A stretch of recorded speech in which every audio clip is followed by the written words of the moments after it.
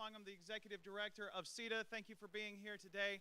I'm not going to do much because I said a lot of it yesterday. I hope you watched it on the live stream for those of you who weren't here. But I do want to go over a few of how our protocols work, kind of with COVID, but also just for efficiency. So at the beginning of each event, we'll say, hey, the finalists for our first one up today is Duo Theater. So our finalists are going to come, and over here, these seats right here, are on deck. So all of the duo people, all 10 of you, will come down here. And then when your group is called, your duo is called, you're going to go that way and enter by the wall and then come on backstage. Please do not enter here, and please do not exit on that side there either. When you're completed, walk all the way to the end of the wing. There's another opening right by the red wall, and then you may exit out of the stage area and back to wherever you want to sit. And we'll wash, rinse, repeat that throughout the whole day, okay? So, event, the finalists come here, they're on deck, they go to the wall, they come on stage, they do their thing, they exit out far wall, back to wherever you want to sit. Solo musical theater finalist. This T here, this is your mark. So hit your mark, please, for your solo musical theater folks. So you'll come in, you'll talk to the accompanist, make sure you have all your cuts, and then you'll come up here. Margaret will go cover all of that again, but I just kind of want to make sure we're all together and all the same. Last thing, if you're going to the restroom, it's a busy day in this Imaginon building. There's going to be people all over the place. So when you go to the restroom, you need to go there and back again, Bilbo, okay? Yes, good, glad you got that. So there and back again, you can congregate inside, keep your mask on as long as you're in a public space, or if you're performing, please take your mask off there. If you want to go outside, should be a nice day, hopefully, a little humid, but you can walk out to our courtyard, take your mask off there, okay? That's all I've got. I'm going to turn it over to Margaret Morrow, who is our host for today, and she'll tell you all about herself and everyone else. See you guys. Thank you, Margaret. Thank you, Bruce. All right, welcome to day 2 of the 2021 CITA Secondary Theater Festival. We had an amazing night last night with our contrasting monologues and our duo musical theater. We had a great workshop about being your role as an actor / entrepreneur, and an emotional concert with Tyrick Wiltez Jones, which I hope that you were able to catch because it was absolutely incredible and amazing. Yes, right? We are excited to get started this morning, so I want to introduce our 2 Broadway guest adjudicators for the weekend. From Broadway's Finnegan's Rainbow and Hairspray, Tyrick Wiltez Jones. Come on out. Woohoo! Yeah. And from his Tony-nominated performance in Memphis and his latest role in Come From Away, Chad Kimball. Thank you. You're welcome. All right. So these two have given our students some fantastic feedback, and we are really excited and looking forward to seeing and hearing what they have to say today. But first, we have another guest with us to share a morning devotion. Yesterday's time with her was very thought-provoking, and we are thrilled that she is back again with us this morning to share once again. So from Supernatural, The Mentalist, How to Get Away with Murder, and Disney Plus's hit series, The Mandalorian, and of course, Chad Kimball's wife, Emily Swallow.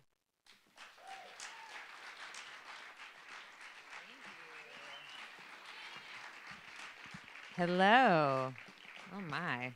Good morning, you guys. Who was here last night? Yeah, Friday crowd. Good morning, Saturday morning. Not so big crowd, because that's not that many new people. Welcome. How come you're only just joining us? We don't have to get into that. It's early. We're confused. Good morning. Hi.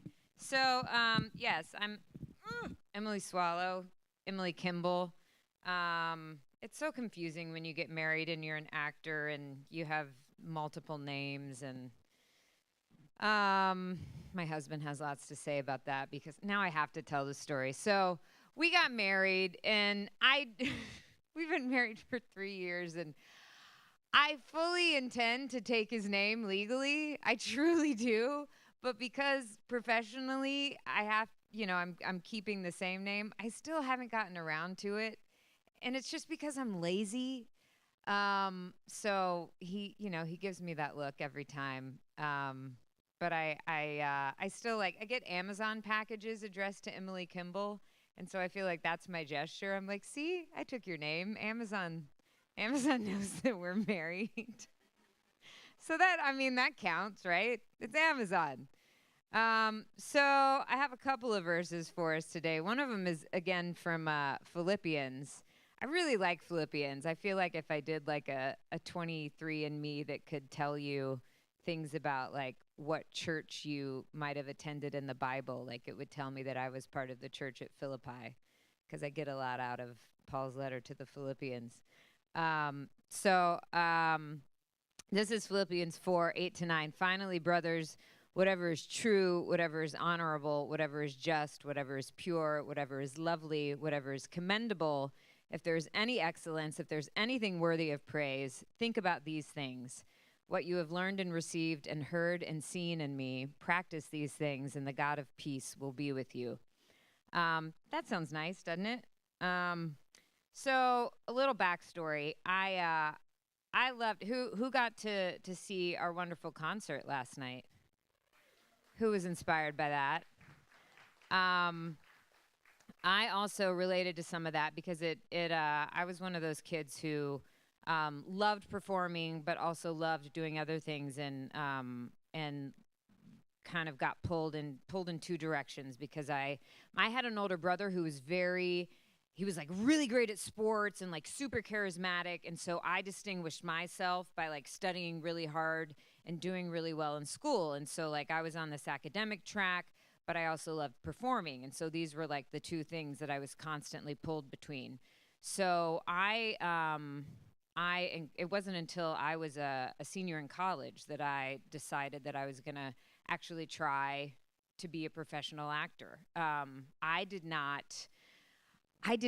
have the bravery that you had to say yeah, I think I could actually do this, until I had a teacher who saw how much I loved it and said, I think that it seems you love it. It seems that you have the passion for it. You're talented. Is it something that you think you want to do on a career level? And I didn't have anyone in my frame of reference who had done that professionally, so it didn't really seem real to me.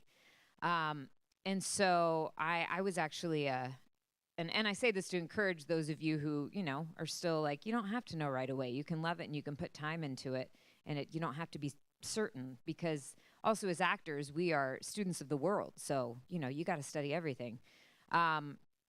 So it's good to know a lot of different things. And so I was a Middle Eastern Studies Foreign Affairs major in college, and then wound up going to get my MFA at New York University, in New York, obviously. That would be weird if it was New York University, and it would, yeah. And so I graduated, and I was like, here I am. I'm going to be an actor. I'm going to go take on the world. And I wound up having to do a bunch of other jobs at the same time as I was auditioning. And one of those was as a legal secretary, which was a great job to have as your day job when you're an actor, because you have a lot of downtime where you can work on sides. I could go to auditions on my lunch break. I was working for this lawyer who decided that he was going to be my unofficial agent. And he would call me into his office, and he would say things to me I went to see this movie, Wedding Crashers, and, I was watching it, and I was like, why didn't Emily go in for this movie? You would have been great in that Rachel McAdams part. And he had the best of intentions, but, he had no idea how the business worked. And you're going to have a lot of really well-meaning people in your lives who are going to say things like this. I have my sister-in-law's mom will say, how come you're not on this show? Why don't, you know what you would be good at? You should go do this. And they don't understand, how many other people are in this business. And it's really easy to get into the mindset that you are competing with all of these other people who are in this business. And there are a lot of other people, and it's really easy to go down this rabbit hole and think, when you walk into an audition room and you see a bunch of other people that very well may look like you, that you're competing. And it's easy to get into this mindset that you have to be better looking, that you have to work harder, that you have to be thinner, that you have to be prettier or handsomer, that you have to be funnier, that you have to, all these different superlatives, that you have to be better than these people. And that if you don't get a role, then you are uglier, you are dumber, you are stupider, you are all these worse than things. And there's a certain, very twisted logic that you can get into in that line of thinking. It starts to make sense. And that thinking is endless. And that thinking is a lie. And it's so, so tempting. And it takes you down this path of self-pity. And it takes you down this path of starting to hate the people that you're in this business with. These people that you don't even know, they start to become your enemy, and you don't even know them, and you don't see them as fellow people. You don't see them as fellow children of God. And so what is the antidote for that? The antidote for that is to set your mind on whatever is true, whatever is honorable, whatever is just, whatever is pure, whatever is lovely, whatever is commendable. But how do you do that? I mean, it's not that easy. It's just to switch it. And one of the things that a director told me at an audition that was such a game changer for me, I was auditioning for this play that was a brand new play, and it was being directed by, do you guys know who Mark Rylance is? He is a hero of mine, an incredible actor, and he was directing this play and acting in it. And I had this audition with him, and we had read all the scenes, and then we were just sitting down talking, and what he said to me, he said, it's clear to me that you can do this part, and what we're trying to figure out now is how we're going to put this orchestra together and how all the different instruments need to play together and which instruments are going to work best. And I thought that was such a beautiful metaphor. And what I have come to learn from my time in this business is that there are a lot of incredibly talented people. And it's not usually about who is best for the part. There are so many people that could play any given part beautifully. And on the one hand, that's kind of like, oh, that's such a bummer because there's so many people who could do it. How am I ever going to get the part? On the other hand, because we're Christians, because we believe in a God who has absolute sovereignty and who has a plan for us, that's such a relief because we know that that just means that we do our work. We do our work for His glory. We prepare. We work hard. But we are not working hard so that we can be the best. We are working hard because He's given us these talents. He's given us this gift. And He's given us these opportunities to get to use these gifts. And we do it for His glory. And while we do it, we think about what is commendable. We think about things that bring us joy. We think about things that are going to give Him glory. And we trust that while we're doing this work, it's going to give Him glory whether we get the part or not. And it is. And the longer that I do this, I also realize that the work I put into one audition contributes to the whole arc of my work as an actor. I'm not just working on that one audition. Something that I get to work on for one audition contributes to something that I'm going to get to do for a character later down the line, and I absolutely trust that. So it's never lost, just because I didn't get that one part. And that is such a relief that we're not just walking into a room or, walking up on this stage today and auditioning for this one thing and then it's over. And I have another verse that goes with that. Hebrews 12, 1-12. Therefore, since we are surrounded by so great a cloud of witnesses, let us also lay aside every weight and sin which clings so closely, and let us run with endurance the race that is set before us, looking to Jesus, the founder and perfecter of our faith, who for the joy that was set before Him endured the cross, despising the shame, and is seated at the right hand of the throne of God. And this is a race that we're in, but it's an endurance race. It's not a sprint. It's not something that, we're just going to do for, I don't know. I don't know for what season of your life you're going to do this, and you don't have to know either. But it is something that you don't have to just you don't have to you don't have to put all of your energy in it for today and burn yourself out and then be done with it. And it is something that you can get energy from the people around you and especially from other believers. And that's something that, how do you keep your mind focused on things that are good? Surround yourself by other people who are focused on the same thing. Stay plugged into people who have the same focus. Stay connected to your church. Because it's a lot easier if you have that community to lean on. So I encourage you with all of that, and I encourage you to encourage each other. When you're at an audition, encourage the people around you, and don't see them as people that you're competing against, but as other people who you get to share this gift with, and that you get to learn from. Because that is it is truly such a gift to get to do what we do, and to get to grow in this together. And I'm excited for you guys to get to do that today. So let's all say a little prayer together. Dear Heavenly Father, we just thank you so much for the gift of getting to gather together today.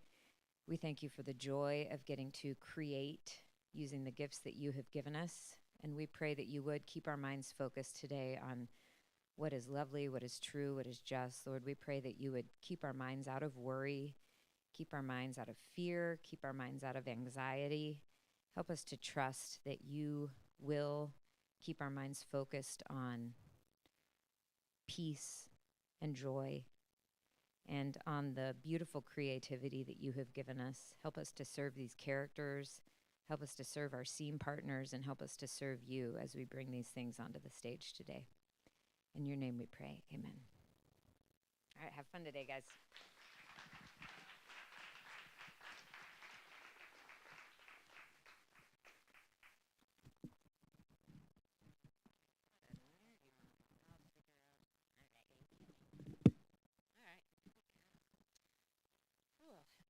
Few more things before we get started to make sure we're taking care of this wonderful space that's been lent to us and honoring our wonderful hosts, the Children's Theater of Charlotte. So first of all, let's give them a round of applause as a huge thank you. So, thank you. And a reminder that this is a county building, and so we need to make sure in the theater or in the public spaces that we are wearing our masks per Imaginon's safety protocols. There is also a lot of programming happening in the building today, so please ensure that you stay in the lobby and the courtyard here in front of the Wells Fargo Playhouse. Detailed schedules are posted in the lobby for you. The round has been designated as a warm-up space, the 15 to 20 minutes before your event. And when it is your event time, please be available in the reserved seats over here in our house left. I will call you on stage in order, and I know Bruce had mentioned this, but I'll reiterate it. We're going to have you go around this partition and enter on the far side, all right? And when you come on, there's a T right there, and this is ensuring that you not only stay in the light, but that those who are watching this via live stream can see and hear you. So it's not just a lighting thing, but it's also for our live stream viewers.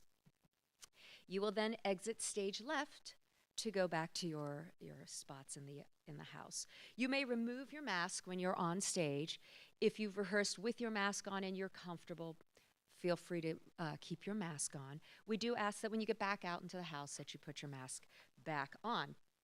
Restrooms are available behind the desk, the welcome desk, that is, and we ask that you only use the restrooms to use the restrooms. And if you need to put your makeup on or fix your hair, you may do so in the restrooms, but please then make your way to one of the Wells Fargo lobby or the warm-up room to finish your preparation. If you have questions, you can check in at the CTC check-in table in the Wells Fargo Playhouse lobby. Whew, okay, finally, we would like to thank our college and university sponsors for the CITA Secondary Theater Festival. We encourage you to visit the websites and connect with our college partners, Regent University, University of Mobile, California Baptist University and Belhaven University, who have committed to over $250,000 in scholarships for our gold medalists in each of the individual event categories for this year's festival. So we want to thank all of the colleges and the universities that have stepped up and also provided adjudicators for the preliminary rounds of the competition and scholarship opportunities for these students. Okay, now it is time to begin with our first category of the morning, duo theater. So if you are in duo theater, can you make your way over to the left side of the house? I feel like we should have some music. Polka dot, polka dot, polka. Isn't that something like? Yes. I was trying to think of the days of Wine and Roses to hum. I feel like that's appropriate elevator music. All right, so video submissions by students with 3-minute scenes were adjudicated by college professors, and our top 5 were chosen to compete here this morning. All right. And again, I'm going to remind you to enter the far side and stand on the T. So our first competitor is Baker and Caswell. All right.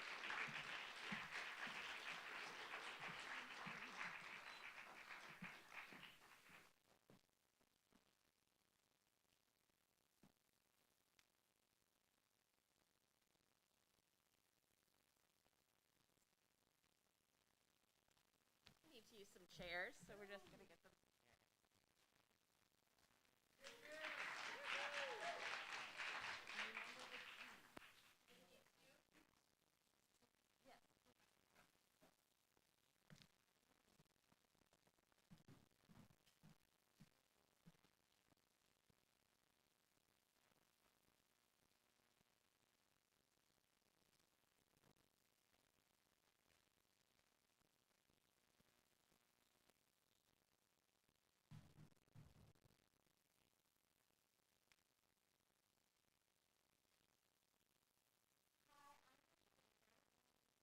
And today we'll be doing a scene from from John Lennon and Me by Sherry Bennett.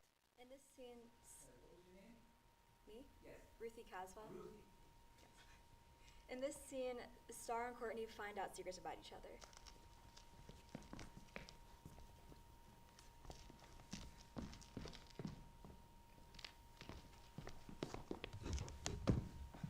She loves you, yeah, yeah, yeah. She loves you. It was so awful. Yeah. I thought you were going to die. There was blood everywhere. All that blood. Big deal. What's a little blood between friends? Friends? We're not friends. Okay. We're not friends. Listen, I've been meaning to tell you, I'm gonna be pretty busy working on this new play I've been thinking about writing, so I don't think I'm gonna have time to go shopping with you or anything. No offense. Star, why are you talking about shopping? Why are you being so dumb right now? You're being dumb. I'm not the one who almost died. Just leave me alone. Why didn't you tell me? Tell you what, Courtney? Tell me how sick you are. I'm not that sick. You're not? Then how come you lived practically half your life at the Hart House? Sally told me the truth, which is more than I can say for you. Well, Sally should just... Why don't you go to school? I told you because I'm an actress and I... That's not why. It's because of your cystic fibrosis. So? All that means is that I cough sometimes. Cystic fibrosis is a disease of every mucus-secreting gland. Excessive fluid productions in the lungs ultimately leads to airway plugging and subsequent bacterial colonization and infection. The disease is fatal. The cause of death is chronic respiratory failure. In some patients, bleeding from the lungs may result in death due to septic shock. I underestimated you. You are bright enough to use Google. Why didn't you just tell me the truth? I'm your roommate. I live in the same room as you. So? I don't owe you anything. Guess not. But it's just, I thought that we were more than just roommates in this care center, that we were best friends. But you hate sick kids. I never said that. You did too! Very first day. Practically your first sentence to me. You said, I'm so glad my roommate isn't really sick. You said the kids with cancer were weird because they lost their hair. I didn't mean it. Well, what was I supposed to say, Courtney? Guess what? I'm one of them. I didn't understand. Which is exactly why I don't tell anyone. You're here for a little while, but this is it for me. My life will be a revolving door to Heart House, only without the endless string of visitors and well-wishers like you. I don't have a checkout date. Stop. I'm fine. I'll get Dr. Scott. I'm fine. Just a little tired. Can't imagine why. So I guess you don't want to be friends with me after all. You're the one who said we weren't friends. Because I thought you lied to me for no good reason. But I was wrong. No problem. Thank you.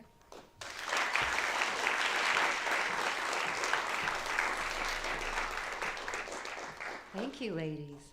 Nice job.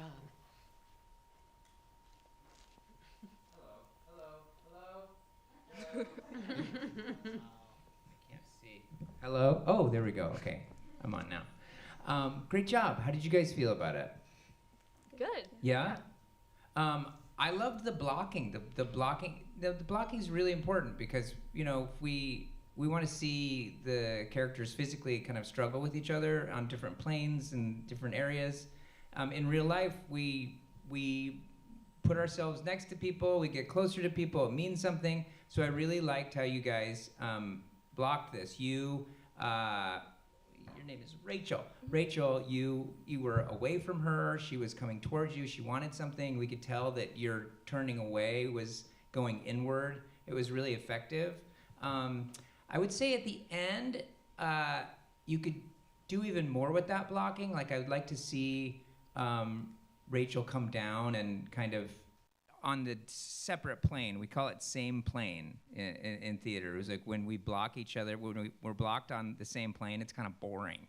So when we stagger, it's more exciting for the audience to see that, you know, these staggered people are on the stage. It's just more exciting. So I would say in the end of that scene, maybe come down stage and let us watch what she's doing behind your back. Because also, when we're watching on stage, if somebody's behind another person, it means that that person can't be seen by the person who's downstage, so they're able to do more, you know, internally than they can if they're on the same plane and they're watching each other, right? So then we would be able to see more of what Ruthie is going through, you know, and how she's responding to what you're saying about how she wouldn't understand. Maybe she does feel bad does she feel bad that she said those things? Yeah, she does, right? I think also there's a moment at the end where you can take a little more time, which is right before you say, so I guess we are friends. What do you say? Something about being friends? I guess you don't want to be friends with me. Let there be some space around that. And then I think the no problem, do you really mean no problem? Like, okay, everything's great. I mean, I feel like that's kind of my way of saying, like, I forgive you. Okay. Something a little more high stakes. Try and think about. We don't want it to end in a nice bow, right? Even when you say to someone, they hurt your feelings, but you do forgive them. There's still that something down there, right? You know, so maybe it really is no problem, but you did hit the nail on the head. I am gonna die, so be my friend. Yeah, okay, no problem, but help me. You know, something like that. Something that has more stakes in it instead of just wrapping it up with a nice bow. But great job, you guys. I really enjoyed it.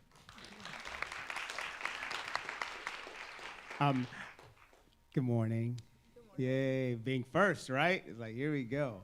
Really nice. I agree about the blocking. I actually really liked it.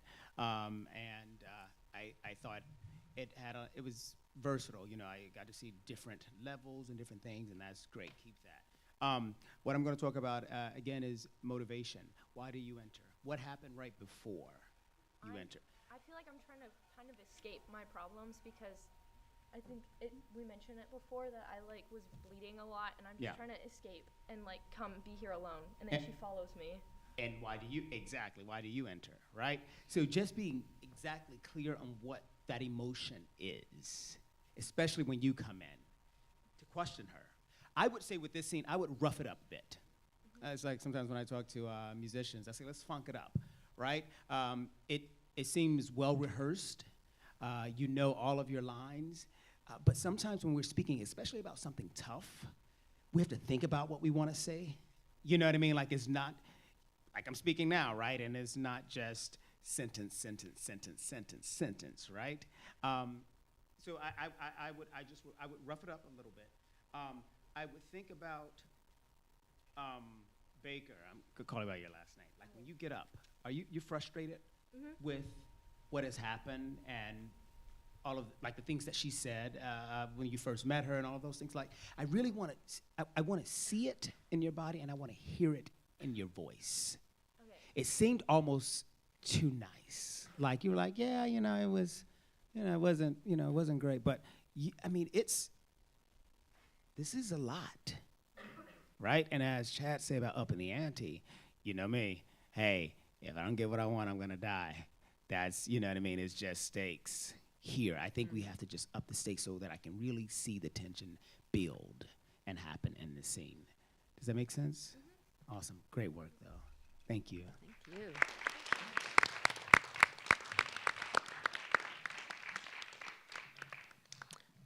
All right, and next up we have Cole and Leakley.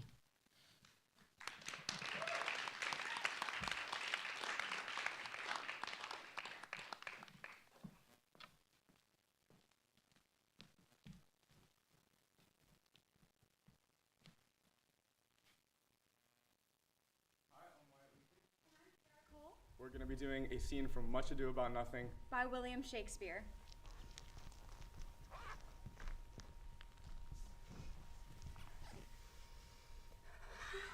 Lady Beatrice, have you wept all this while? Yea, and I will weep a while longer. I will not desire that. You have no reason. I do it freely. Surely I do believe your fair cousin is wrong. How much might the man deserve of me that would right her? Is there any way to show such friendship? A very even way, but no such friend. May a man do it? It is a man's office, but not yours. Surely I do believe your fair cousin is wrong.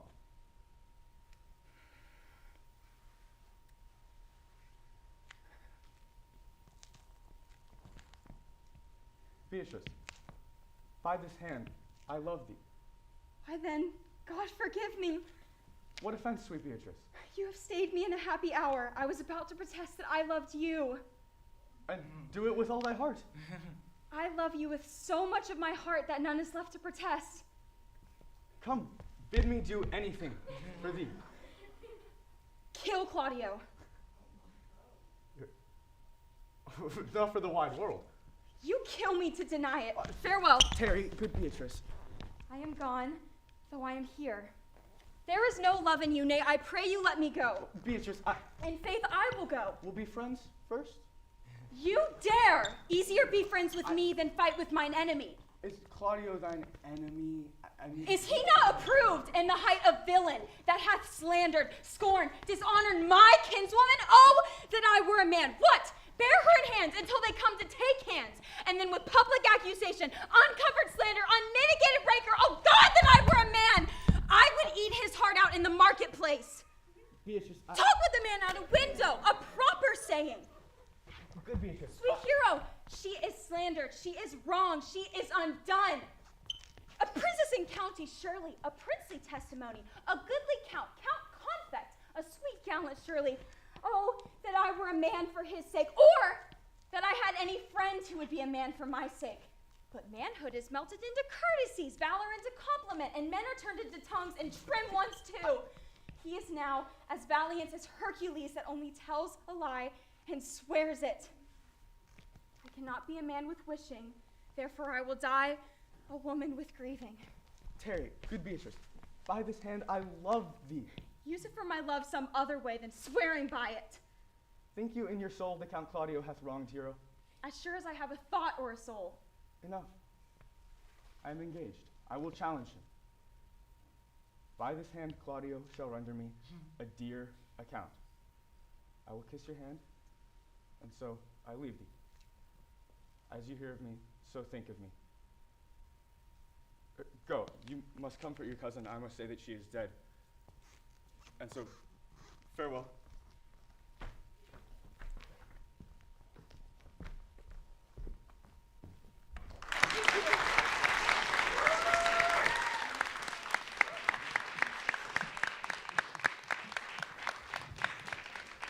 Awesome. Leakley, right? Yes, sir. Cole. Yes. Awesome. Cool. Nice. Yes, sir. Yeah. I'm down south. First of all, I really liked the naturalness in this, that it Shakespeare, but it didn't feel like over the top acting Shakespeare. Yeah. Thank you for that. Or thank him. Thank all of you for that. I appreciate that because it's believable to me. So keep that. I want to talk about clarity and enunciation, especially for you, Leakley. I have to hear that first line, Yes. and you have to match her vocally. And I say this because I wore braces for 4 years, and so I had to work harder speaking. And sometimes I still will get a little, like like I had to get around like my teeth and everything, right? So it's something I constantly have to think about. And I just want you to be aware of that and where your center pitch is so that I can hear you just as clear as I can hear her. I love how comfortable you feel in your body with this piece, the boyness in it, and I think that's great. Please keep that. It's likable, and I can relate to it. I think, first of all, nice save for not pushing him off stage, and you saw that you were like, and then push, right? I was like, how close to the edge are we? Like, I can't see this. My friend Rashidra Scott would say, Tarek, I wish you would have done that before you almost killed me once in a show. I almost lost her, literally, into the pit. But anyway, I digress. I love your intention. Keep that. And I would find even other ways, and this is not saying that it was wrong. I just would just to change it up a bit, because you push him a lot. Other ways to display that emotion. You can keep that as well, but so that it's not always bop, bop, bop. Maybe it's a bop, or you know what I mean? Like just find other ways in your body, or it might be away from him, or just play with that. As I'm gonna say, funk it up a bit. You know what I mean? But really nice. Just make sure that that tension is strong. Does that make sense? Yes, sir. Fascinating. Okay.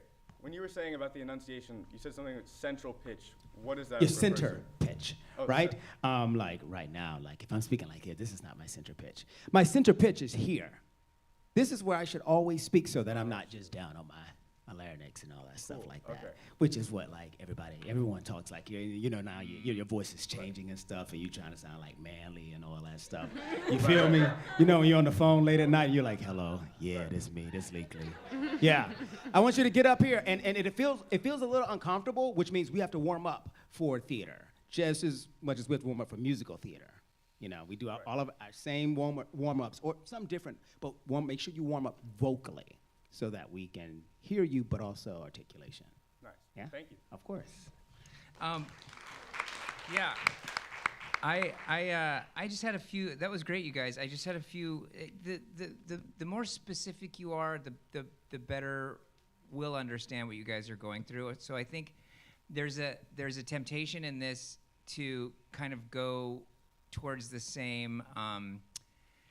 You're like he said, you're pushing him, you're kind of pushing him away. Let's find other tactics. Like, what can she do to convince him? Like, what does she want from him? She wants him to kill Claudia. Right. So what else can she do to make him do it? Like, at first he's like, no, that's ridiculous, right? And that was a wonderful, kind of reaction that we saw from you.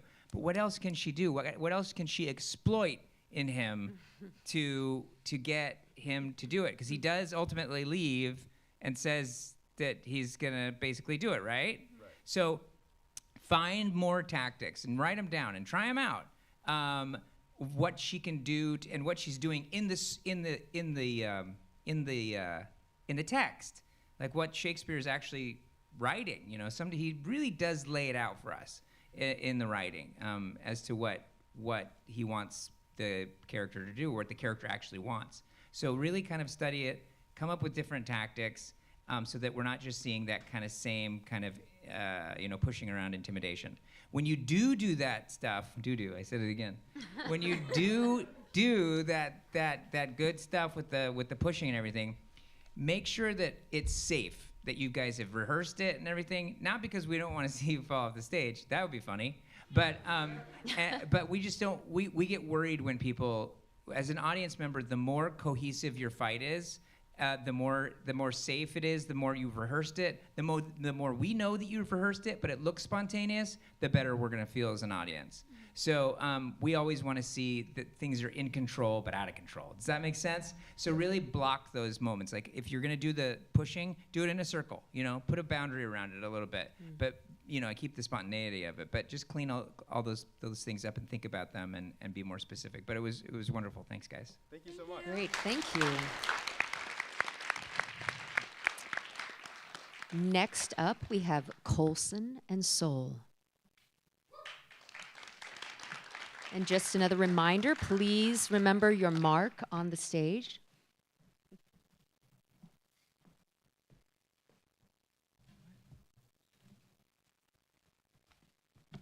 Wait a second. I got them all. Oh. Amelia Soul. And we'll be performing a scene from Mamma Mia by Katherine Johnson.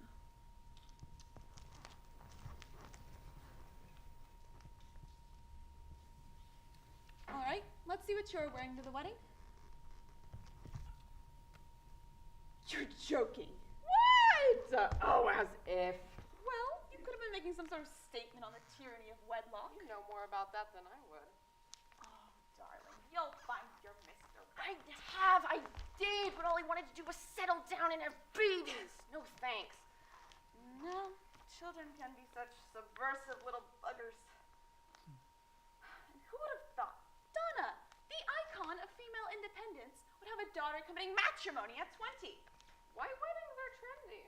What's wrong with these kids? Do you remember those t-shirts we used to wear? Marriage is an institution for people who belong in an institution. Look. Oh, Lord. Oh, my God. We were so young. Ooh. Now what would the gals at the Whole Woman Press have to say about my outfit? Hey, we should do a number tonight for Sophie's party. I'd have to let out a few seams. For Sophie? Haven't seen her. Why? What's wrong? What happened? What isn't? Chiquitita, tell me what's wrong. I have never seen such sorrow in your eyes. And the wedding is tomorrow. Thank you.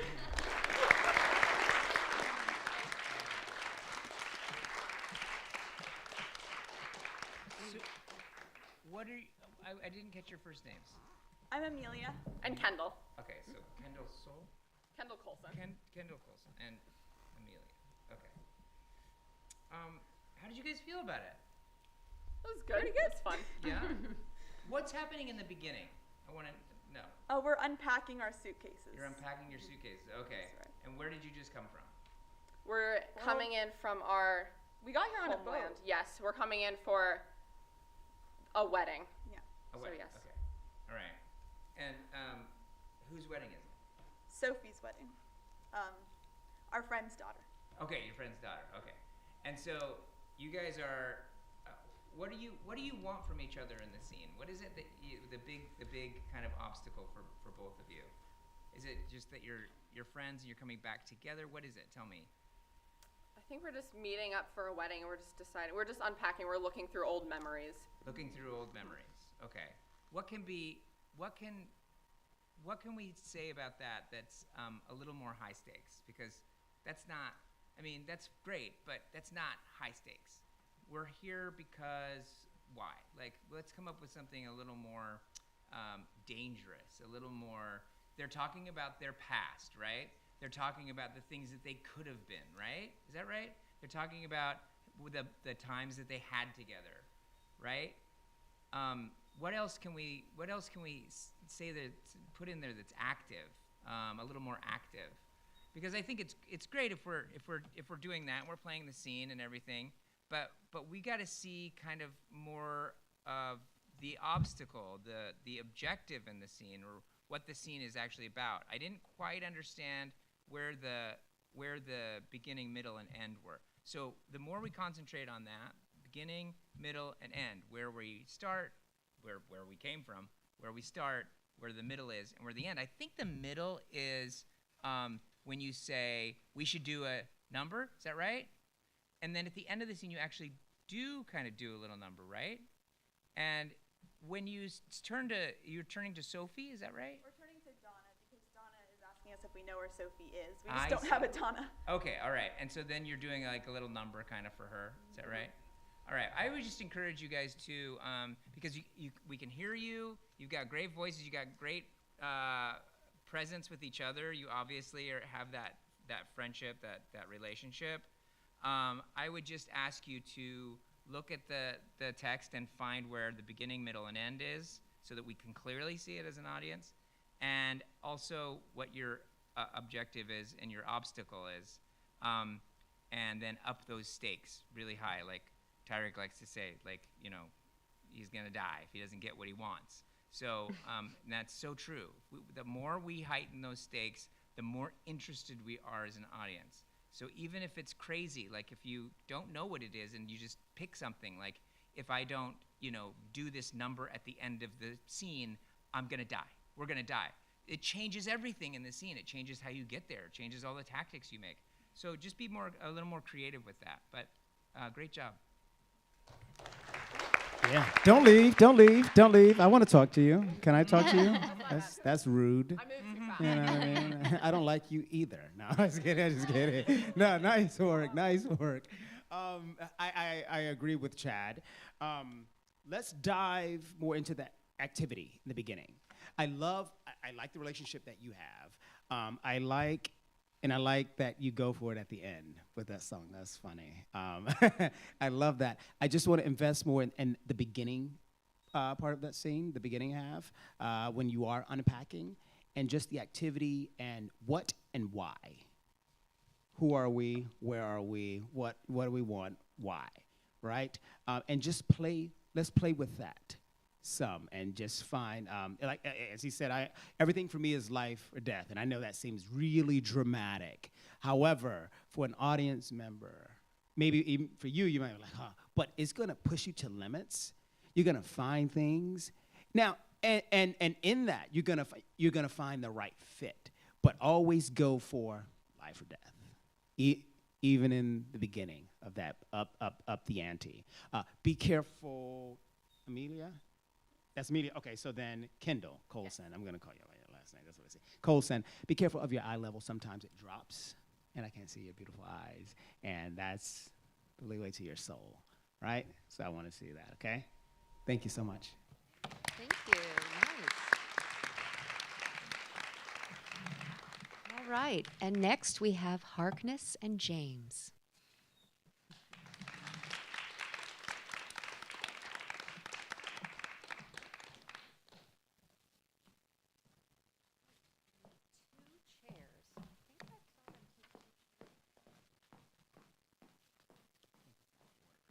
Yeah, I was at it. Dun dun da da dun dun da da dun dun da da dun dun dun. Anybody know that? Dun dun dun dun dun dun. No. Dun dun dun dun dun dun. Come on. Sure. I think it's Price is Right. Is it? Okay. Dun dun dun dun dun dun dun. That's right. Game show? What's a game show?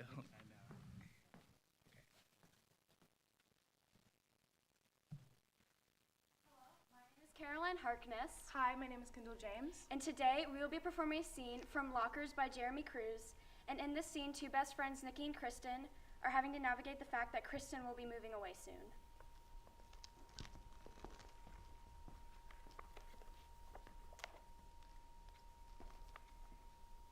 Who is it? It's Kristen. I'm very busy. Oh, come on, Nikki. I came to apologize. Nikki. Nikki. I'm in the middle of something.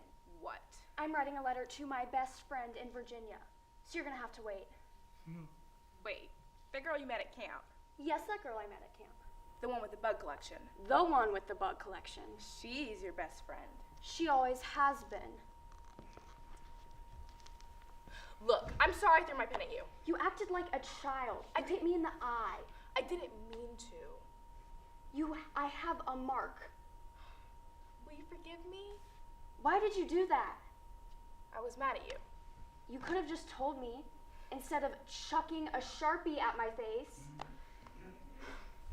I did tell you. I was trying to tell you. It was really immature. You wouldn't stop.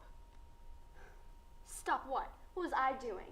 You kept going on and on about the stupid pool. I don't care that you're getting years pass. I don't care that you're taking lifeguard training courses.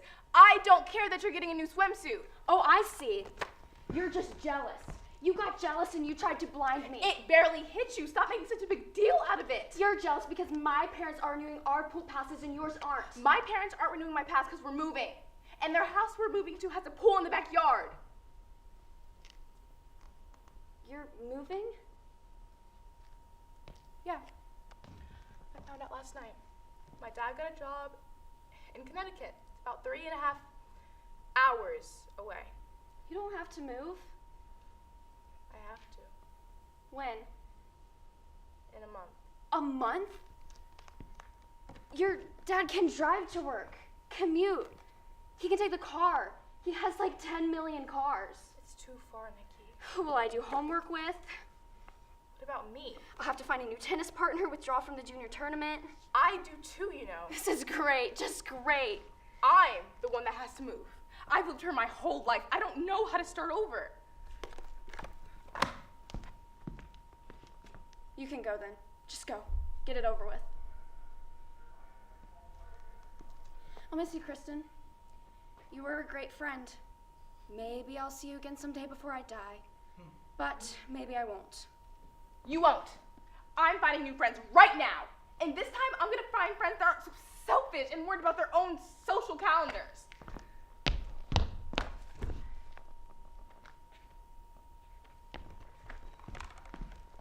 I wish you didn't have to go. Me too. We're still gonna be friends, right? We better be. And maybe I can come swim in your pool sometime? You'll have to buy a pass. Thank you.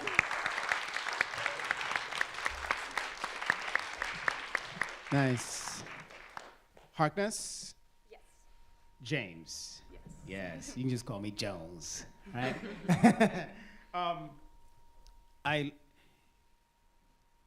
This fits you, you both. I love the relationship between you two. I love how organic it is and how you communicate with each other.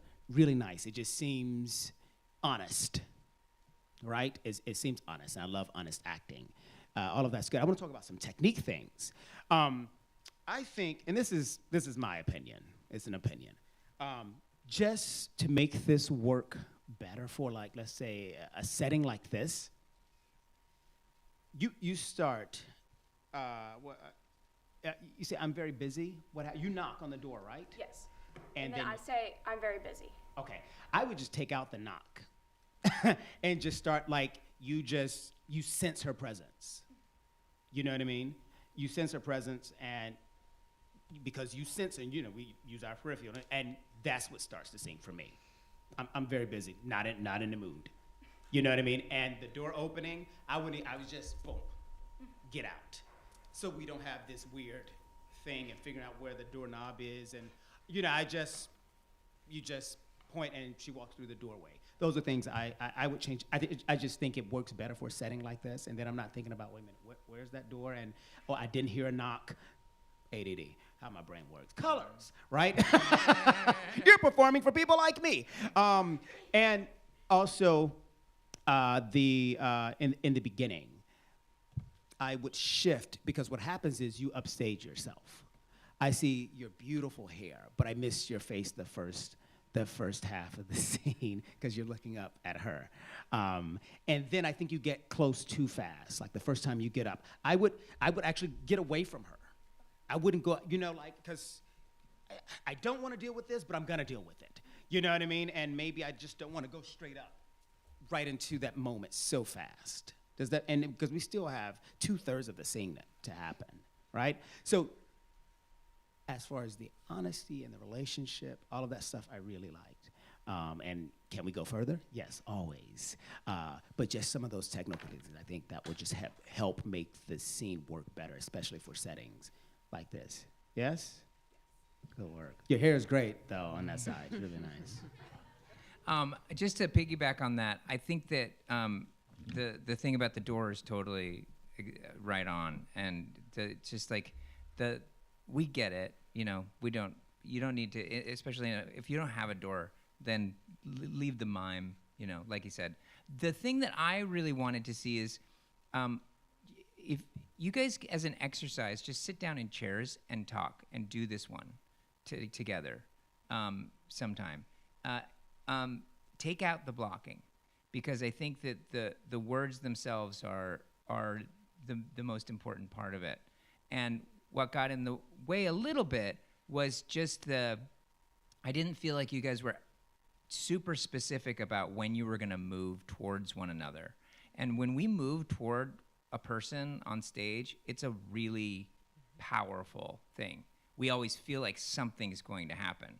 So at the end, you guys hug, which is great, but don't get close at all, I think, during the scene.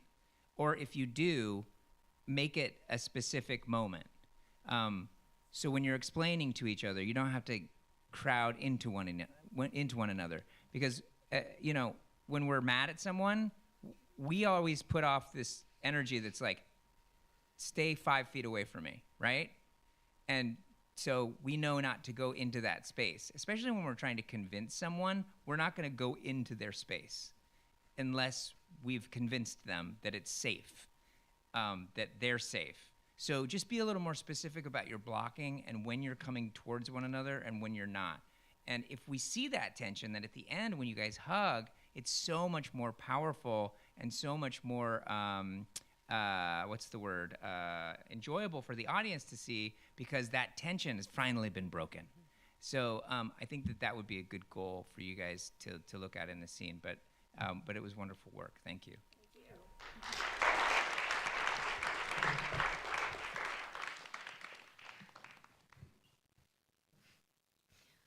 And next we have Johnson and Betzold.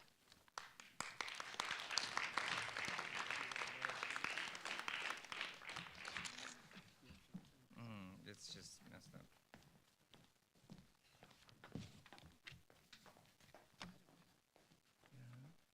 One of the pages was stuck together. I have that one too, but oh, you do?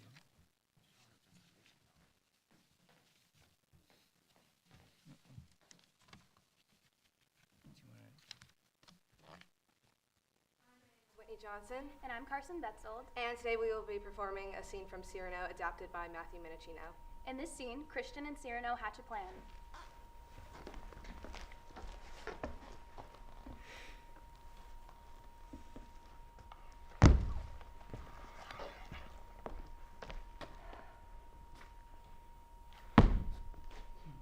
Embrace me! I'm Roban's dearest friend, and he's told me of you. Wait, did he? Yes. He really? Yes. He said he loves me? Maybe. Oh, Lord, madam, I can't begin to say, if you but knew how much I worship you.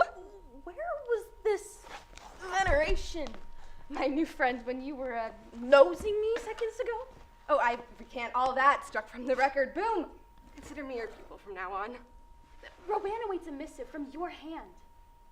No, He's better off languishing in suspense than sifting through the garbage I'd compose. If you feel for him as I think you do. I do. You do. Then you can speak your heart? Sure I could. If I had any wit, and I've got none, I'm just a... just a... Adult? Right, that. Adult. A super... duper... dolt. See what I mean? I'm useless. Fair-faced, fair-formed, fair-featured, fair in every part. I can't talk to Robin. Robin is sublime. My words will smear his countenance with grime. And I can't woo a princeling so divine. His lips should touch a fairer face than mine. A face! A spirit, that's it! Smartest, where are you? Christian, lend me your body. Cyrano? And I my wit's expressiveness will lend, till in one form our separate talents blend. Your studly shape, my faculty to prate, will merge together, will coagulate. Coagulate? Shush now, I'm doing a thing. Listen, the plan. I'll write the letters that your hand delivers. Think you, my lass, that you can memorize my phrases, aphorisms, songs of love? As surely as a battle strategy, but Cyrano, what's in all this for you? It would amuse me. Yeah, just for a lark. An exercise, you know? Look, I'm a poet. I can't resist a challenge such as this. Be you the face, and I will be the book. In fact, here's your first letter to Robin. Wait, how? Don't you worry about that. We writer types have pocketfuls of those. Just write his name there on the envelope. It's already addressed. Oh, wow! It is? Then it must be fate. All the more reason our venture must begin. What you say then? I say yes, Cyrano, I say yes. Then now begins our faux and foolproof plan to win the heart of one Monsieur Robin. I'm so excited. Christian, when I rhyme, it means the scene is done. Sorry. It's fine.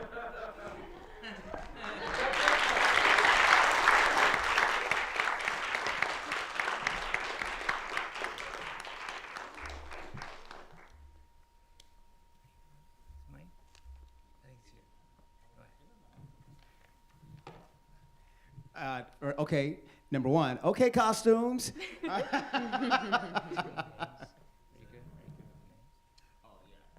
It's Johnson. Yes. Right? And what was the other name? Betzold? Whitney. Create my own. Spell that Betzold for me. B-E-T. Z-O-L-D. Z-O-L. Yes, sir. B. D. D as in dog. Yes, sir. Cool. Treat the sheep. It's all good. Anyway, yes. Funny. How did you feel about it? Did you? That's good. Yeah. I actually agree. It's funny. I like a lot of the things you did. I found it enjoyable. I would again. I'm gonna say, move away from each other. In the beginning, when you come down, and so that you are like this afar from each other, away from each other in the beginning, and then you run across to hug her.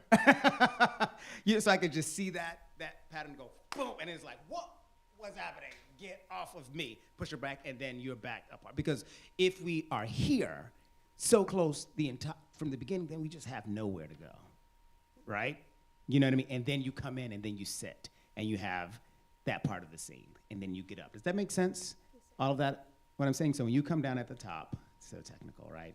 You go stage left. You come down stage left, and see, you're just so that we just open it up a bit, I think. The comedy, really nice, really natural. I appreciate with comedy that's not forced, that we trust the writing and we trust the story, and I felt like you did that.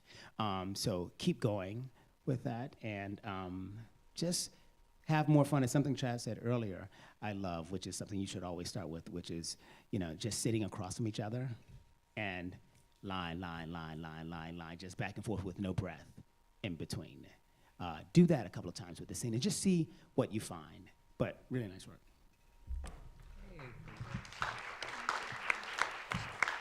So that was great, you guys. I love the costumes. That's awesome. Hat is amazing. I think that I would like to see in the beginning this kind of plan. When do you start to hatch the plan. The plan is already hatched, obviously, because you've already written the letter, you've addressed it, right? So what kind of hoops do you have to go through to get Christian to do this? I feel like a lot of it is finding the confidence within Cyrano herself and to really be able to let someone else take the role of loving someone that she already does, but then it's like she's unsure whether or not she can trust this person with taking over that part of herself. But it's a plan, right? I mean, there's already a plan in place. So I would say go through and make clear for us what those kind of tactics are to get Christian, right? Yes, sir. To go along with it. And Christian, I would say, you're love struck, yeah? Mm-hmm. Okay. So, and you're adult. Yeah. Adult, not an adult. Adult, right? So, I feel like we need to see. The funny thing for us is to watch Cyrano, I think, manipulate Christian, because the comedy is that Christians, there's something missing there that we know, that Christian doesn't know. So we want to see kind of your machinations behind the scenes, like the puppet strings of like playing Christian to get Christian to go along with your plan, right? And I don't think Christian has any idea what's happening. Is that correct? Like not even a hint. So at the end, when it's it's already written, like that. This is so crazy. Wow. Oh my goodness, it's addressed. That's insanity. It's, you know what I mean? Or it's no big deal. Oh, cool. You know what I mean? So that we see that there's no question whatsoever. Unless, I mean, you could choose that there would be a question like, that's interesting. I wonder why that. But you never connect the dots that it's Cyrano, right? In this scene, at least. So let's be more specific with those things and kind of break up the scene, break down the scene. What's the beginning, the middle, and the end? You guys came in real hot, and that's great. That was awesome. But I really do want to see where it starts, where the middle is, and where the end is. I could see it. I just want just a little more specific. But I thought your vocals were great. I could hear everything. You worked really well with the text. Now just get a little more specific about what you want. All right? Thank you. Thank you. Great.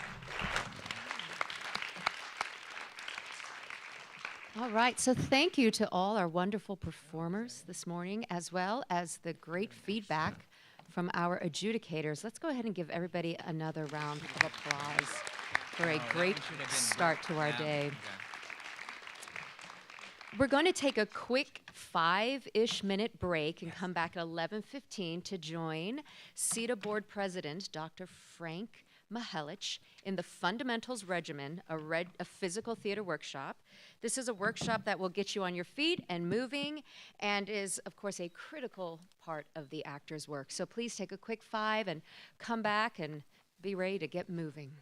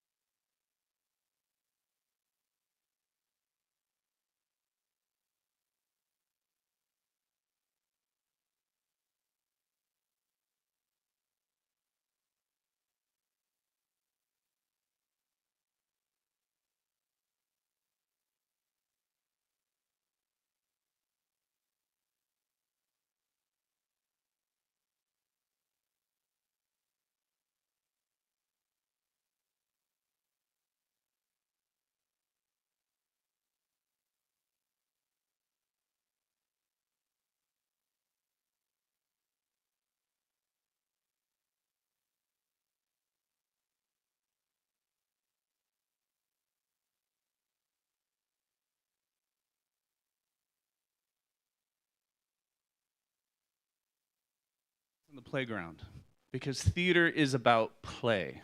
The fundamentals regimen is based around some ideas that there are basic elements of good acting, right? There's trusting your scene partner, there's concentration, there's a sense of tempo and rhythm, the pursuing of an objective while employing tactics to overcome an obstacle. And so what the fundamentals regimen is we're gonna get up, we're gonna play, I'm gonna be pulling volunteers up, that kind of thing.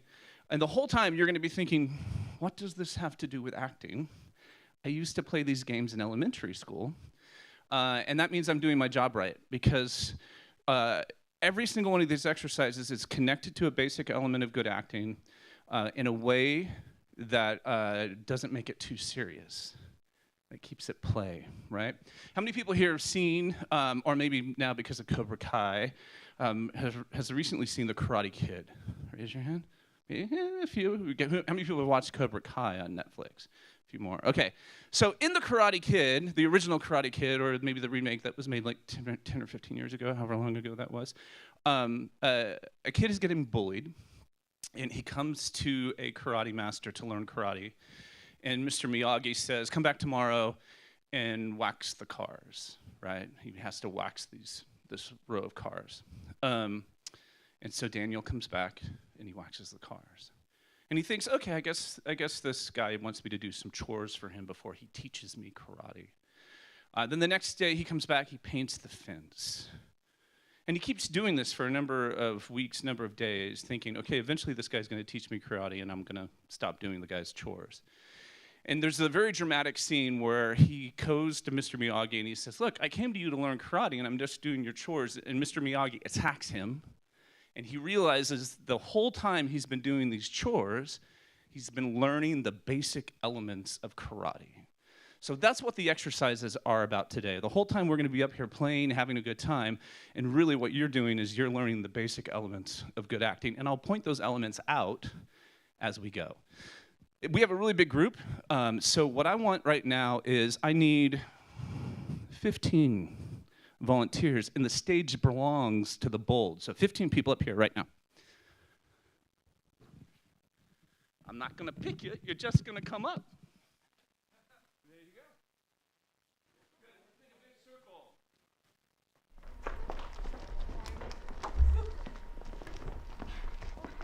Okay, let's extend the circle down this way so we got a really, really big circle. Is it more than 15? That's fine. The stage belongs to the bowl. And let's close it up over there and open it out this way. A little bit, so arms distance without knocking into my microphone. And everybody out there, you guys are watching because you're going to learn the basic elements. Sometimes we learn more through watching than we do through participation. Other times we need to be bold and just jump up there and do, right? Okay, I need to use this for the people at home. So let me give you guys the directions first. I am going to send energy either to my right or my left. I'm not going to tell you who. If you guys are up here, you guys can take off the mask while we're up here. I'm going to send energy by doing a clap, right? So it's going to look like this. I go that way, and you turn and clap that way. Turn and clap.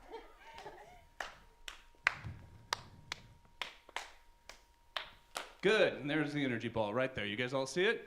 Okay, so it's really easy, right? We're just passing energy this way. Now, this isn't a competitive sport. We're actually trying to take care of each other, so don't try to mess each other up. Try to keep a nice, even flow of energy as we go around. And then what we're going to do is we're going to start adding in what I call the spices, right? So there'll be different directions as we go. But let's just get the energy going around, let's say, 3 times. So here we go.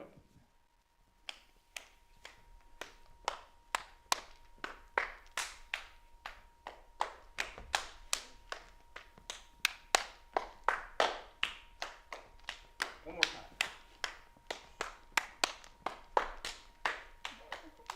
Okay.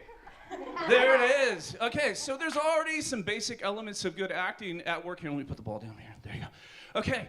But the first thing is you have to be completely engaged with your whole body, right? Hopefully you guys don't suffer what my students suffer from. I'm from California, and in California, you seem cool if you act like you don't care. And that's death to an actor. Actors care tremendously actors care deeply, right? And you have to care with your whole body. So this exercise, the energy starts in your feet and it goes up through your whole body, and you send it out. Now, the temptation when I tell you guys to care is to overact, right? So let me demonstrate what overacting is. Right? That's overacting. It's a little bit more energy than is necessary to perform the task, right?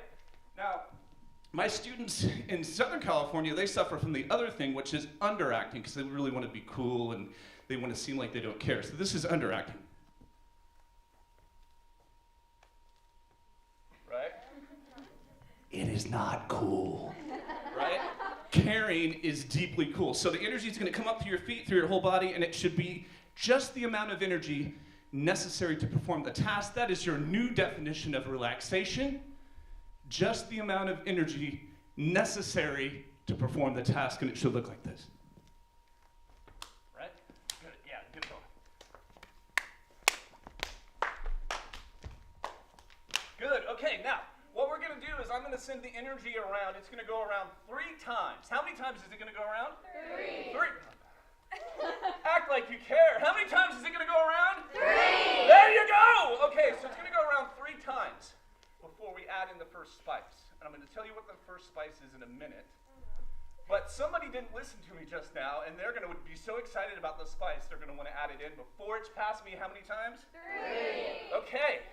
If you add in the spice before it's past me 3 times, the whole room is going to turn and look at you and go, listen! Right? And I do that on purpose. Because a lot of times we're so afraid of failing. We're so afraid a room is going to look at us and go, what are you doing? Right? And failure is just research. Failure is just iteration, right? I'm getting more information.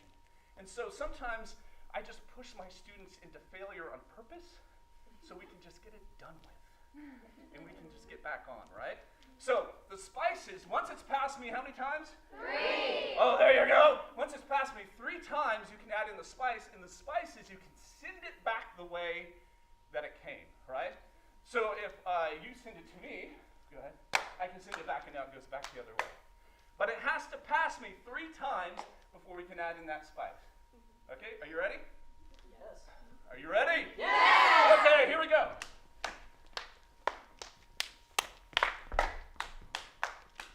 1.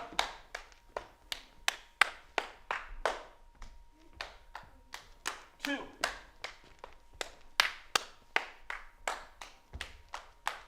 3. Now you can add in the spice.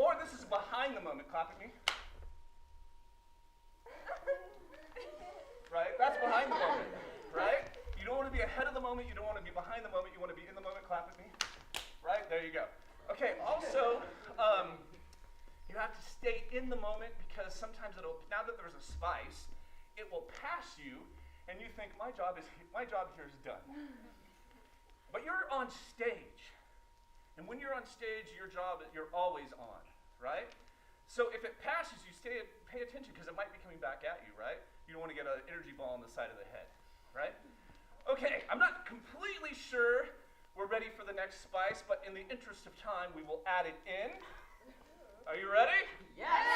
Okay, so it's gonna go around how many times without stopping? 3. There you go.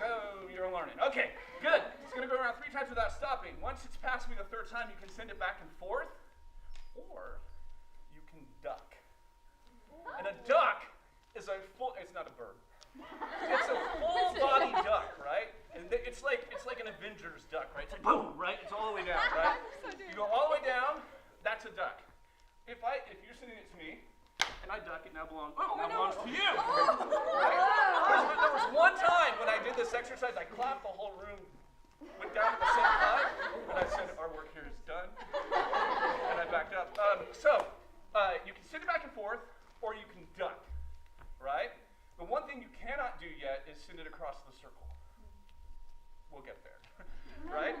Okay, how many times does it have to pass me before you can send it back and forth or duck? 3. There you go, let's go. 1.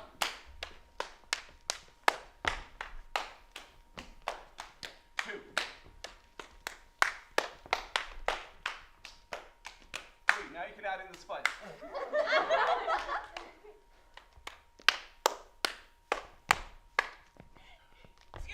2.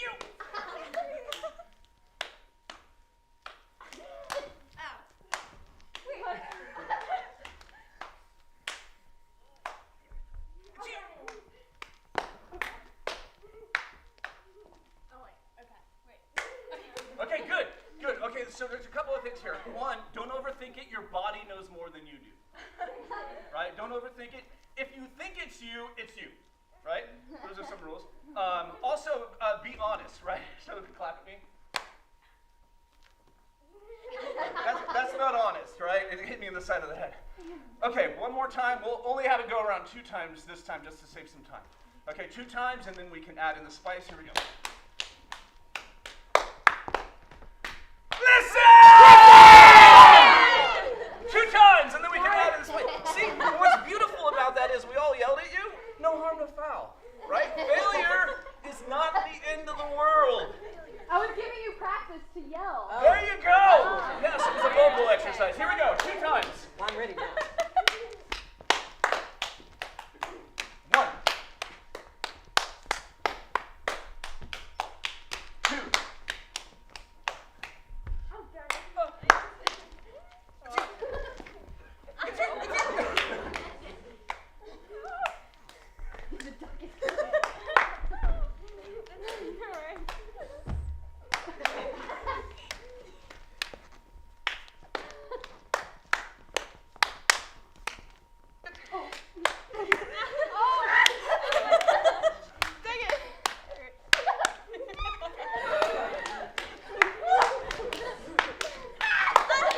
Now you're both beautiful. Here we go. 2.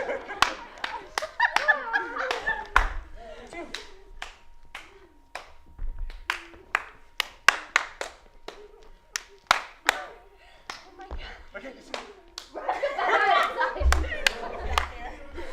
okay, give it back to me. Give it back to me. I'm so lonely. I'm on the phone. Okay, good. Okay, so there was a lot in there, right? Acting is a full body exercise. You have to be enthusiastic to be on stage. The stage belongs to the bold, right? But you also have to be generous, right? If you notice, sometimes the energy would get trapped on one side of the circle and the people on the other side would be like, hello. Right? And so that means that a couple of us were not being generous, right? And yet the stage belongs to the bold. You have to be in the moment, not ahead of the moment or behind the moment, right? So we're learning all kinds of basic elements of good acting, and we're also having fun at the same time, right? Good? Why don't you guys have a seat? And I need 10 people up here. Yeah, give them a round of applause. I need 10 people up here who haven't been up here yet.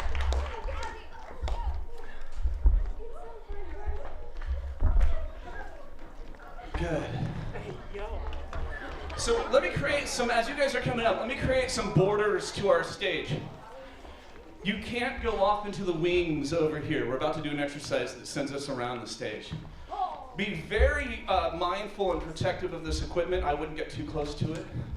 And you can't go off into the wings over here, right? But I'm going to teach you guys a really pretentious acting exercise. Those are the best ones, by the way, pretentious acting exercises. Pretentious acting exercise called mewling and seething. It is as pretentious as it sounds, yes. And all that means is walking around the room. So if we can start to mewl and seethe, keeping those borders in mind. So go ahead and walk around the room in a haphazard way, right? And you can come out here, just be careful of the equipment. Or you can come over here, just be careful of the equipment. Now, when we're mewling and seething, there's a tendency, because we're all scared and we don't know what this crazy man is going to ask us to do, there's a tendency to flock together, right? Like a herd of cattle, right? So don't do that. There's some very lonely places on the edges of the room. Yeah, there you go. There's also a tendency to start to walk into a pattern. Our minds love patterns, and we love patterns because then we don't have to be in the moment, right? So we're good. We're mewing and seething. Again, going out to the edges, being mindful. It's lonely over here. Good. Now, what I'm going to ask you to do is there's somebody in the room that you are following. Now, I have a very broad definition of following. All following means is you can see them at all times in your periphery vision, right? It doesn't mean you have to be right behind them. You can just see them at all times in your periphery vision. You have one person that you're following, right? Does everybody have that one? If you have that one person, raise your hand as you keep moving. Beautiful. And also, it's collapsing in on itself, so go out to the edges. This is a lonely place. Good. And you have that one, you can lower your hand now. As long as you have that one person you're following, you should never lose them, right? That might require you to move in a way that is new, fresh, and interesting. Good. We can come over here. This is getting lonely over here. There's one person that you're following. It's not very often that you get to, in real life, follow people without legal ramifications. So this is kind of nice, right? Now we're going to add a second person that you're following. And again, they should never be out of your vision, even if that's just in your periphery vision.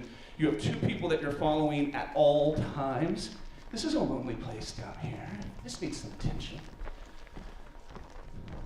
So raise your hand if you have two people that you're following. Beautiful. Now, what we are going to do, being very mindful of all the equipment that we have, is you are going to create a perfect three-sided triangle using yourself as one of the points and the other two people as the other 2 points while you continue to move through the space. It's impossible. It's not just hard, it's impossible, right? So a perfect three-sided triangle, and if it is not perfect, you must adjust. And if you're really doing this, it's gonna, you guys are gonna start moving in all kinds of different crazy ways. And at some point, you're gonna think, just stay still! Right? Perfect three-sided triangle. And if it's not perfect, you must adjust. It is perfect. It is perfect. It is perfect. Why did you move? Perfect three-sided triangle. You know what? Somebody, I mean perfect three-sided triangle. If it's off at all, you must adjust.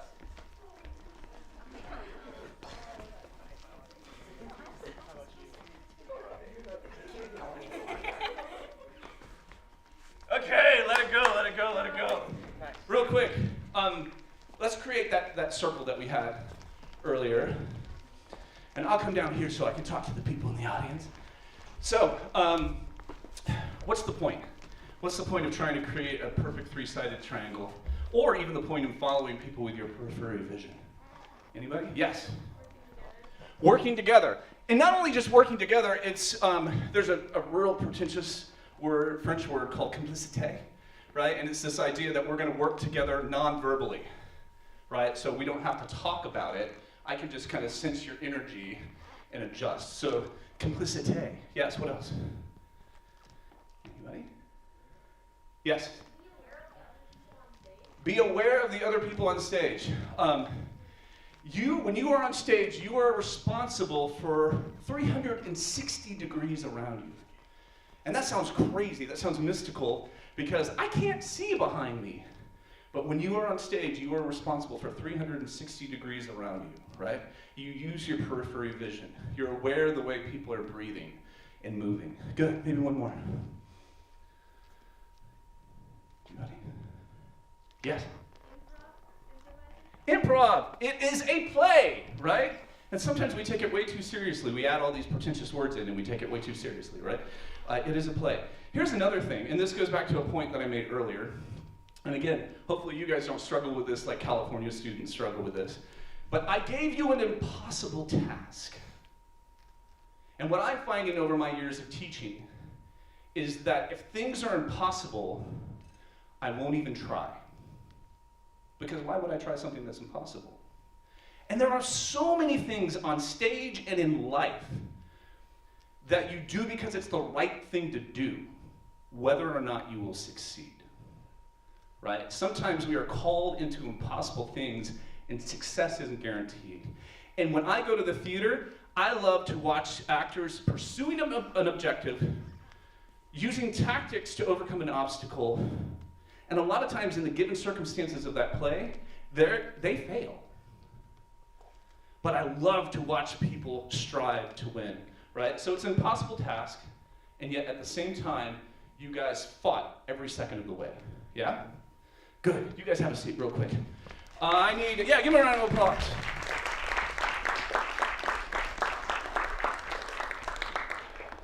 Check the time here. Okay, I need, let me get 10 people.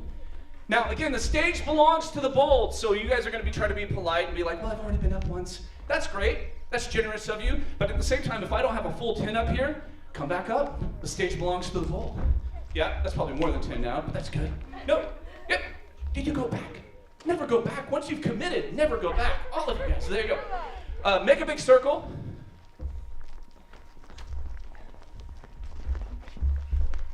That might be a little too big. Let's come in. We're also used to social distancing. Hello, over there. Okay, so we're gonna play the counting game. You guys, this is a very popular game in drama classes, so you guys may have played this before. It's like the most pretentious of all acting exercises, but it's great. So we're gonna count 1 to 21, right? And we're gonna close our eyes. I'll have my eyes open because I'm teaching, but you guys have your eyes closed. We're gonna close our eyes, and you'll count. So I'll always be 1, and I'll go 1. And then someone else will go 2, 3, 4, and we'll try to get all the way to 21. If 2 people say the same number at the same time, we go all the way. You've done this before, haven't you? Yeah. It's like every drama teacher in the world is like, this game burns time. Let's play this game, right? So we'll go back to 1. I'll always be 1. You can say more than 1 number, you just can't say 2 numbers consecutively, right? So close your eyes. Breathe.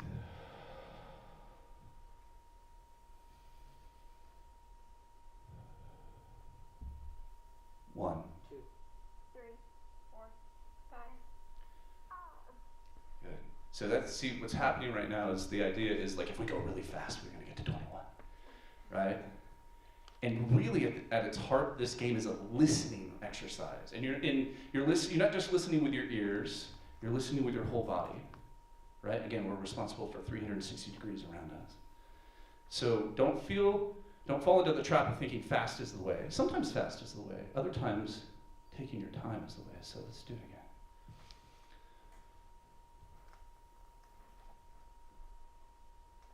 1. 2, 3. Here's the other thing. As we continue to go, you're going to get frustrated. And as you get frustrated, you're going to stop listening. And then it's going to get harder and harder. I'm going to give us a really long moment before we start to make sure that we're centering up and listening. So here we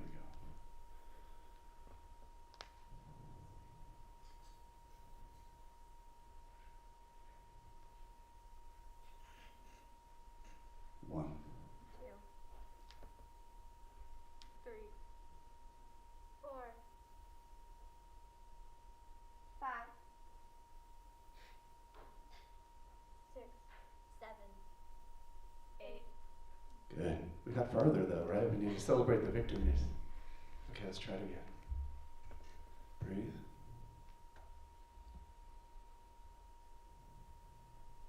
One. 2, 3, 4, 5, 6, 7, 8, 9, 10, 11, 12, 13. 14, 15, 16, 17, 18, 19, 20.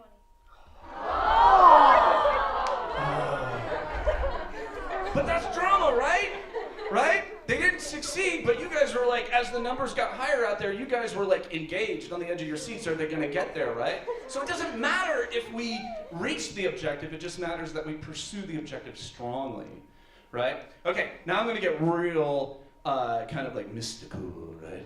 Okay, if some of you guys are trying to like hack the game already, right? You're like, I will always be number 14, right? Don't do that, right? Because you're not in the moment. You're out of the moment because you're trying to hack the game. This is the mystical part. If you just listen and relax and breathe, there will come a moment, and you'll feel it right in your center. I know it sounds crazy, but you feel it right in your center where you go, it's my turn. And then you'll sit on it because you're thinking, that's crazy, it can't be my turn. That's like, what is that? And then the window will close. And your opportunity is gone, right? Because you weren't in the moment. So just sit, breathe, listen, and you're gonna feel a moment, it's my turn, and then speak, whatever that number is, right? So here we go.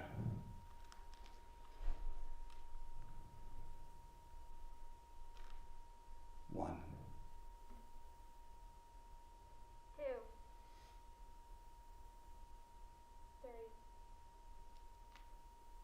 4, 5, 6, 7, 8. Good. Good. Now, don't get caught up in like, oh, we only got to 8 and we got to 20 before. Did anybody have that sensation of like, oh, it's my turn, right? And if you didn't, that's fine, right? But keep an eye out for that. We're gonna do the game one more time, and we're gonna get to whatever number we get to, and that is totally okay. And then I'm gonna take the same group, and we're gonna do another exercise about being in the moment and acting on impulse, right? That's this idea of acting on impulse is what I mean when I go, oh, it's my turn, right? There's something there. Okay, so here we go.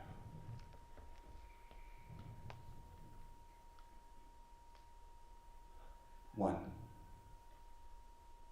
2, 3. 3. That's okay. It is totally okay. Okay, real quick, I just need to check time. Okay, so what I'm gonna have you guys do, you guys weren't the mewling and seething group up here. You got to watch them all roam around, right? So you guys go ahead and start your mewl and seethe now. So walk around the room. Again, the edges, you don't want to go into the wings. You don't want to kick over the keyboard unless you're a rock star. Good. Okay, so you have, this is a beautiful mewling and seething group. This is a good looking group here. Okay, so now you have options while you're mewling and seething. You can either stop, or you can start, right? And you don't all have to stop or start at the same time, but just stop and then start. And we can also play with duration. How long do you stay stopped, right? And then you can keep moving, right? So some of your stops might be short, and some of your stops might be long. Good. And play with a little bit longer stops, right? The impulse is to always be moving and doing, and sometimes stillness is powerful. Yeah, good. And now I'm going to give you, this is the last piece of this exercise. So we have stops, stops and starts, keep going. And then we have duration. We're playing with how long do we keep a gesture going, right? How long do we stay stopped, or how long do we keep moving before we stop? And now what I'm going to ask you guys to do is, as you're moving, stopping and starting, playing with duration, you're going to notice that if everybody stopped right now, stop. there are doorways. Here's a doorway. Here's a doorway. Here's a doorway, right? They're called windows of opportunity. So you guys, when I clap my hands, you guys are gonna stop and start, or you're gonna mule and seethe, stop and start, playing with duration, and when you're moving, if a window of opportunity opens up, boom, you go through it, right? Does it make sense? Okay, are we having fun? Yeah. Okay, good, yes, you're having fun. Okay, when I clap my hands, you have the gun. So stops, starts, windows of opportunity. It's all collapsing in on itself, so line to the edge.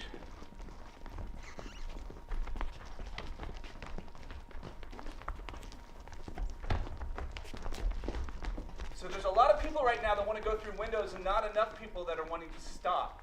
So we have no windows. So really know, when is it my time to be active and when is it my time to be generous?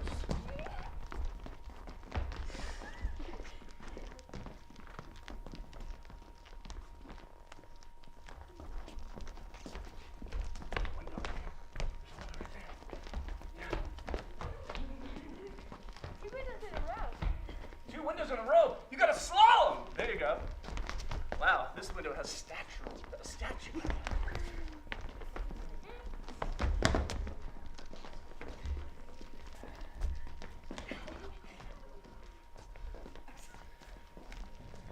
Good, you guys keep playing.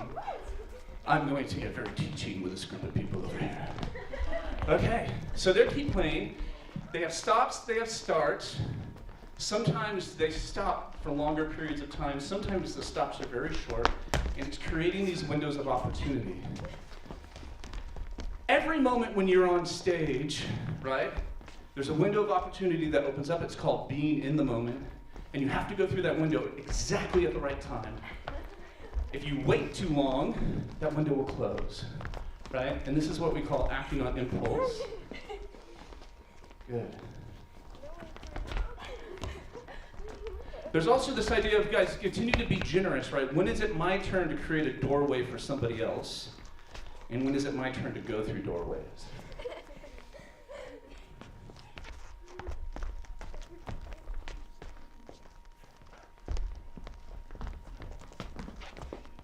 And you're responsible for 360 degrees around you.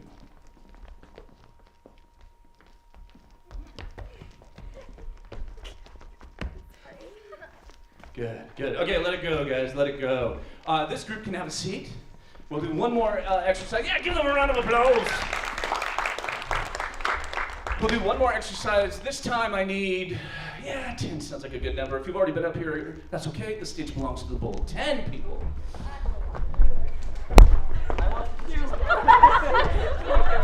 Okay. That's a little more boldness than I was expecting. But it's great, right? Right? You guys, I can't stress this idea that the stage belongs to the bold so much. As a theater director and teacher, right, I'm always going to gravitate to the people who are making strong choices and want to be in the room. I tell my students, if you're not 15 minutes early, you're late, right? When I walk into a classroom, I want the scene that we're about to rehearse on set up, ready to go, right? Don't ask for permission, ask for forgiveness, right? Okay, so I need a victim. I need a volunteer. Anybody? Yes! The stage belongs to the bull. Okay, so you are going to come stand right here. And everybody else, you guys are going to come over here and create a line facing this way. Be very mindful of this stuff and also the equipment over there. And we're going to go back to a game that we probably played in elementary school. If you did not play this game in elementary school, you had a deprived childhood. I apologize. Okay, it's called red light, green light. It's called red light, green light. There you go. Have you ever played red light, green light? Okay, so she's like, I'm not going to say if I didn't because, yeah. Okay, so what's your name? Hannah. Hannah. So when Hannah is looking at you, she's going to say red light, right? And then she's going to have the courage to turn and she's going to say green light. Now, you have to be honest, Hannah. You can't be like, green light, right? You're looking at them. You have to, this is red light, this is green light, right?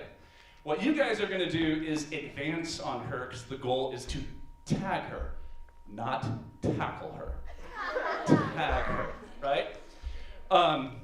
So let's do it one time. I left out a very important piece.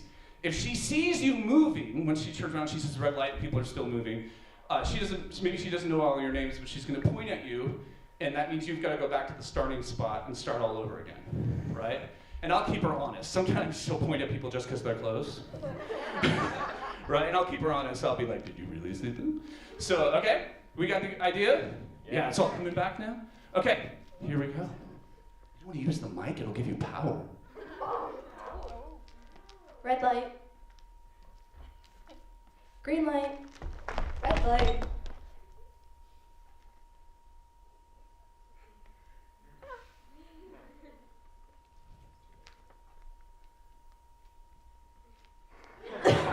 That's an interesting point. When she has her back turned, that's green light. You guys can move. Really? Yeah.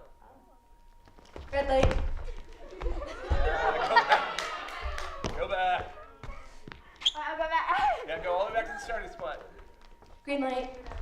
Red light. It doesn't count till I say red light. You have to turn around and say red light, and if you see people moving, you can send them back. Green light. Red light. How are you doing tonight? Swell. How about you? I'm doing fantastic. Thank Play you. the game. Green light. Red light.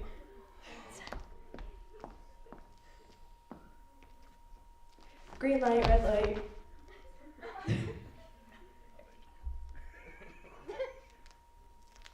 Oh yeah! Okay, real quick because we're running out of time. We're gonna do one more round. Let me get my next victim. Who's my next victim? Yes! Stage belongs to the Bolts. Stand right there. Everybody else go over here. Why are we playing red light, green light? Other than that, it's fun and it burns time. Yeah? Anybody? This is acting 101 right here. The DNA of all acting is in this exercise, right? And what do I mean by that? Let me tell you. It's listening, yes. But the DNA is, every moment you're on stage, you're watching your judges today, and they keep using the same words: objective, obstacle, tactics, right? You guys all have an objective. Tag, what's your name? Celeste. Celeste, that's my sister's name. Ah, yes. You guys all have an objective. It's to tag Celeste, right? She has an objective, not to be tagged, right? You guys have tactics, and there are lots of different kind of tactics. Celeste, can you hold the mic for a second? So let me just demonstrate a couple of tactics. There is what I call the all style but no substance tactic, where you're just like, ah! Right? Not useful, but fun to watch, right? Then there's throw thy neighbor behind the bus tactic, right? Right? I like that one. Then there's you. He said slow and steady wins the race. Right? Whatever your tactic is, I want to watch your tactics. I want them to be distinct, and I want them to truly be trying to achieve this goal. Are we ready? This is the last round. You have an objective. You have an obstacle. She can send you back. You have your tactics. You have an objective. You have an obstacle. They're coming at you. And I want to see your tactics, right? We're going to add a thing this last round. Why is he taking off his shoes? We have what we call walking the line. So this is a wall, an imaginary wall that I just created with my shoes, right? And at any point when they're in a red light and they're frozen, and if somebody is too close to you, you can move. You can come over here.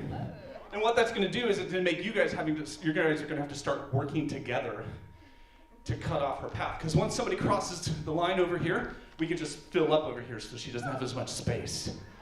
Okay, so last round, here we go.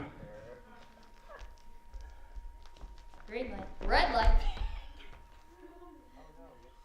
Green. Red.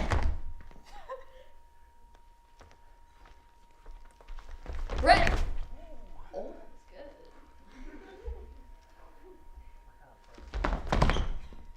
good. That was suspicious.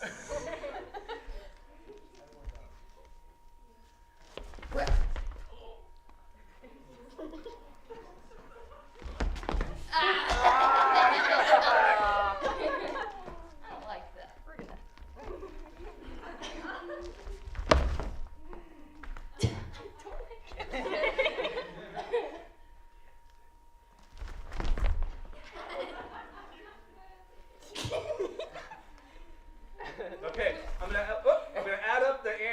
running out of time. I'm going to put more given circumstances. You guys have 4 more tries to get her. Whoa. The circumstances have changed. Okay, here we go.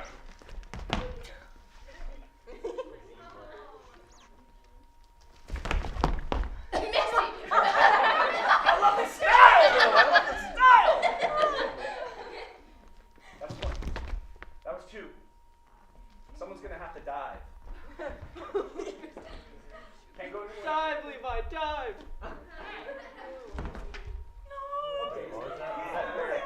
Okay, that was.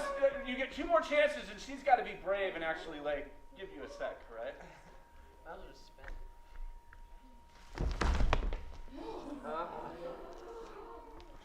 Still back here.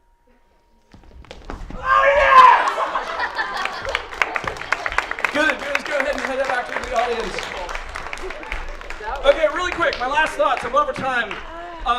Was it interesting to watch? It was interesting to watch because you had a goal. They had a goal. They had tactics. They were overcoming an obstacle. That is acting, right? Cool. Well, I had a lot of fun with you guys today. So thank you guys so much.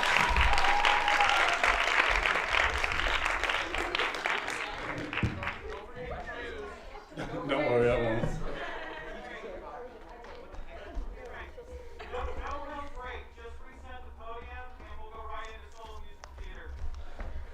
Solo musical theater.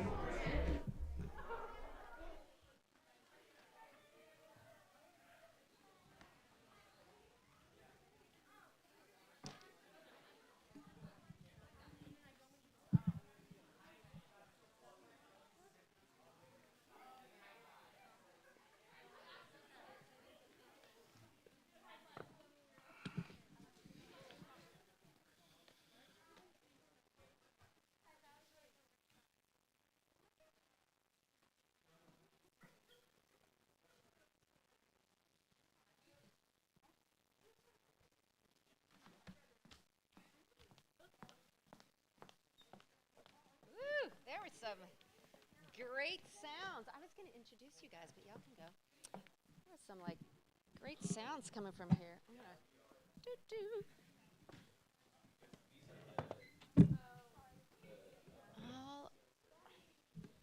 all right. Hello. There we go. They're readjusting.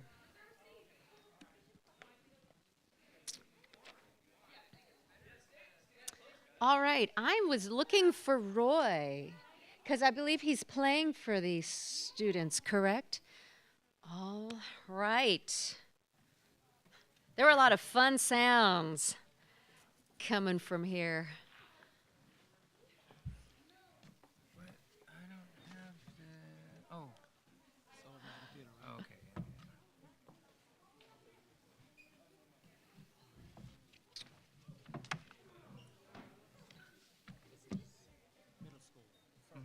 Yeah.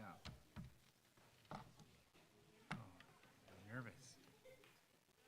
All right, so welcome back, and welcome back to our guest adjudicators, Chad Kimball and Tyrick Wiltez Jones. We are waiting for our accompanist to be here, but while we're waiting, oh yes, here he is, Roy Denton. Yay! Woohoo! So quick word from management. Please remain in the theater for the event, and as there are scheduled breaks in between. If it is absolutely necessary for you to leave during an event, please try to do so during the transitions for the least amount of disturbance. Okay. So our next category in the competition this morning, this afternoon, is middle school solo musical theater. Now, these students have prepared 16 to 32 bars of 2 contrasting songs and were chosen after video submissions and adjudication from college theater professors from across the country. So if you are part of this category, do we have everybody over here? We are missing 2 people. All right, we've got everybody. I'm just going to give you a quick reminder to go around the far side of this partition and to remember this T. This T is for the helping our live stream audience. So let's get started. We have Annie Denninger.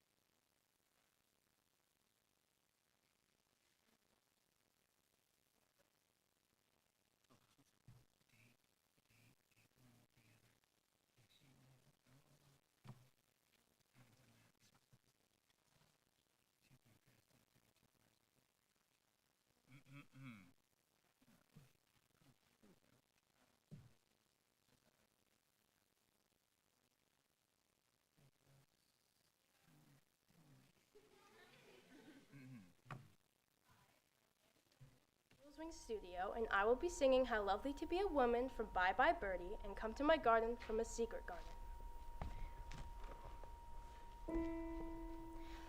When you're a skinny child of 14, wired with braces from ear to ear, you doubt that you could ever be appealing.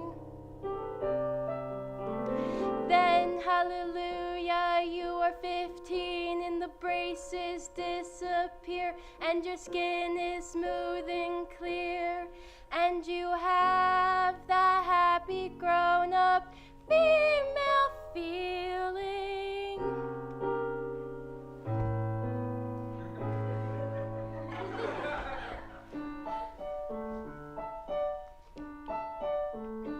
How lovely to be a woman, the wait was well worthwhile. How lovely to wear mascara and smile, a woman's smile.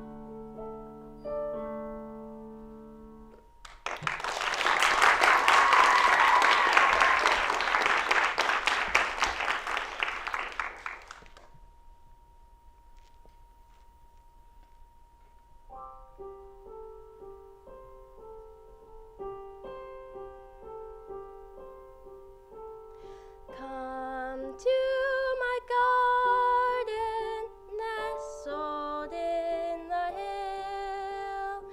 There I'll keep you safe beside me.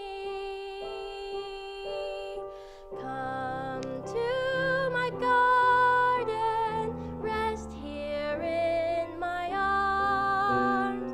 There I'll see you safely grown, and on your way, stay there in my garden, where love grows free and wild. Come to my garden, come, sweet child.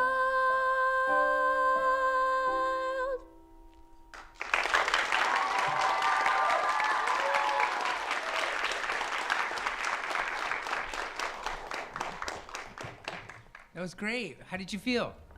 Good. Good? Yeah. All right. Did you feel like you kind of accomplished your goals? Well, yeah, I guess so. What were your goals? To sing it without messing up. Well, it looked like you'd put a lot of work into it. So I was curious to see what your goals were for performing, because there were some specific things that I really appreciated. One of which was that you really focused. You found a spot in the room and you focused on that spot, and it's just a technical thing, but it's so important for us in musical theater to find a spot where we have our little dreamland, basically, where we let the story take place in our mind for the audience. Because in musical theater, we're singing in the middle of a scene. It makes no sense whatsoever, right? So we stop to sing, and we stop to sing because it's the only thing that we can do. That's the next thing that we need to do before we die, right? To get what we want before we die. So we sing, and so we pick a place to show everybody what we're talking about. And that place happens to be above kind of everybody's head. It's a technical thing, but it's so important. I can't tell all of you enough to find that place on the wall somewhere behind your audience where you can project all of these images that are in your mind and your soul. And you picked it, and I really appreciated that. Also because you didn't do much with your body. We were able to just watch you in your eyes, especially the second one. It was so lovely to just watch what you were saying through your eyes. We don't even really need much movement if we're seeing what's happening like in your eyes. Actually, when you're moving, it kind of distracts from what's happening in your eyes. So thank you for doing that. It was lovely. And that's all I've got. Nice. And lovely. Amazing. And great job. I hated it. No, I'm just kidding. You're lovely. Really nice. Just a few things. First of all, I thought it was a sweet performance. I love the purity in your voice, which is really nice. Keep working that technique. Trust that top register, right? That soprano. Trust it, and it's gonna grow. You're, how old are you? You know what I mean? Like it's gonna. So just work on trusting it because it's there, right? Yeah. So trust, and if you feel like vocally, I'm not sure, then invest in the acting. What story am I telling? What do I want? And get it. And then you forget about that you're also singing. It'll just pop in. I promise. Just try it. You know, like don't even think. And don't be afraid if it cracks. That's why you're practicing, right? Don't let that scare you because that's where you're gonna find the beauty. I promise. And what happens is when you think about, I saw there were times when you had to pop up that you were overthinking because you were no longer thinking about what you wanted. You were thinking about that note. Yeah. So don't do that because it's there, right? I can hear it. It is totally there. I really like the focus that you have. You're very grounded. I wish I was that grounded when I was your age. I'm all over the place now. So you're better than me now. But those few things, keep working, and a really nice job.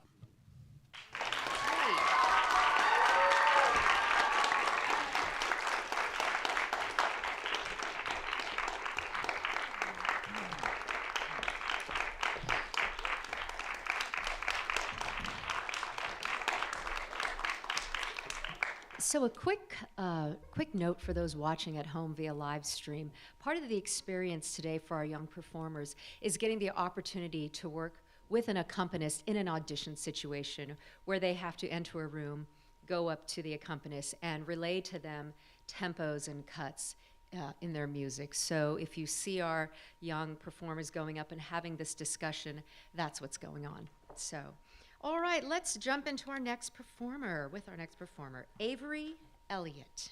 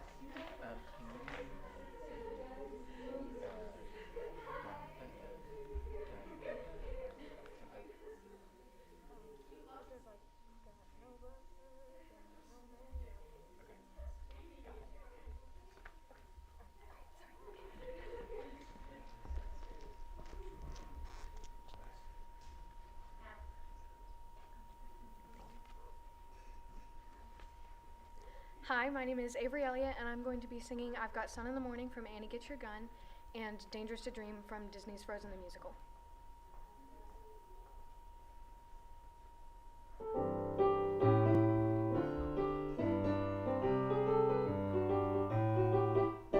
Got no butler, got no maid, still I think I've been overpaid. I've got sun in the morning and the moon at night. Got no checkbooks, got no banks, still I'd like to express my thanks. I've got sun in the morning and the moon at night.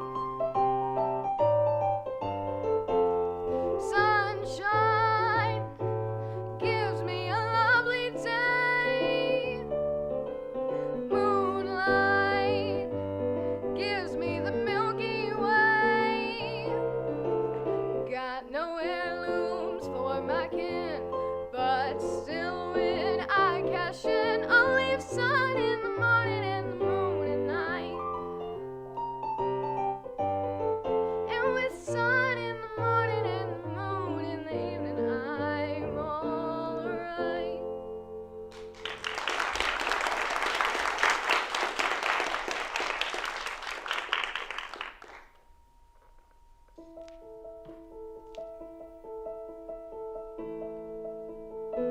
I can't be what you expect of me, but I'm trying every day with all I do and do not say. Here on the edge of the abyss, knowing everything in my whole life has led to this. And so I pull inside myself, close the walls, put up my guard. I've practiced every single day for this, so why is it so hard? I have to be so cautious, and you're so extreme. We're different, you and I, and it's dangerous to dream.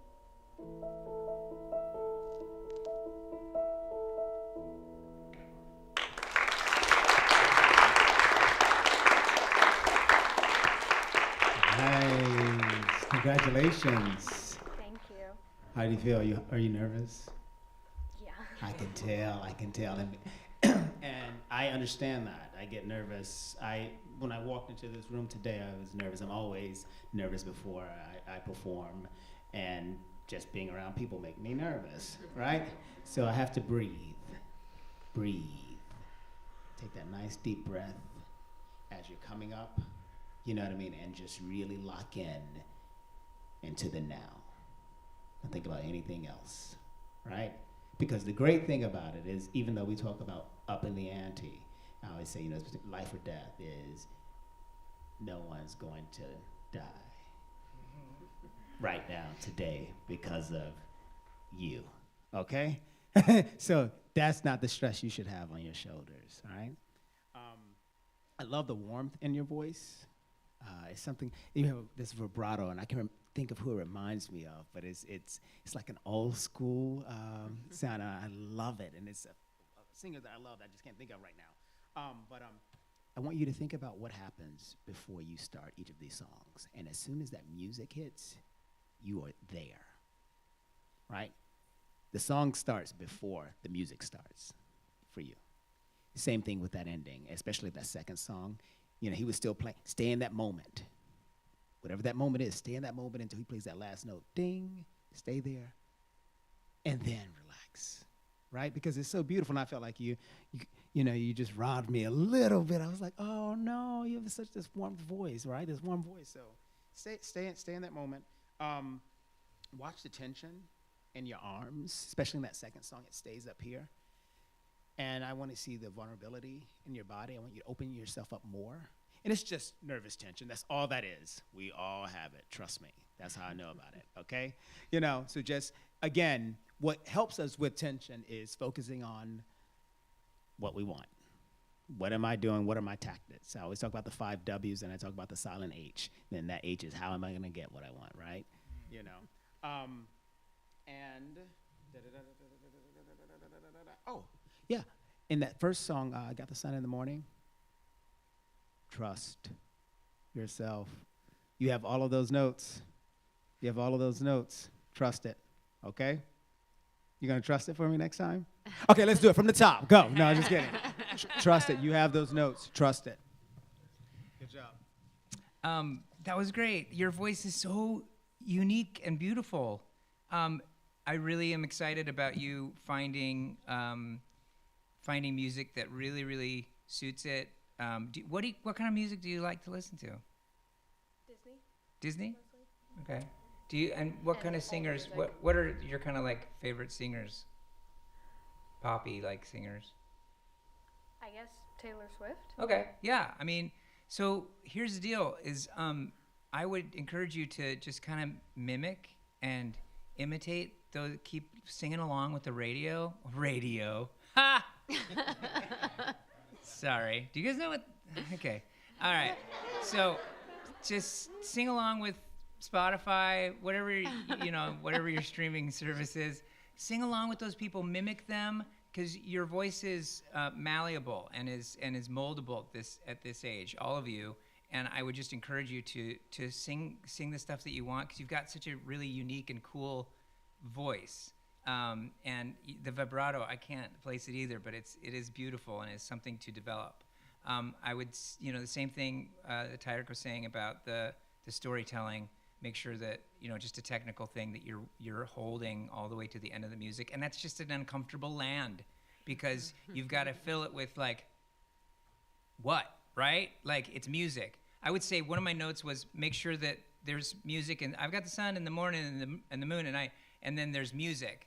And when there's music in a musical theater, in a musical, it's got to be filled. It's not like we're just turning to the band and saying, all right, band, go ahead. It's not a band solo. It's like a cohesive thing. So we got to always be doing something, always be going after, when that means always going after our objective. So great job. Thank you.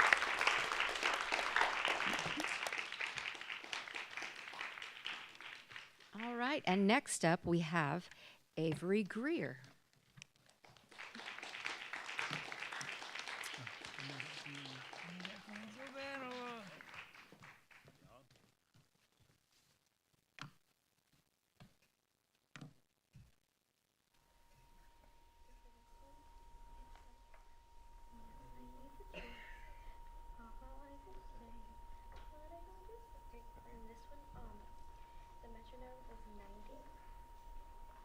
So I put here like a little intro.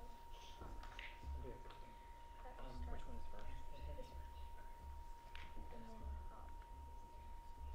with this beer, sweet, really respectable, thickly bespectacled man stood by my side and quietly said to me, ma'am, don't mean to intrude. Okay, awesome. Thank you.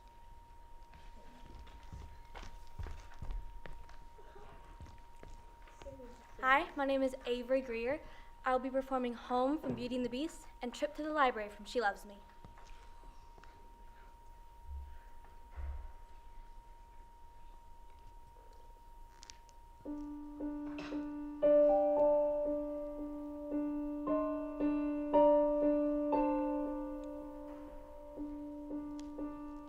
Yes, I made the choice. For Papa, I will stay. But I don't deserve to lose my freedom in this way, you monster. If you think that what you've done is right, well then, you're a fool. Think again.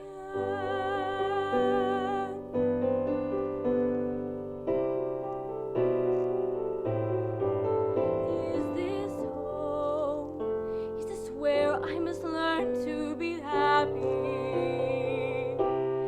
Never dreamed that a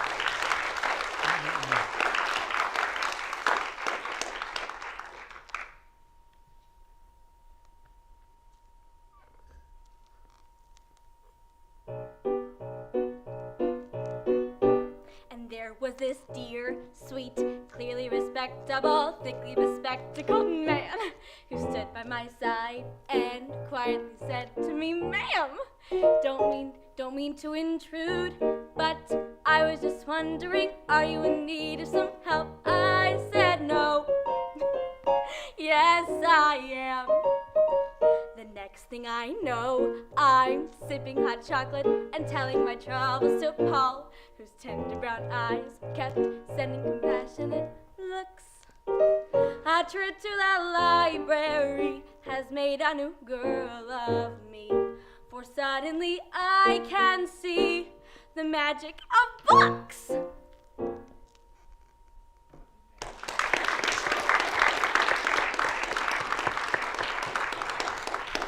That was great. How do you feel? Great. Good, good.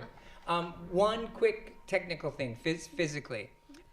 You're rocking back and forth. Plant your feet. Okay. Plant your feet. Practice it in the mirror where you're just not doing, the only thing you're concentrating on is singing the song and staying grounded. Okay. That's really important. And when you came forward at one point in the first song, and it was really powerful.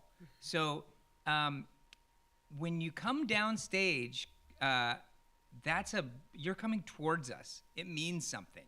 And you're basically saying, listen even more than you're listening now. Listen even more. That's what you're saying to the audience. So really make sure that when you come forward, you then stay forward. Okay. Never retreat. Ever. Don't ever retreat. Okay? Everyone? Got it? Everybody's listening. Okay. Yeah, stand your ground. Unless the song is about retreat, but I haven't heard any music. You don't anyway. Yeah, you better own it. Yeah, like get out of there if you're gonna retreat. But really, just stand your ground, and I think that'll give you more confidence in your singing as well. Margaret, that's right. I mean, yeah, absolutely. When you're standing your ground, ground those feet, ground your body. Ground your body, yeah, because it's all coming out this way, right, and from your toes. So, but it was lovely, and I think that the second song fits your voice better a little bit. Still, I think that the first song, keep working on it, and because you've got it, you've got those notes, and once you're grounded, I think that you'll run away with that. Okay, thank you. Awesome, nice.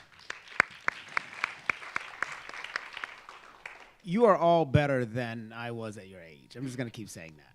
So, and I'm here, so just to let you know. And I mean that. I agree with Chad about grounding, and it's just tension.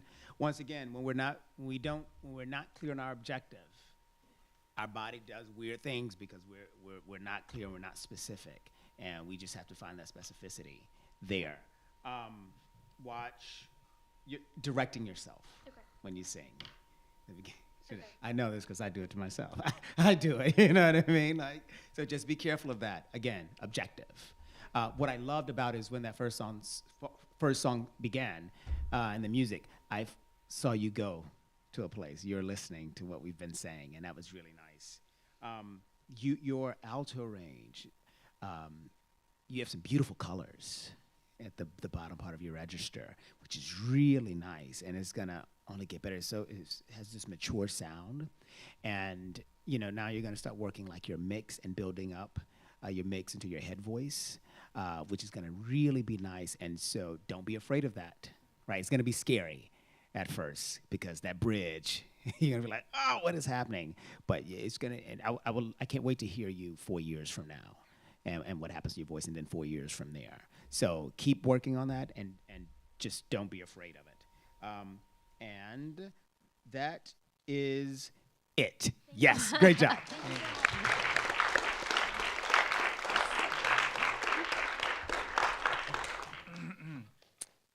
All right, and next we have Aurora Mitchell.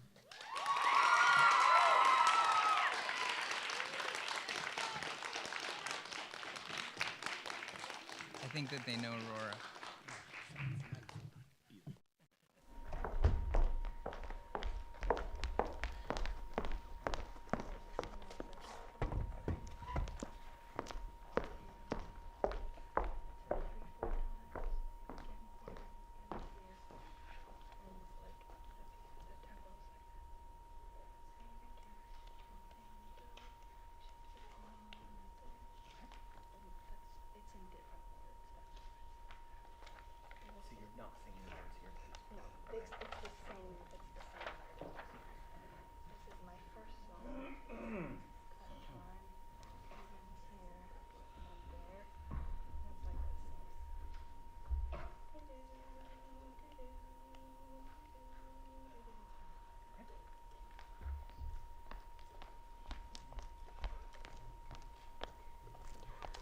Hello, I am Aurora Mitchell from Eagle's Wing Studio, and I will be singing One Feather Tale of Miss Gertrude McFuzz from Seussical and In My Dreams by Anastasia.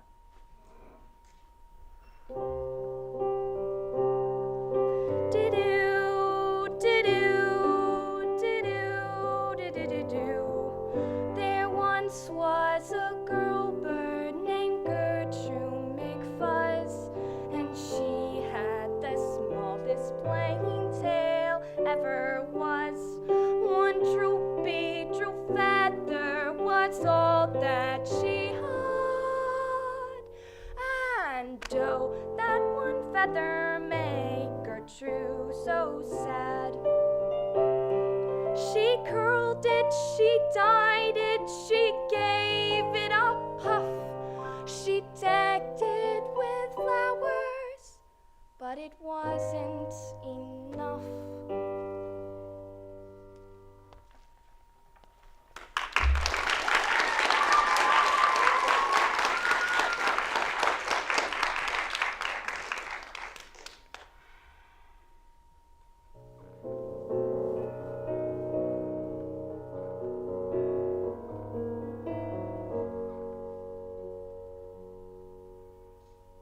That was entirely my fault, so I'm going to start over. I apologize. It's okay. Can you give me the tempo again? It's like rain against a window, sheets upon a bed. Thank you. I apologize. That's okay.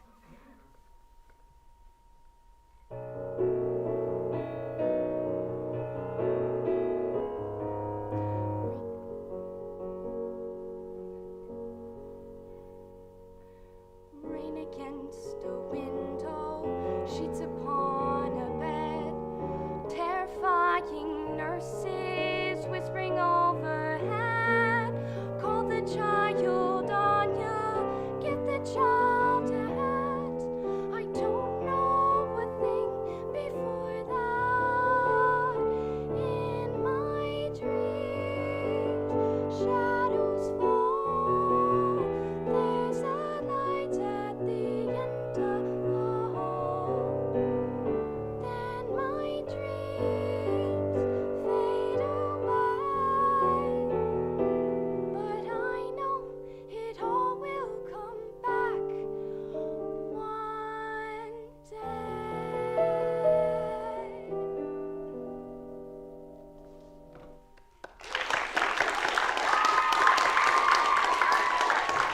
Yes, bow.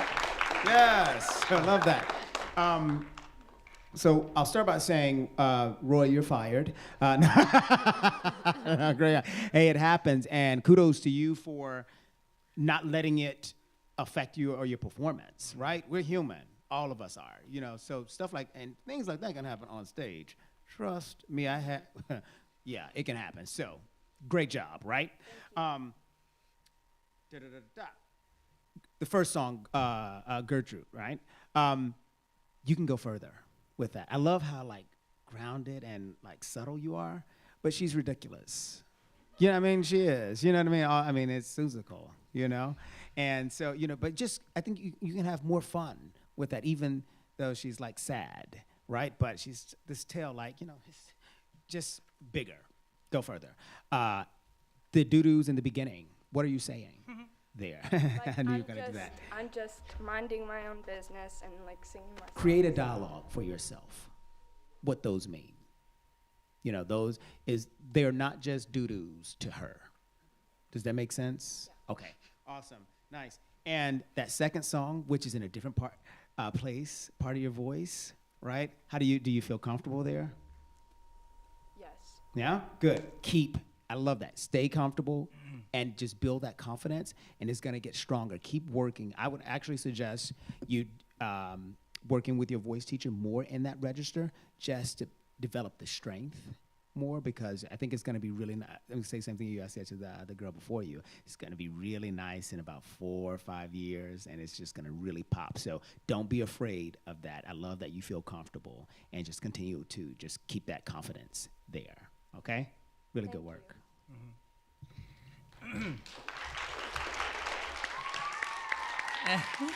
Wait, I'm not done. We're not done. That was great. I'm really impressed by the interaction with Roy, and it's like it's one of the scariest things to like hear music and then not know if it's right, or so when you communicate with the person that is playing, and there's a mishap or something, and then you rectify it. It's nerve-wracking, but you did it with real grace, and you guys figured it out, and it was cool to watch. I mean, the first song, the Seussical song, I feel like there's this idea that we just have to be going towards something, and so I want to know what she's going toward, what she's going for in this scene. Like, she can't just be sad, like being an emotion is not getting something. Like, if somebody told you to be happy on stage, like, you're like, well, what kind of happy? That's why we have objectives, so that we can use the tactics of, hey, listen, I'm happy, to get what we want. So I just wanted to see more specifically what she wanted in that song. What is she going for? What is the thing that's driving her? So that we're seeing her get something. And I know it's musical theater; it's hard to do when you're standing there alone, singing a solo. Well, how do you get something from something that's not there? You have to pick a person who is out here that you're talking to, or that you're trying to get what you want from. Always getting something. And this is something that I need to learn myself, keep reminding myself all the time. You can't just be an emotion. You've got to get something, and that emotion will come from that effort. It's like running.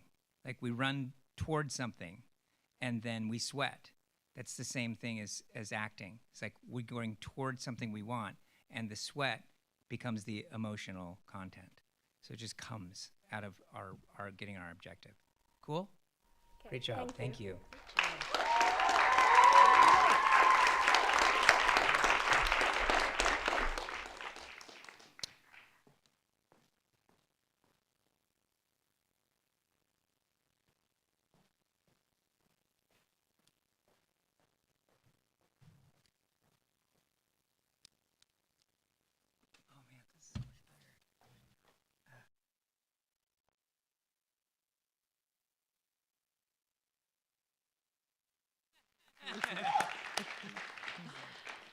All right, and finally we have Wells Rappaport. Wells.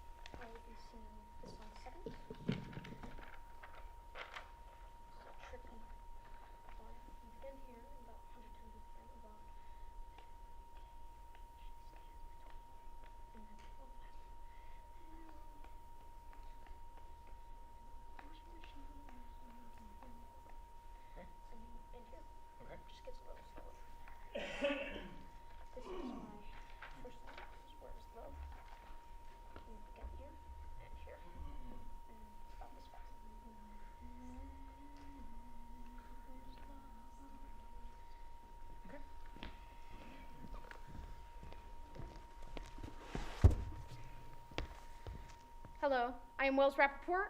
I am from Eagles Wing Studio. Thank you. And I will be singing Where Is Love from Oliver and Noah Down the Stairs from Caroline or Change.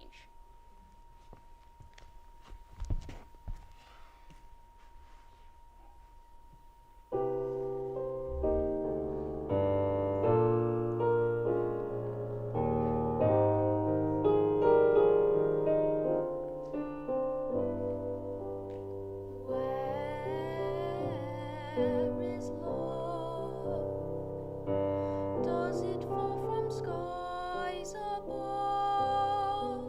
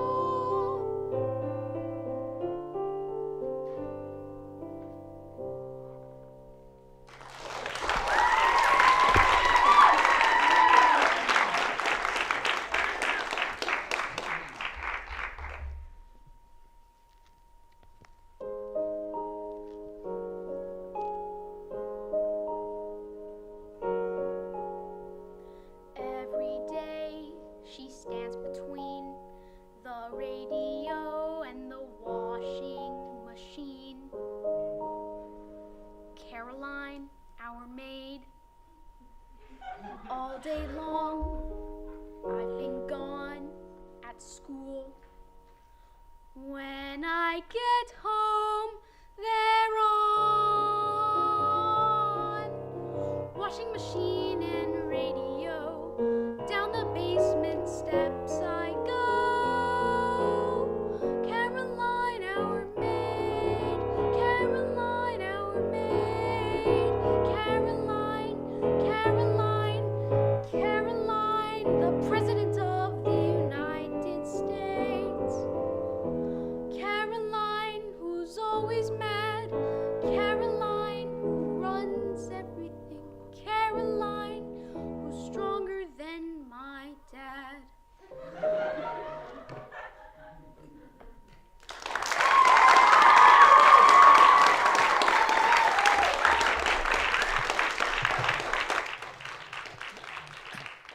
Hey, bud.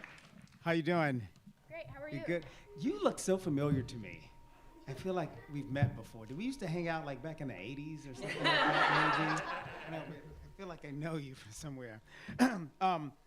First, yeah, Carolina Change is my favorite show, so I think Janine Tesori wrote the heck out of that music. It's so strange and dissident and familiar and all of those things, so great choice. Great story from the beginning in that first song. Like, you knew where you were so solid, and I was so surprised to see that.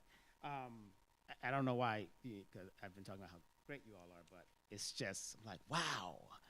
Very calm, so grounded. What I want you to do is, in that song, is find different moments, right? So that it doesn't seem, so that it's not all sad, right? I always say this, when you're doing the full show and you have 2.5 hours, to show me your arc, and then, that minute of that song, you can just be sad. But when I'm only seeing that minute, there's you were talking about wanting to be something, or who I could be.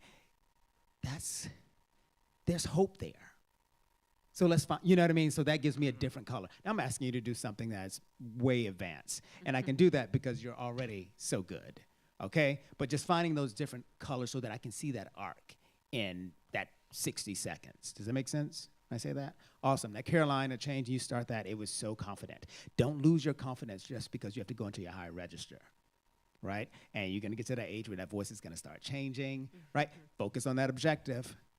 Get out there, but don't. I saw you for a second. You were like, all right, how's this gonna go? And I'm like, no, you got it. You got it, buddy, because you're already so good and solid. Just again, trust yourself. I'm asking you to trust yourself when you're in middle school, right? I'm still learning to trust myself, right? But trust yourself, all right? You can do it. It's yours, okay? Great work, bud. Thank you.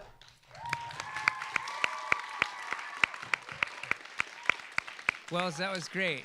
I really appreciated you when you started the song. When the music started, you were in it completely, and that's just something that is such a relief to be able to just watch someone who's in the story from the very beginning of the music, because the music is the beginning of the story. That's the start of it. It's not where we start singing, and so you understand that very well, and I appreciate that. And I also appreciate that you picked moments in that first song where you changed your blocking. I know it's a technical thing, but when you change your body placement, it means something to us. And so that meant something to us when you sat up, and then you did another movement. Those are really important, and you picked a very, very specific spot to do it. So we can see that, and we take comfort in knowing that you are in control of the story as an audience. So thank you for that. That was great. The Carolina Change you did the same thing there. You did get a little uncomfortable in a part of it, but you had it, and I really appreciated the thought that you put into it, and I appreciated how grounded you were. You just planted your feet, or when you were in bed, is that right? No, I think I've just been cast into the basement of the place. Okay, that so makes you're me laying cast. down, but you're laying down somewhere. So you were grounded. You were settled. You had picked what you wanted to do, very specific. And part of, I think, the hard part about acting is that there's so many things you can pick, but you just gotta focus on a couple of them. And when you do, when people pick where they're gonna look, how they're gonna sit, a certain way. I mean, you got to keep the spontaneity, yes, absolutely, but the spontaneity will come. But the fact that you picked all those different, body gestures, and it was wonderful. You did a great job. Thank you. Thank you.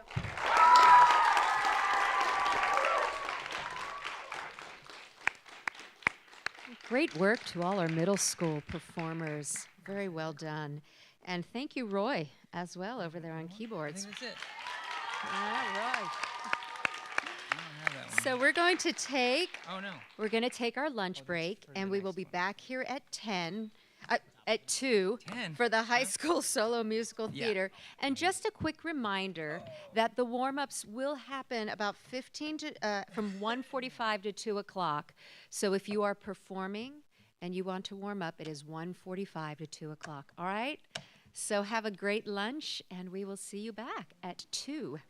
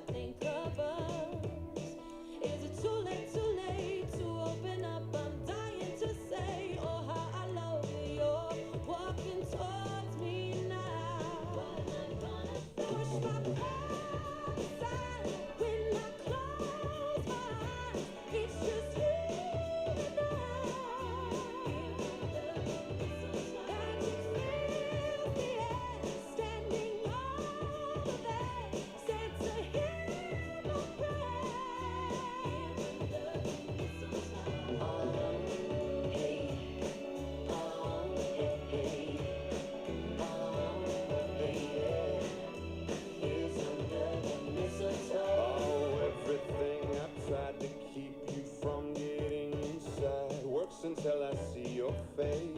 I linger hoping you might stay. Wrapped up in your arms is where I wanna spend my night. So hard how much I want you. Do you think of this? How I want your love? Is it too late to let you know I can't quite escape how much I need you? You're walking towards me now. Push my pride aside when I close my eyes. It's just you and I. Magic fills the air, sending over there. Sent to hear my prayer.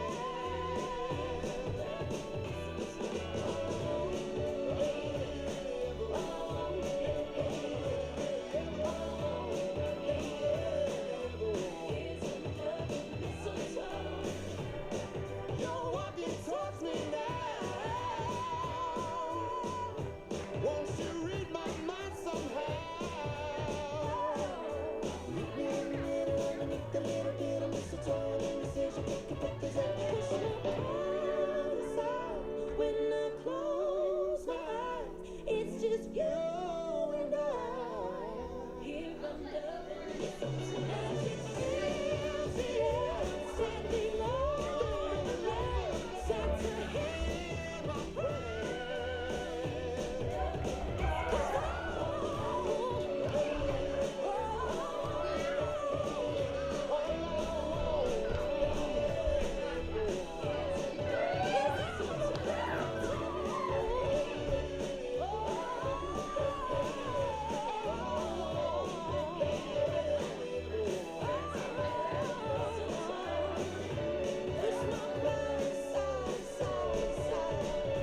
It's just you and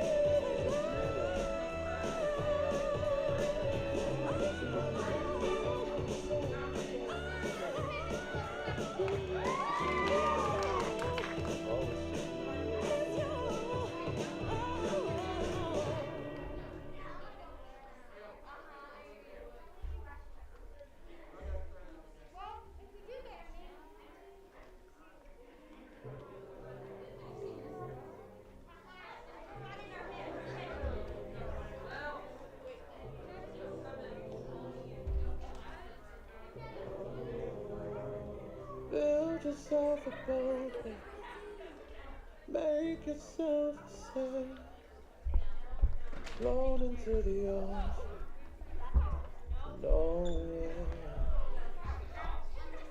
Yeah, I see you looking for a sign, praying for a beacon. So here's the line. My arms will be wide open for the moment you arrive. When you set sail on your journey and happiness is far away. Love will guide you till the morning. Lead your heart down to the bay. Don't resist the rain and storm. I'll never leave you lost at sea. I will be your lighthouse keeper, bring you safely home to me. I will be your lighthouse keeper, bring you safely home. Yeah, sing along, going it alone. Fire at the end, stoke the cold, floating on a feeling, fighting with the tide, hoping you'll be home for Christmas time. My arms will be wide open for the moment you arrive. When you set sail on your journey and happiness is far away, love will guide you till the morning. Lead your heart down to the bay. Don't resist the rain and storm. I'll never leave you lost at sea. I will be your lighthouse keeper, bring you safely home to me. I will be your lighthouse keeper, bring you safely home to me.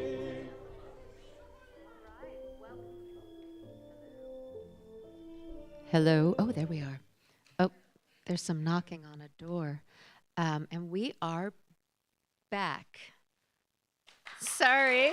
I keep hearing some tapping on the door. All right, we're back. Thank you. And we welcoming back Chad Kimball and Tyrick Wiltez Jones. Come on out.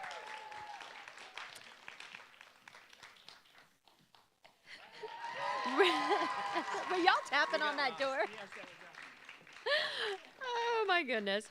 We would also like to take a moment and introduce our amazing accompanist.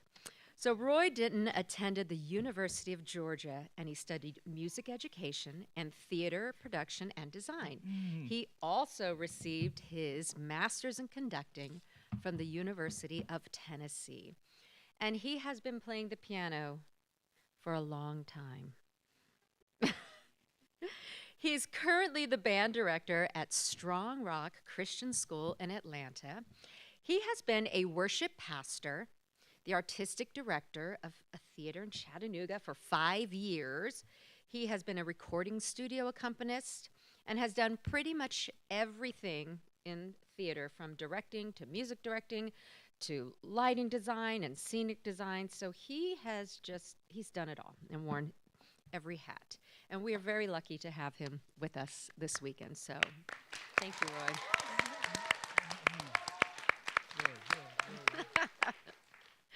We're going to jump right back into this competition with the high school solo musical theater. So if you are performing in that, please make your way to the left side of the house. Are we all good? Awesome. Great. I hope so. Well, you're here, so you're already great. You're already great because you're here. These students prepared 16 to 30 bar cuts of contrasting songs, and the top 5 were chosen from video submissions that were adjudicated by college professors from across the country. Now, again, a quick reminder, I'm going to call you up in order, and when I call you, please go around the far side of this divider and enter this way. And please remember to stand on the mark or slightly in front of the mark so that our live streaming viewers can see and hear you. All right. So with that, let me get my sheet, and let's welcome Carson Betzold.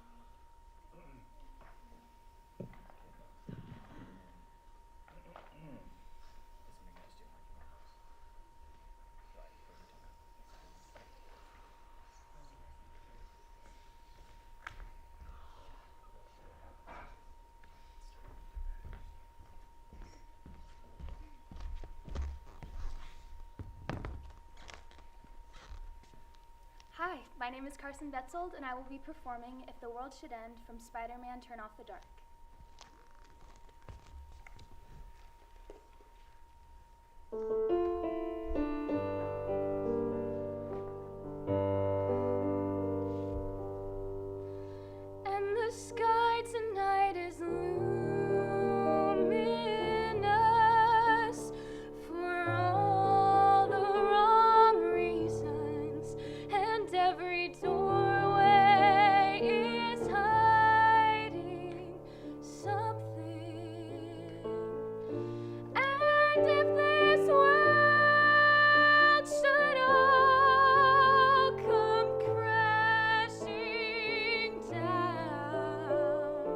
I wouldn't care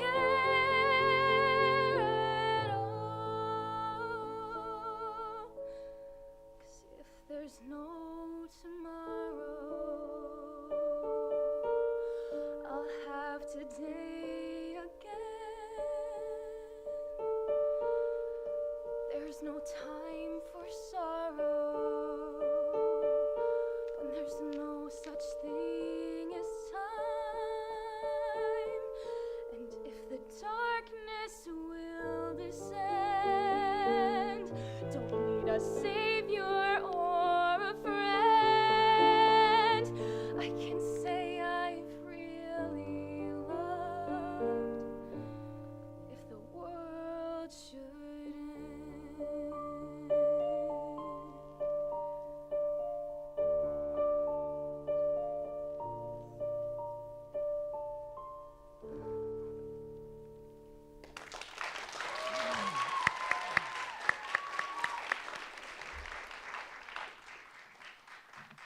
And now I will be performing Fly into the Future from Vanities.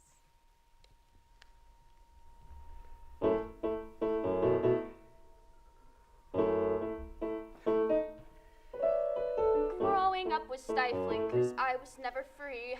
School is getting stale and I'm sick of this sorority. I think I need some distance, a place to disappear. So it's adios and away I go, and I'm kinda scared, but the moment's here to fly into the future.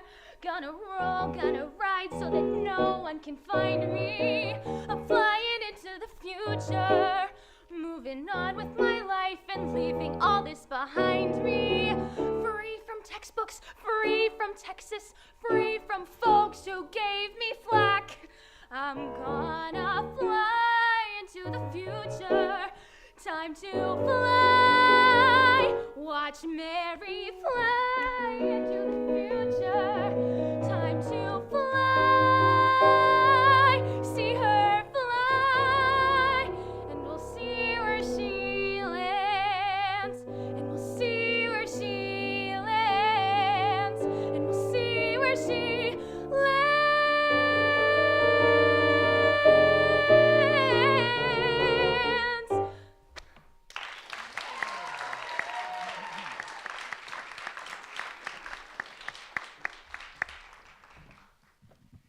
Thank you. That was great. How did you feel about it?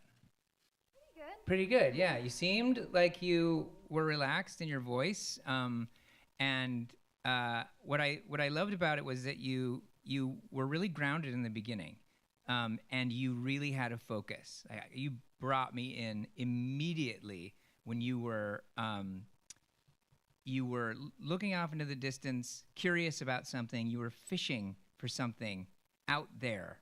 And it brought us in. Like, what is she doing? Like, why is she looking out into the abyss? Why is she, what is happening in her soul? So we totally saw that. And then you broke it a little bit. Keep it. Just, it feels so awkward, I know. But if you just go for that focus, it just brings us in even more.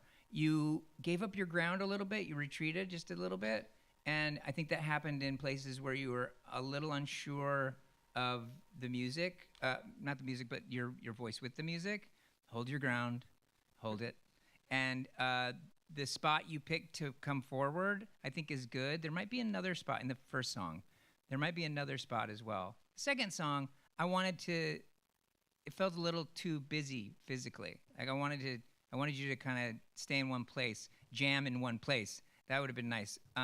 Or just go to stage left, stay there, or go to stage right and stay there, so that it's cleaner for us. It's kind of more enjoyable to see someone who's grounded and in a spot that has been chosen and we know it's chosen. So I would just say a little more specificity on the blocking, but your voice is lovely. And you're trained, and you're just going to grow into it even more. So, great job. Awesome. Yay. Did you think you did a good job? I think think so. You sure? Yeah. I mean, there were some parts where, like, I got lost in the music, but Okay, I think well, I let picked it it go. up. I see you judging yourself. That's why I'm asking, all right? And I want you to stop that. I will say that you are presenting a really nice package, right, as a performer. I like the way I like the way you look. I like the way you just everything about you is professional. Keep that. Don't lose that. Keep studying. Keep working with your voice, and just so that it connects. So that it's always one voice, if that makes any sense, right? But it's really nice work. Fly. I agree with what Chad said. I'm going to talk about movement. I don't mind you moving. I do not mind you moving. I will never say you have to just stand still and look at a spot because that's not real.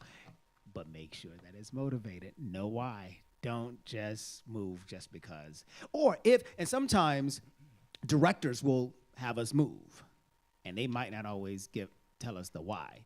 Then you create the why so that it makes sense. That's your job as an actor.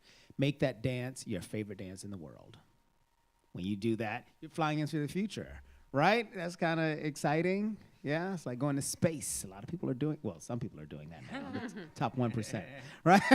You know what I mean? But, own that. Don't, if you're going to go for it, if you're going to do it, go for it, right? I do like how comfortable you are in your body. Yeah, I feel like you know yourself, and that is great at your age to already be that comfortable. So you're on the right track. Thank you. Kudos. Thank you.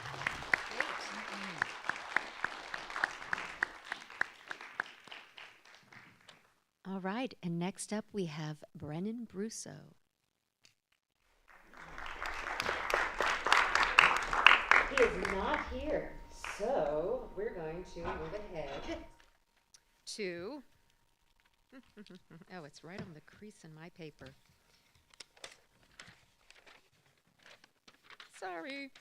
We have Brogan Hall.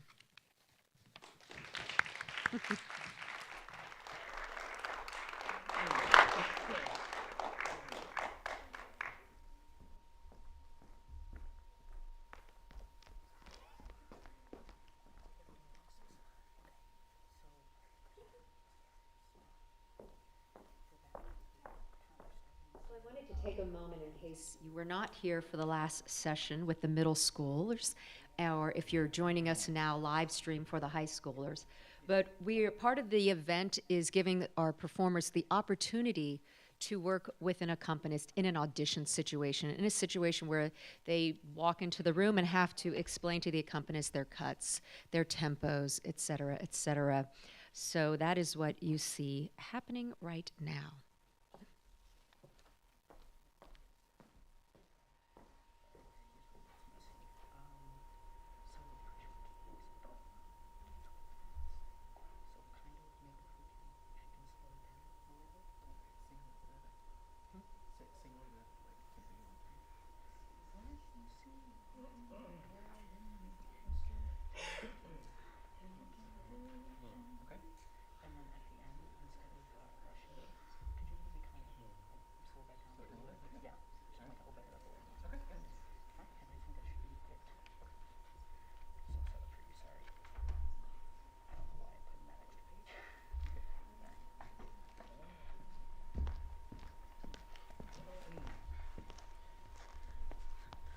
Hello everyone, my name is Brogan Hall, and today I'm going to be performing two pieces.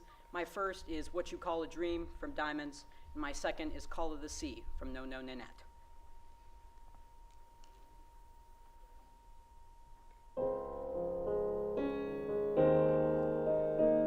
The summer sun high in a baseball sky shines like diamonds. And the sun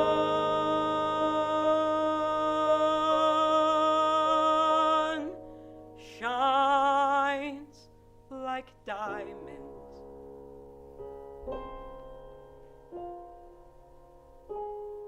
There are two men out, and it's in the ninth, and and the score is 4-3.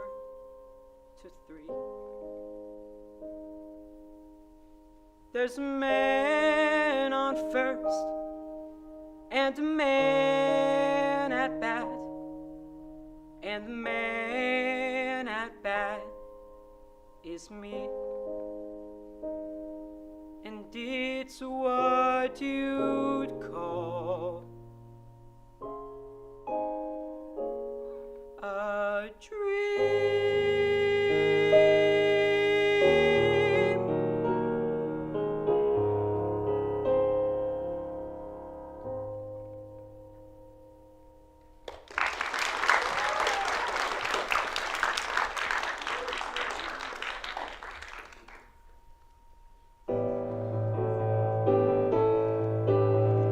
When the sea begins a-calling me, a sort of tempting incantation fills me with elation.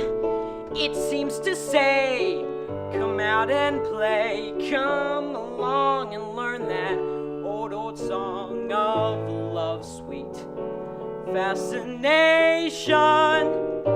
Something fills me with 1,000 thrills when the sea is calling me. Thank you.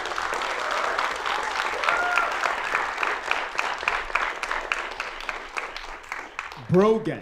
Am I saying Hello. that correct? Yes, See? yes. Awesome, It's cool. funny, many people get it wrong, but it's coming around as I get older. Most I people know, get it it's- right now. It's weird. It's the new name. Yeah, it's so unnatural now. Yeah, It's weird. I like it. I like Yeah, it. sorry. Brogan, bro. What's up? Great work. You surprised me. I mean, I was like, wow, this is a big voice. Really nice voice. So congratulations. That I was like, oh, he's good. You know, I guess I thought you were gonna be bad. I don't know. Everybody, hold up. I was like, what is this? And then your boss was like, oh, okay, wake up. No.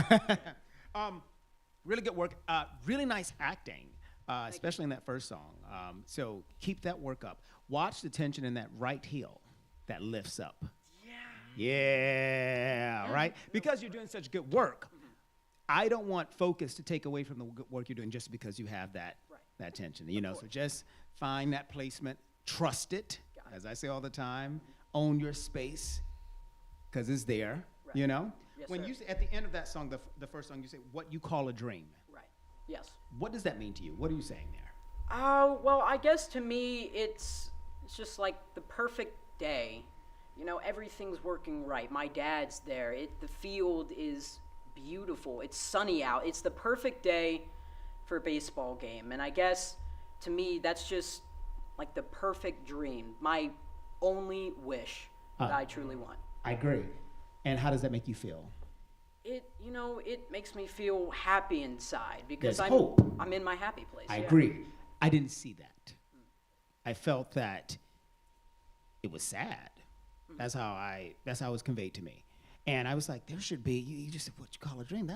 So just watch. Sometimes we think we're doing things. I've had directors tell me that all the time. They're like, oh, yeah. And I'm like, oh, I thought I was doing that, but I wasn't. So look at yourself in the mirror or record yourself. Right. But just because there's hope, I mean, it's what you call a dream. Like, and let that succeed beyond the music. Yeah. Right? Yeah.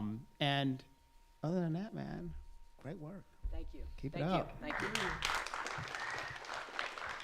Hey, Brogan. Hello. Again. We meet again. Yes, yeah, I was about to say we meet again. Yeah, we meet again. Yeah. That was great work. I loved the focus on what you'd call a dream. You were grounded. I didn't notice the heel.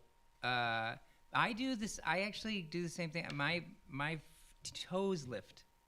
Just my toes. It's the weirdest thing. So, but I know when I'm acting, and so I just doing the body scan, kind of just making sure that everything is where it should be, is important.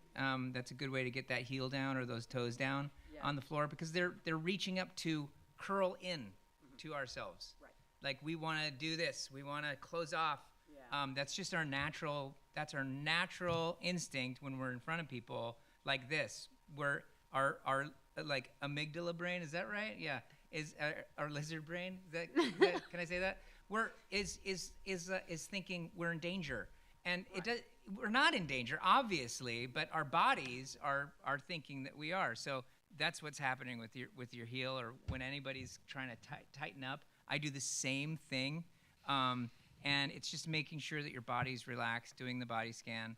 I loved What You'd Call a Dream. The second song, you ceded ground just a little bit. You went backwards, and then you came forwards. For my taste, it's always coming forward. Always coming forward. Never giving out ground unless you have to, or it's specific in the music.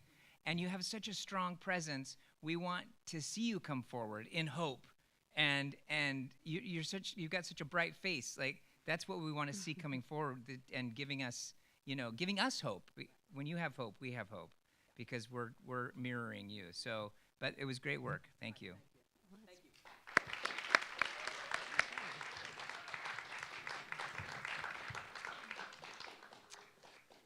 All right, and next up we have Hayden Lockhart.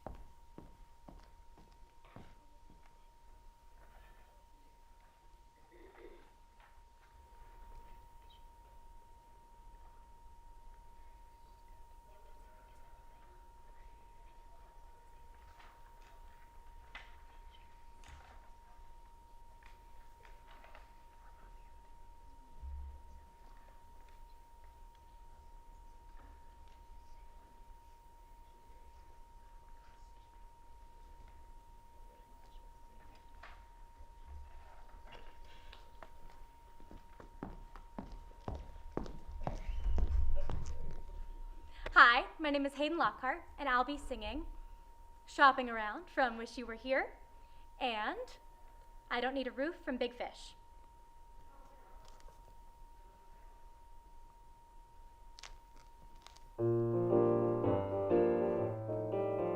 So while there's a chance, I'm sampling, I'm taking romance in the smorgasbord way. From the last organ note, love is all out of tote, so you must find the best to be found. That's why I keep shopping, leisurely shopping, not buying, just shopping around.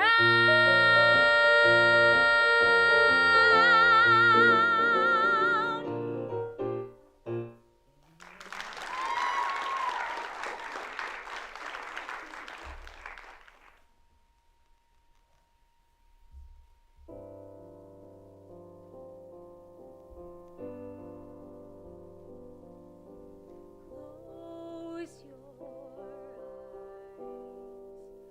I'm still beside you. No goodbyes needed today. Hear what the rain says.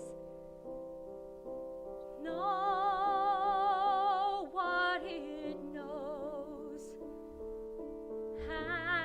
After the rain, something grows.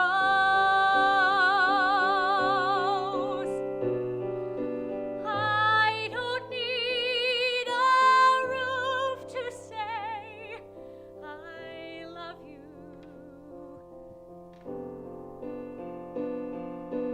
I don't need a roof to know you're mine. I don't need a legal deed to help me play my part. I don't need a roof to hold my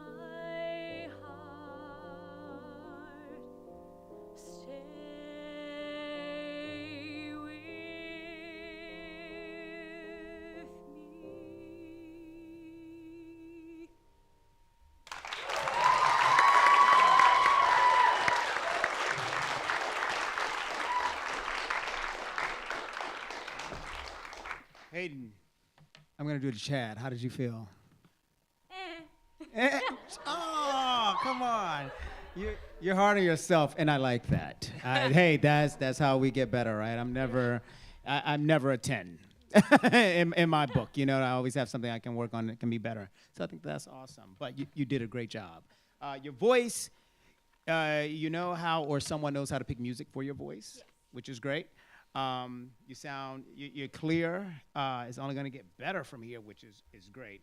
You have this character, this thing about yourself that is very secure and fun, and we see that in the first song. Be careful in the second song. Less is more there. You don't need to move. You move too soon.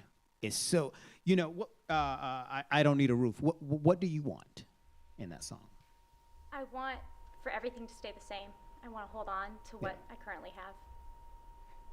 I don't think you move into your voice. There's a part where it becomes a little like, you know, forte. I think that's your first movement, and it's like maybe 3/4. I think it's just here is just planted, and whatever you're looking at, whomever you're speaking to, and it's just that conversation, and that's going to give us that nice contrast between this fun, quirky girl, you know what I mean, and then this moment where it's just, I'm leading from here. Mm-hmm. And then it grows, and I can't remember the lyric where it grows, and then that's the step. Right. That's the first, and then we're like, wow. But it just, too soon. Less is more there. And I'm not asking you not to be yourself. Always be yourself. But just be careful of falling into that trap of character. Right. Does that make sense when I say that? Great work, though. Thank you. Hi. It's so great to see how much you've grown over the year. I mean, I just like, I really thought you were phenomenal last year, and I feel like you've really studied your voice, and I mean, I was really impressed by the relaxation in your vowels. Your vowels are incredible. I'm jealous, actually. I'm a little nervous about my concert because I got to get my vowels down there. You know?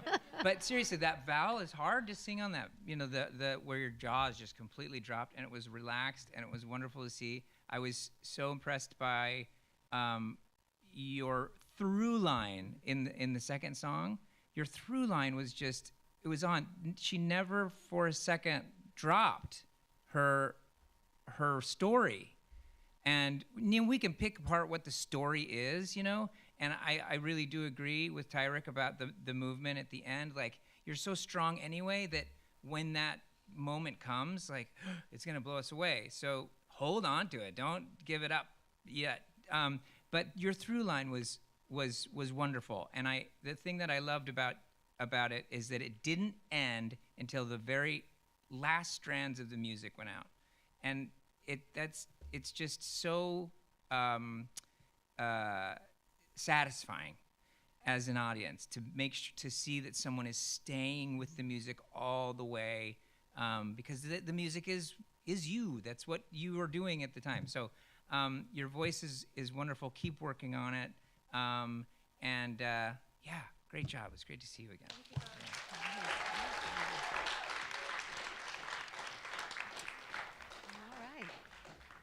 And finally, we have Jordan Saunders.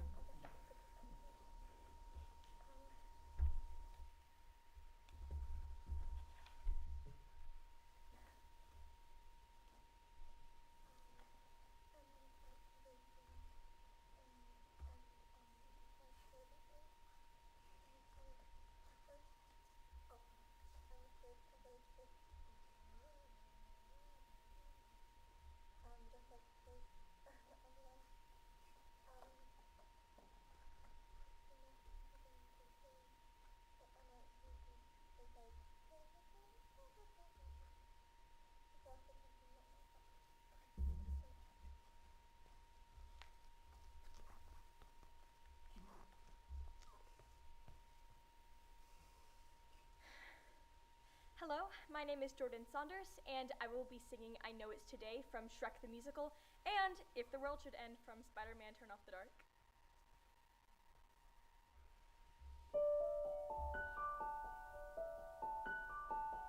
There's a princess in a coma, glad it's her instead of me.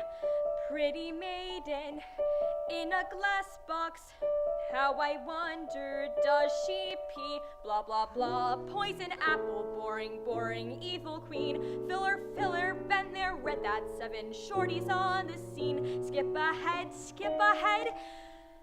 But in the end, the princess wakes up with a start. The prince is good at kissing and melting Snow White's heart. So I know he'll appear and his armor will be blinding, as shining as his perfect teeth and manly hose. He'll propose on one knee, and our prenups will be binding.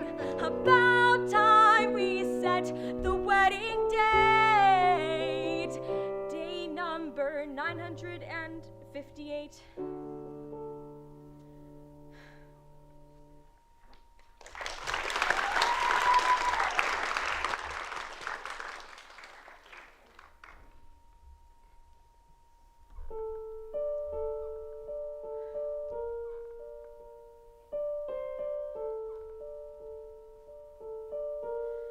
Don't think about tomorrow. We've only got today. There's nothing that I want from you. Not a word you have to say. You are all I need, and all I can defend. All I need to hold on to if the world should end.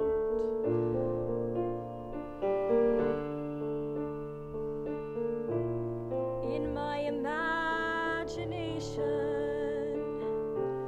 I could not have made this up in a world stranger than fiction. Ours is no fictional love. I can't see the you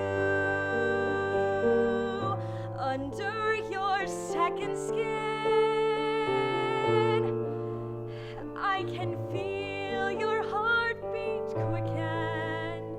quicken, and then slow. There's nothing else I need to know. Nothing you need to pretend if the world should end.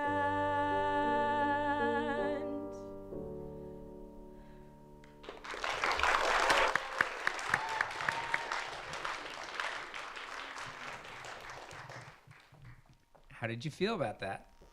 The first song, I wish it could have been faster. Okay. But felt pretty good. You've got a you've got a lovely voice, beautiful voice. Your tone is like so on, and it's just it's beautiful. So kudos, you've worked on it. I love how grounded you are, and you're working on it. You can tell, like that's awesome. Like you can tell that you're wanting to move forward and wanting to lean into what you're singing, and I really appreciate that as an audience member. The Shrek, say again. I know it's today. I know it's today, yeah. No, I know it's today. What are you talking about, tomorrow? Sorry. I know it's today. It's like Abbott and Costello. Okay, anyway. I loved the Shrek. That was cool. It was very funny. And I think that you can do a little more searching with what your objective is and what you're getting. You know, what are you getting here? What are you going after? Prince or knight in shining armor to rescue me from the tower I'm captive in. Okay, so what are some words, like some verbs, like pining, you're dreaming, you're desperate for someone to love you. So these things are not things that we sink back into. These are things that we go forward for. I want this to happen in my life. This would be wonderful, but I don't have it, but it could. So we're never leaning back into kind of sadness or moroseness. I don't know if that's a word. Morosity. I don't know. All right. All of it. Yeah. And then the second song, I feel like that song is really hard because is Spider-Man there with her? Yeah. Okay, that's what I thought. Because it's like that's the song where we kind of like are watching her kind of circle him, and it's hard for us to see that as a solo, unless you really, really create him in your mind and he's really there. It's that, so it's a hard song to act because it's and it also doesn't really go anywhere. So we got to make sure that we create a beginning, middle, and end. Some songs really just don't go anywhere. I mean, it does go somewhere, but not as much as other songs. So you really got to create a beginning, middle, and end. An easy way to do that is know that every song pretty much is going to crescendo in volume. So that's part of the storytelling. So we always kind of look for the tiny part of ourselves in which and then we can blossom from there. So we're always looking for that. I would encourage you to kind of look for the very beginning of that, the curiosity, the intentional fishing for what it is you like about him, what it is you want to protect him from. Those things, we're fishing, we're curious, always leaning into the curiosity. And you were doing it, but I think it just needs more. I think it just needs a little more specificity as to where it's happening, beginning, middle, and end as well. But great job. Lovely voice.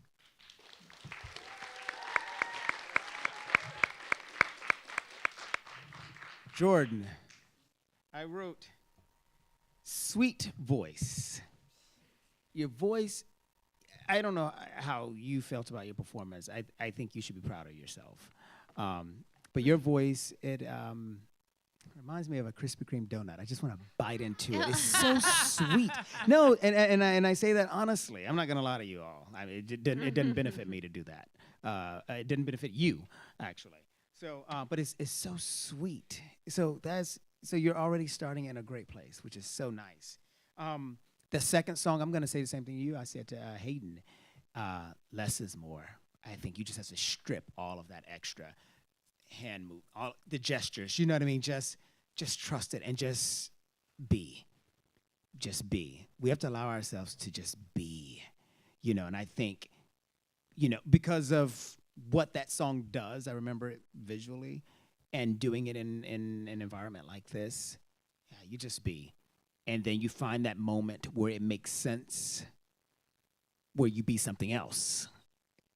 Invest in your scene partner in that song and what you want from him. Remember, don't forget that. That's who's important. Be careful of closing your eyes too much. Because you start to close it, when you start to feel it for yourself, you take it away from us, right? And I have to see those beautiful eyes. But I also wrote down, good work. Good work. Thank you. Thank you.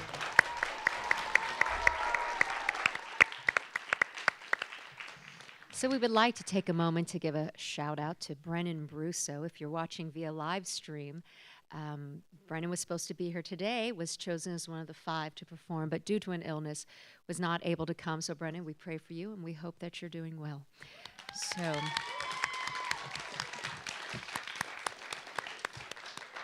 all right, now we are going to make our way across Imaginon up to the top of the ramp and into the balcony for the professional holiday performance of the Velveteen Rabbit.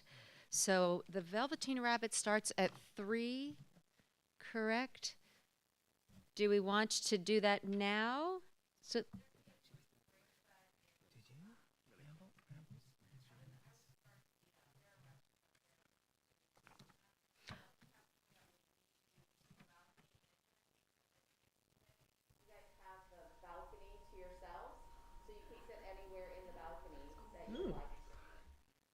All right, so if you were.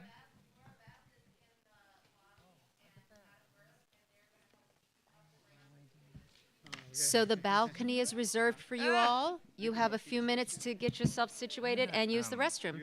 And we will see you back here at 4:30.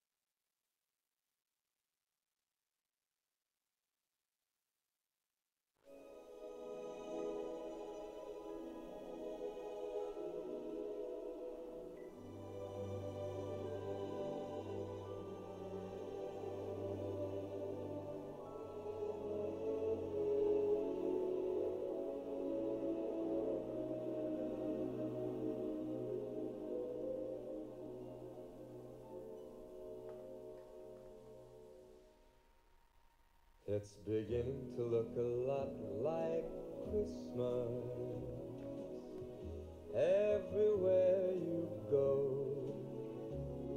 Take a look at the 5 and 10.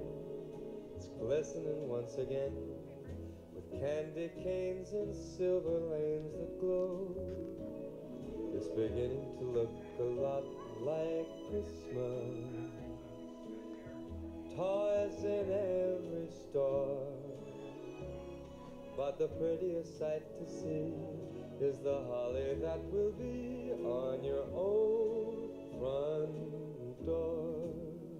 A pair of hop-along boots and a pistol that shoots is the wish of Barney and Ben. Dolls that'll talk and will go for a walk is the hope of Janice and Jen. And Mom and Dad can hardly wait for school to start again. It's beginning to look a lot like Christmas everywhere you go. There's a tree in the Grand Hotel, one in the park as well. It's the sturdy kind that doesn't mind the snow.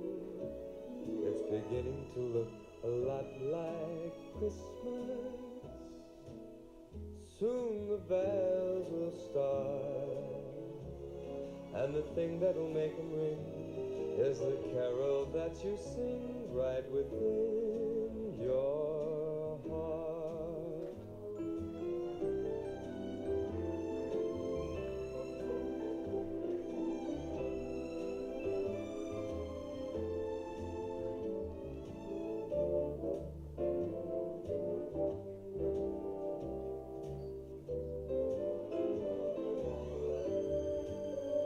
It's beginning to look a lot like Christmas. Toys in every store, but the prettiest sight to see is the holly that will be on your own front door. Sure, it's Christmas once more.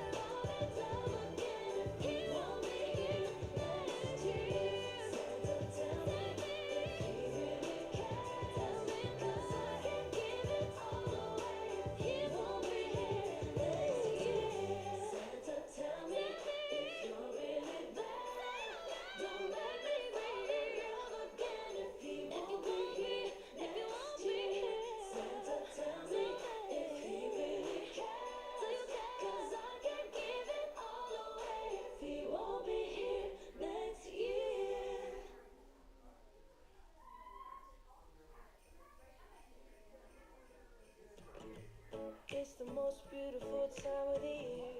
Lights fill the streets, spreading so much cheer.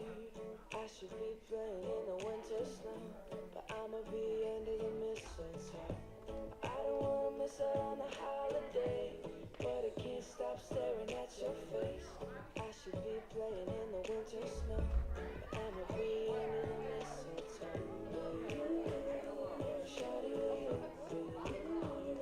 shawty, under the mistletoe. Everyone's gathering around the fire, chestnuts roasting like a hot July. I should be chilling with my folks, I know. I'ma be under the mistletoe. Word on the streets and it's coming tonight. Reindeers flying through the sky so high. I should be making a list, I know. I'ma be under the mistletoe. Shawty with you, shawty with you, under the mistletoe. Shawty with you, shawty with you, under the mistletoe. Yeah, the wise men follow the star, the way I follow my heart. And that led me to a miracle. Yeah, don't you buy me nothing, 'cause I ain't feeling one thing. Your lips on my lips, that's a merry, merry Christmas. It's the most beautiful time of the year. Lights fill the streets, spend so much cheer. I should be playing in the winter snow. I'll be under the mistletoe. I don't wanna miss out on the holiday, but I can't stop staring at your face. I should be playing in the winter snow. I'ma be under the mistletoe.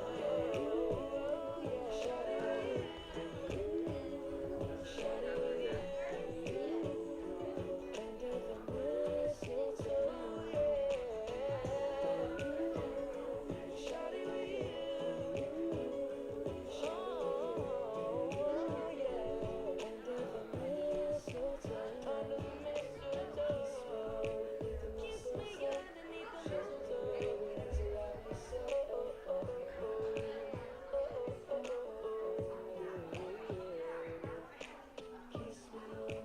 kiss me under the mistletoe. That's a lot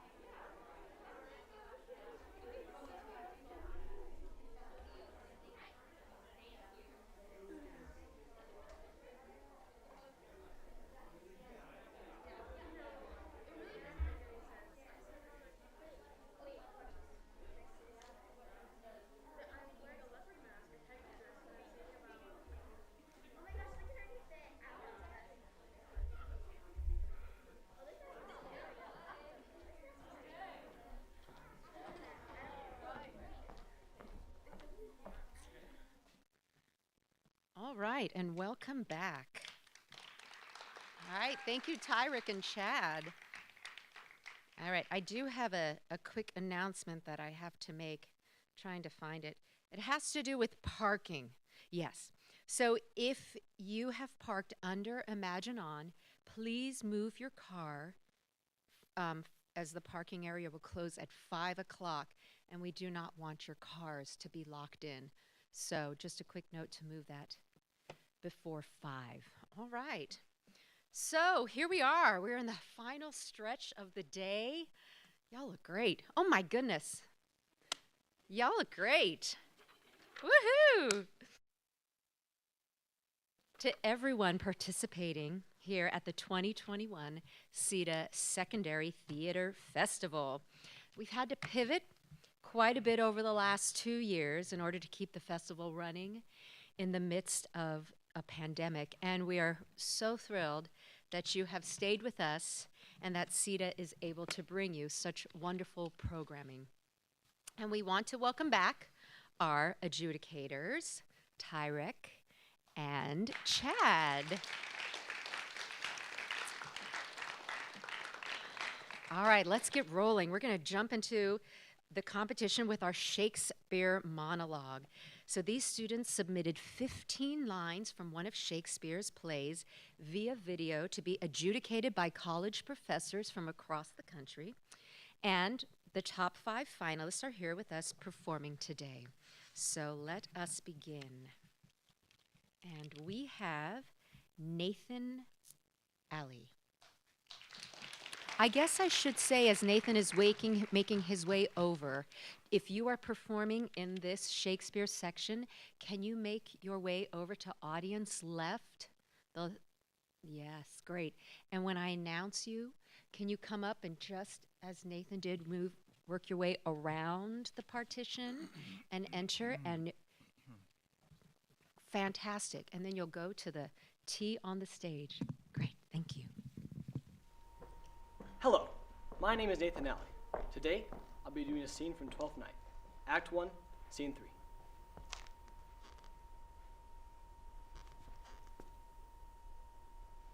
Two faults, Madonna, that drink and good counsel will mend, for give the dry fool drink, then is the fool not dry? Bid the dishonest man mend himself.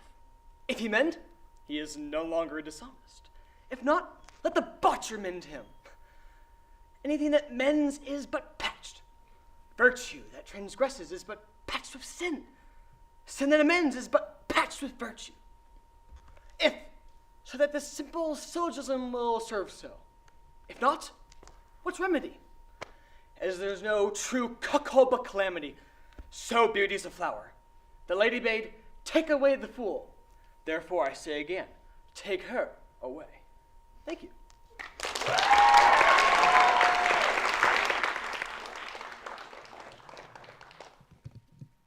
Hey, Nathan. Hello. How did you feel you did? Pretty good. Good. You did. I'm really impressed by your ability to stand your ground and expose us to the text. I would appreciate a little more enunciation, especially in the beginning. I kind of lost what you were saying. What are the first 2 lines? Two faults, Madonna. Two faults, what? Madonna. Madonna. Mm-hmm. Okay, really push that. So it's so that you're not falling off the end of that phrase. Two faults, Madonna. It's also hitting on your the bottom of your voice instead of it kind of really piercing. And it's a colon after that, isn't it? Yes, sir. It's two faults, Madonna. Listen, right? So really bring that up, get our attention with it, since it is a colon. You know, I don't know if it actually is written as a colon. It should be anyway. Shakespeare, you should have written it as a colon. What? I agree with you. How horrible! He's not a very good writer. Who's Shakespeare?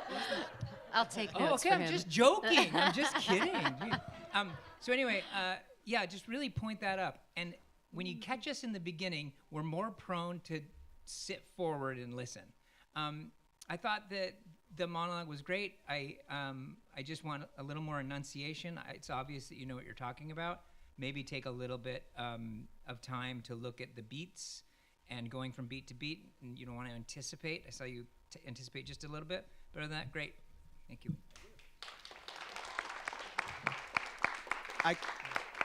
I completely agree with Chad. It's the first time agreeing on something today. No. First of all, you're very stoic. I like that about you. You're so present. Be careful of swallowing the beginning of lines, right? Also, think about, and I think it'll help. First, breathe. Think about the rhythm. I think sometimes when we do Shakespeare, it can become very sing-songy. You know what I mean? And it doesn't have to be. right? So that's gonna, when you decipher your beats, it's gonna help you with the rhythm of it. But I think we have to get out of that space of, it has to, it's in 4/4. You know what I mean? Because it doesn't have to be, right? We can communicate it the same way we communicate anything else, right? Really good job. Thank you. Exciting. Great.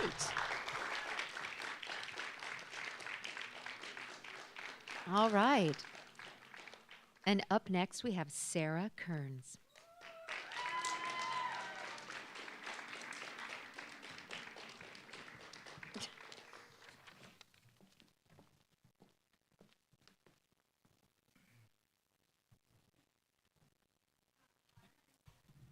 Forming Amelia's monologue from Othello. But I do think it is their husbands' fault if wives do fall.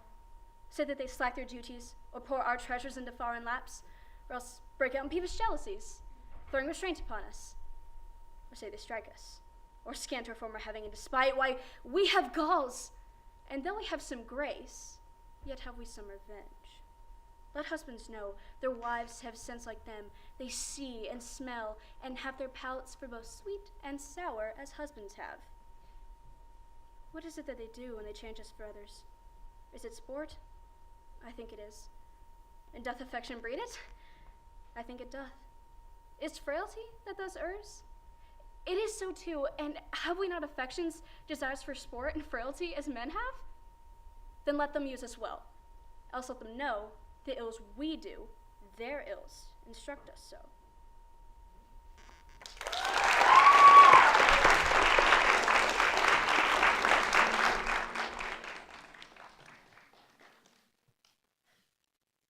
Was that just me? Did y'all hear that? No, nobody heard that. What are you talking about? Okay, I was like, okay, yeah. I was like, whoa, that was weird. Really nice. I'm actually impressed with what I'm seeing already with this Shakespeare section. At the end, what do you want? I want Desdemona, Amelia's talking to a woman named Desdemona. I want Desdemona to know that women are more than what their society tells them that they are. Yeah. Yeah. That's, you think about when this was written, right? And what that is saying. It's very prominent. So as an actor, especially when you're like, it's like the last maybe 3-ish, I want to say, lines, where I have to see that change for you as an actor, because that's big, right? I mean, that's pretty. I mean, that's when you think about, this is way before his time. This Shakespeare guy, who he doesn't even know who he is, right? Also, so I just have to see a big beat shift right in there. Also, beginning, articulation. These are not, we don't hear lines like this. We don't hear words spoken this way every day. So we as actors have to make sure that we articulate in a natural way so that we understand everything you're saying. Really nice.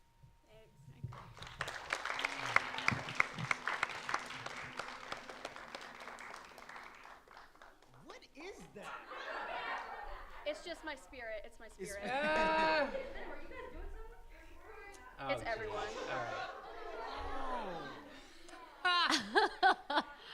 All right, so that is funny.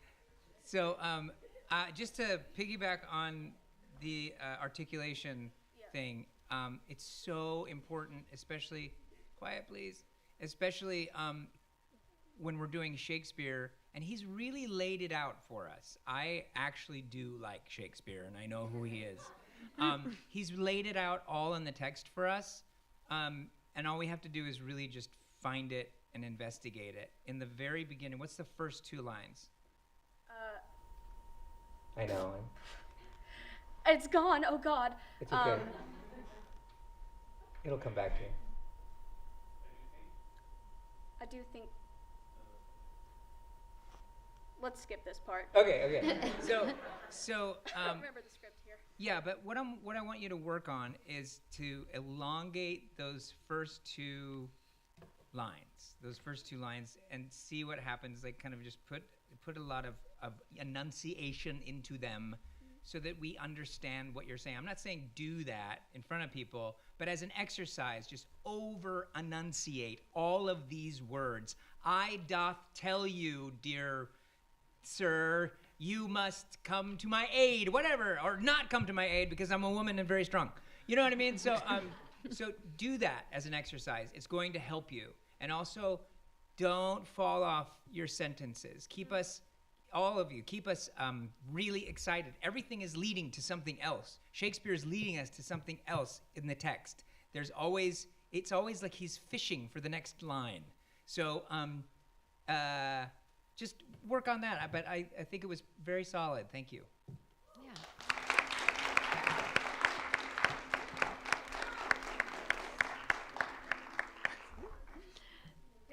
All right, and next we have Hayden Lockhart.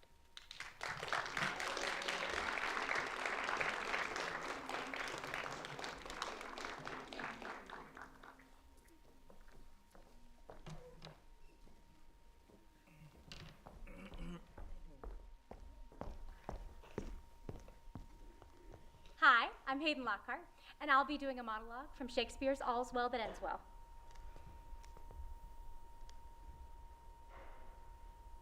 Till I have no wife, I have nothing in France? Nothing in France until he has no wife. Thou shalt have none in France, none in Rossion. Then hast thou all again. Poor Lord, isn't I that chase thee from thy native country and expose those tender limbs of thine to the event of the none-sparing war? And isn't I that drove thee from thou sportive court, where thou wast to be shot at with the fair eyes, to be the mark of smoky muskets, oh, leaden messengers, that fly with the violent speed of fire, fly with false aim, and wisp through the spearing air that sings with piercing, do not touch my lord. For whoever shoots at him, I set him there. Whoever charges at his forward breast, I am the caitiff that hold him to it. Though I kill him not, I am the cause his death was so affected.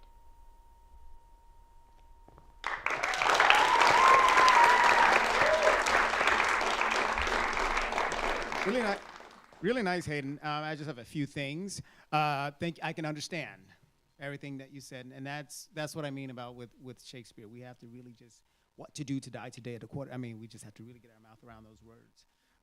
Great clarity. I want you to try something for me when you work on this next. And this is not saying that what you did is bad. It's just I just want you to try this as an exercise. I want you to do this monologue with only 3 movements, whenever it's the most important. And I just want you to try and see what you find there. I think here, again, I'm not saying that anything that you did was bad.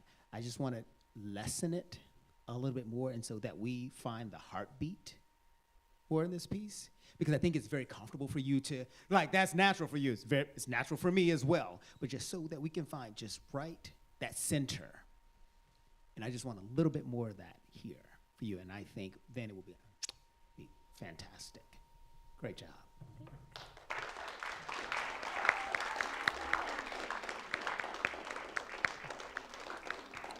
Sorry. I just put a lozenge in my mouth. No, it's fine. It's my fault. That was great. And the thing I love about it is that it's clear that you know what each line means. And it's the importance of that with Shakespeare, especially Shakespeare, can't be stated enough. It's line by line going through and comparing it to what would this mean today, translating it to your own words today. And I really felt like I got all of it. Like I understood what you were talking about, even though those words are so foreign to me. You're translating it to our time now was very clear, and I really appreciate that. Yeah, that's it. I thought it was great. Thank you. Thank you.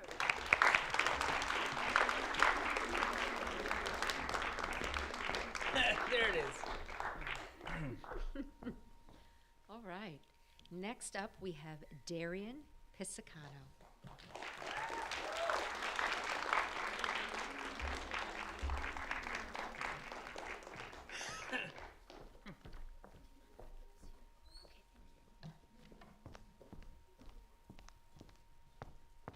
Hi, my name is Darian Piscicano, and I will be performing a monologue from A Midsummer Night's Dream, Act 3, Scene 2. Oh, spite! Oh, hell. I see, now, you are all bent to set against me for your merriment. But if you were civil and knew courtesy, you would not do me thus much injury. Can you not hate me so? As I know you do, but you must join in souls to mock me too. If you were men, as men you are in show, you would not use a gentle lady so to vow and to swear and to superbrace my parts when I am sure you both hate me with your hearts. You are both rivals and love Hermia, and now, both rivals to mock Helena. A trim exploit. A manly enterprise to conjure tears up in a poor maid's eyes with your derision. None of noble sort would so offend a virgin and extort a poor maid's patience, all to make you sport. Thank you.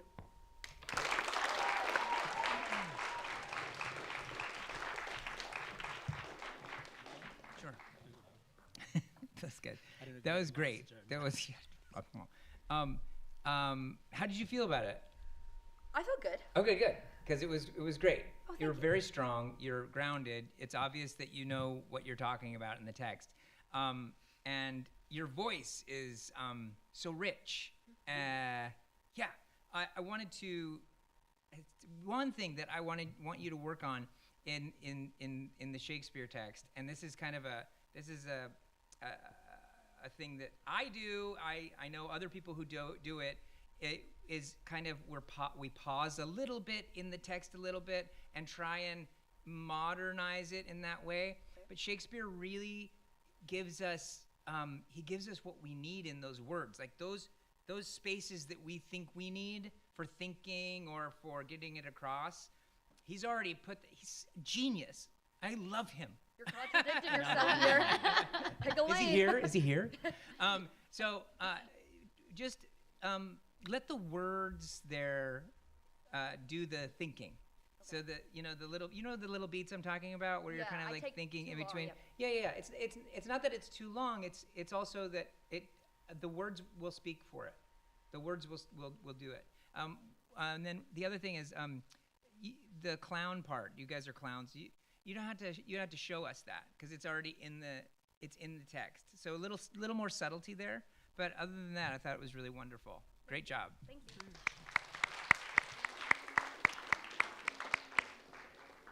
Good work. Act on the beat, right? And that's sometimes we get into that moment where we're not acting on the words, we're acting in between on those pauses. That's what does that make sense? That makes a lot of sense, yes. Right? You know what I mean? Like, oh my gosh, we say the line and then we act. Yeah, rather than and then acting during the words. Exactly. Okay. Right? Yes. And that might be what Chap was saying too. Okay, yeah, because that's what I was gonna say. Powerful voice, I wrote first, like immediately I was captured, right? You had me. I think I'm gonna say more stillness, even more groundedness. You took 2 steps, one forward and one back, way too early for me. boom. You hear? Strong. Bring us to you. You have the power. You do. Do you believe you have the power? Yeah. Okay. I'm telling you, you have the power. Because I was coming to you, and then you came. I was like, oh, why is she I moving? didn't need to come She doesn't to need. you. You didn't need to move. Okay. There. Well, yes. Act on the line. That's what it is.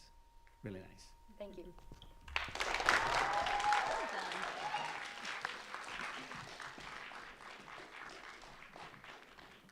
All right, and now we have Amelia Soul.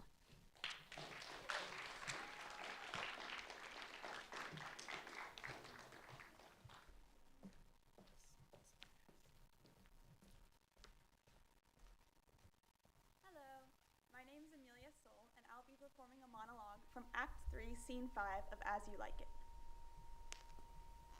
Think not I love him, though I ask for him, just but a peevish boy. Yet he talks well. But what care I for words? Yet words do well when he that speaks them pleases those that hear. He'll make a proper man. The best thing in him is his complexion, and faster than his tongue did make offense, his eye did heal it up. There was a pretty redness in his lip, a little riper and more lusty red than that 'twas mixed in his cheek. 'Twas just the difference betwixt the constant red and mingled damask. There be some women, Silvius, had they marked him in parcels as I did, would have gone near to fall in love with him. But for my part, I love him not, nor hate him not. Thank you.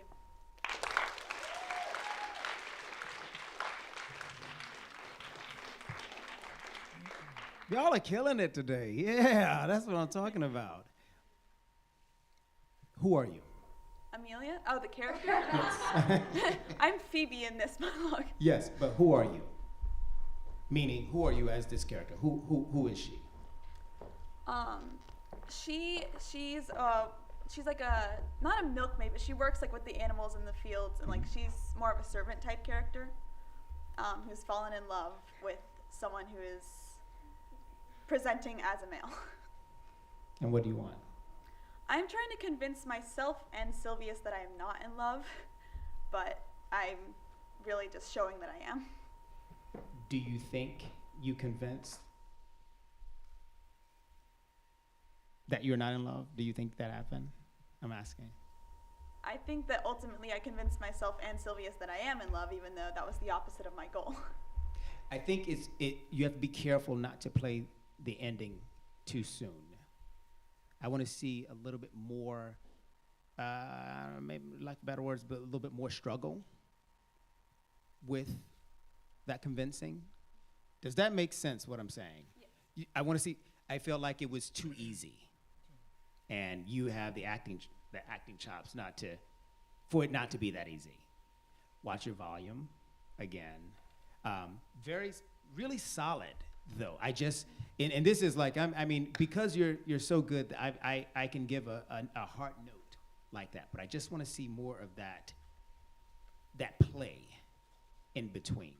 So that I felt like maybe 1/3 of the way through, like, you're convincing. It was there. You had done it. And I want to see that. I want to see that struggle. That is like if you had a scene partner, there would be tension there. I just want to see more of that. Other than that, hey, you rocked it.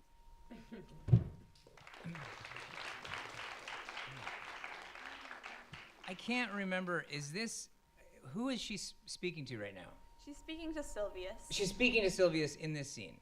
Yes. And what is Silvius saying? Silvius is sort of questioning whether she is or is not in love with. Is it accusing or? I don't think so. I think it's more of a playful. More of a playful thing. So when we as people, when we're guilty of something and someone teases us like just a little bit, we tend to fly off the handle and go to defensive. No, I'm not, blah, blah, blah, blah. I feel like you could find some tactics in here that are a little stronger so that we see the lady doth protest too much, right? That saying is so true when we are when we're accused of something, even in a little tiny, teeny way, we tend to fly off the handle, and not necessarily angry, but just flustered, or find some different tactics to get out of this situation. What does she do? How does that make her feel? Is it uncomfortable? Is she ashamed? Is she, there are so many different things that you could play with here, and I'd really like you to explore it.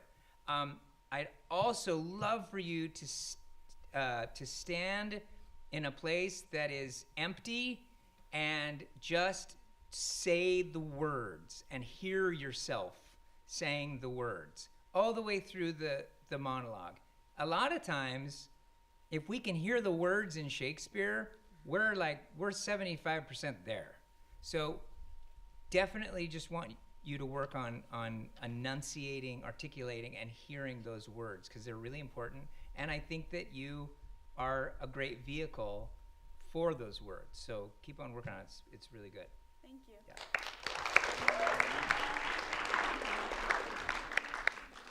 All right, so wonderful work from our Shakespeare contestants. And now we're getting ready to move into our final category of the festival. We're combining the ensemble theater and the ensemble musical theater into this time slot. So we're going to move the piano, I believe. Do we need to move the podium? Oh, okay. Probably. I got to get on my notes. All right, so, well, while we're having this moment, Tyrick and Chad, and I'm going to grab the mic and free speak. Yes. Oh. No. So, this pandemic has kind of created the need for video submissions, which is something I feel is, I never had to do a video submission. I think I did one video submission. Ooh, am I getting too close to something? Oh, okay. But Tyrick and Chad, throwing y'all on the spot right now. They're not going to, they're like, Tyrick and Chad.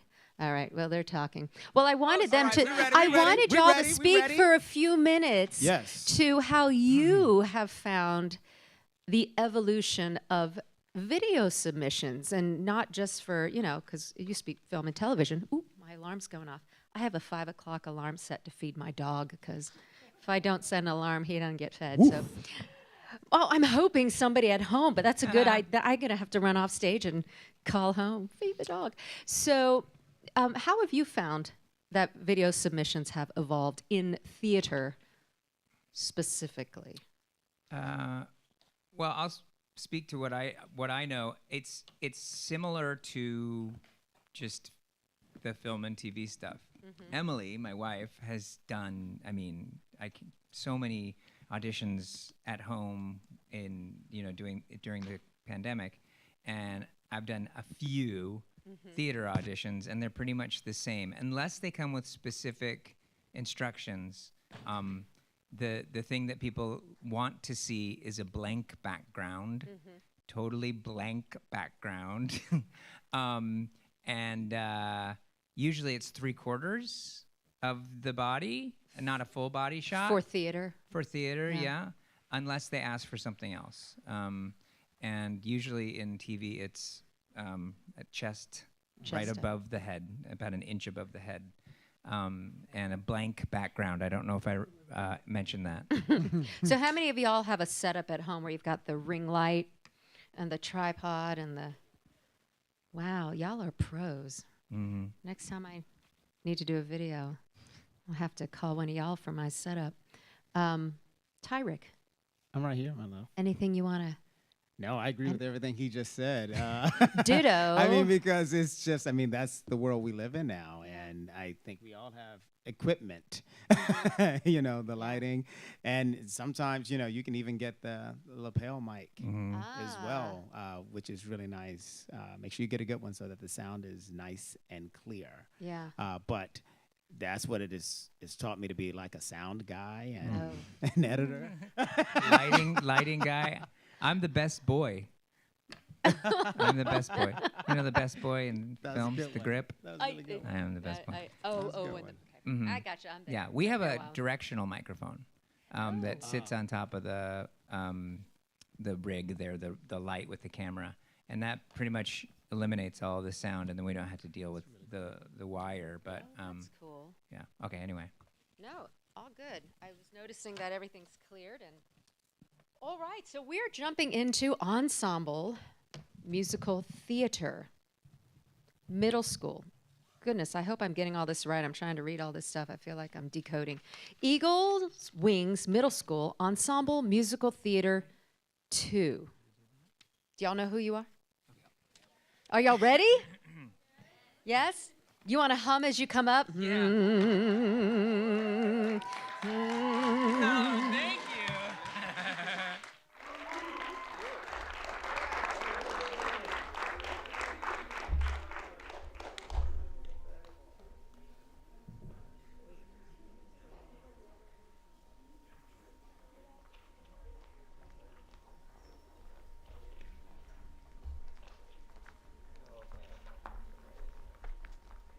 So Margaret, we are running a little bit ahead of time, just so everybody's aware.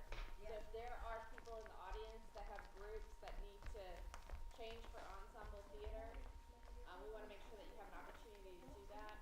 So if we have to wait for you to come on, we will. That's totally fine. But we want to make sure you guys are prepared and you have everything you need. Because we're about, what, 15 minutes early? 30 minutes early. Look at us! Is there anybody that needs that time to change? I think one lady just left. Huh? Okay. We'll wait for people. 2 minutes to reach our families who are yes. Let's go play at 5:15. Okay, so we'll go ahead and we'll take a break, but you guys look great.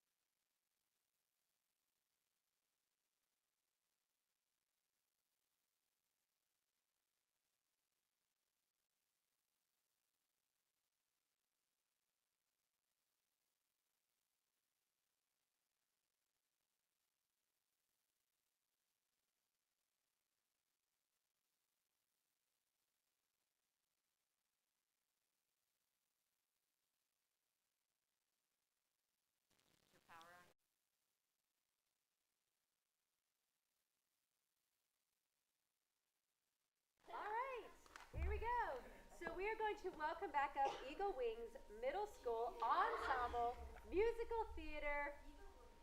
Did I say it wrong? Eagle's Wings, like on Eagle's Wings. Yeah. Middle School Ensemble Musical Theater. See, even with my glasses, I still think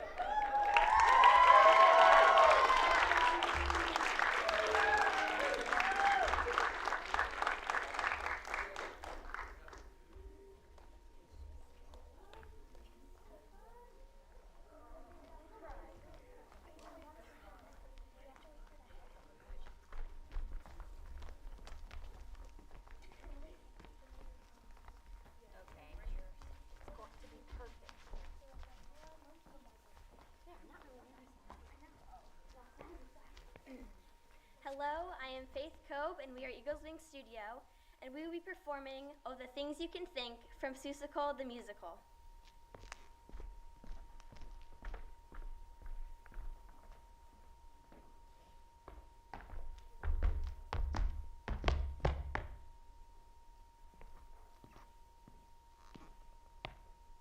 Now that is a very unusual hat. I wonder what's under a hat such as that. It could be a creature they call a gazette, who bounces things on his head because it's flat. Or a striped living pipester from Upper Mount Bat. Or sort of a, kind of a, hat-wearing cat.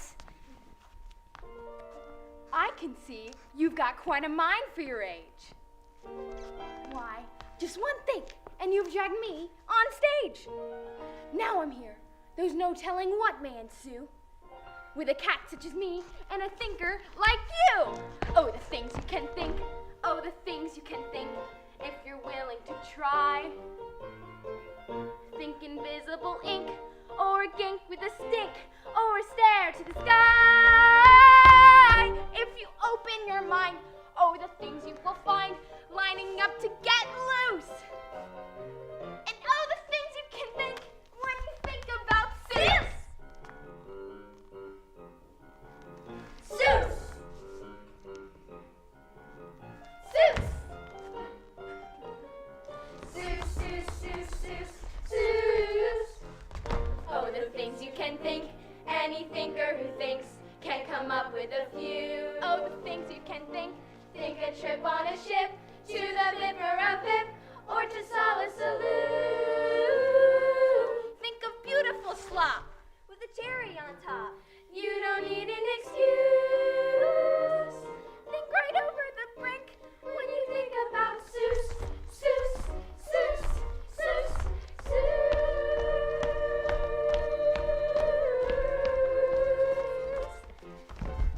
Think of an elephant up in a tree.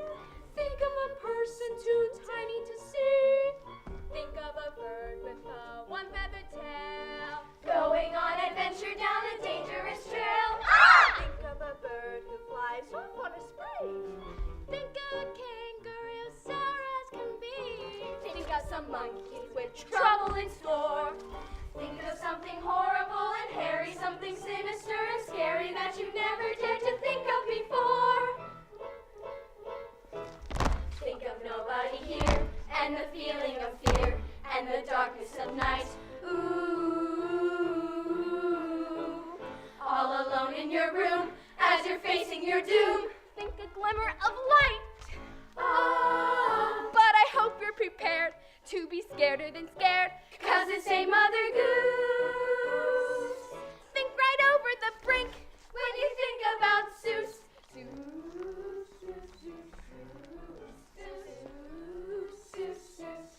An unusual story will soon be unfurled of an elephant trying to save a small world and a boy from that world who thinks just like you. Just think from the planet of Who and the smallest of small to the jungle of Nool and the largest of all. You think and think and think and think and think and think and think and think and think and think. Just think! Oh, the things you can think. Think and wonder and dream far and wide as you dare. When your things have run dry, in the blink of an eye, there's another thing there. If you open your mind, oh, the things you will find, lining up to get loose. Oh, the things you can think, oh, the things you can think, oh, the things you can think, oh, the things you can think, oh, the things you can think, when you think about Seuss, when you think about Seuss, when you think about Seuss, Seuss, Seuss, Seuss, Seuss, Seuss,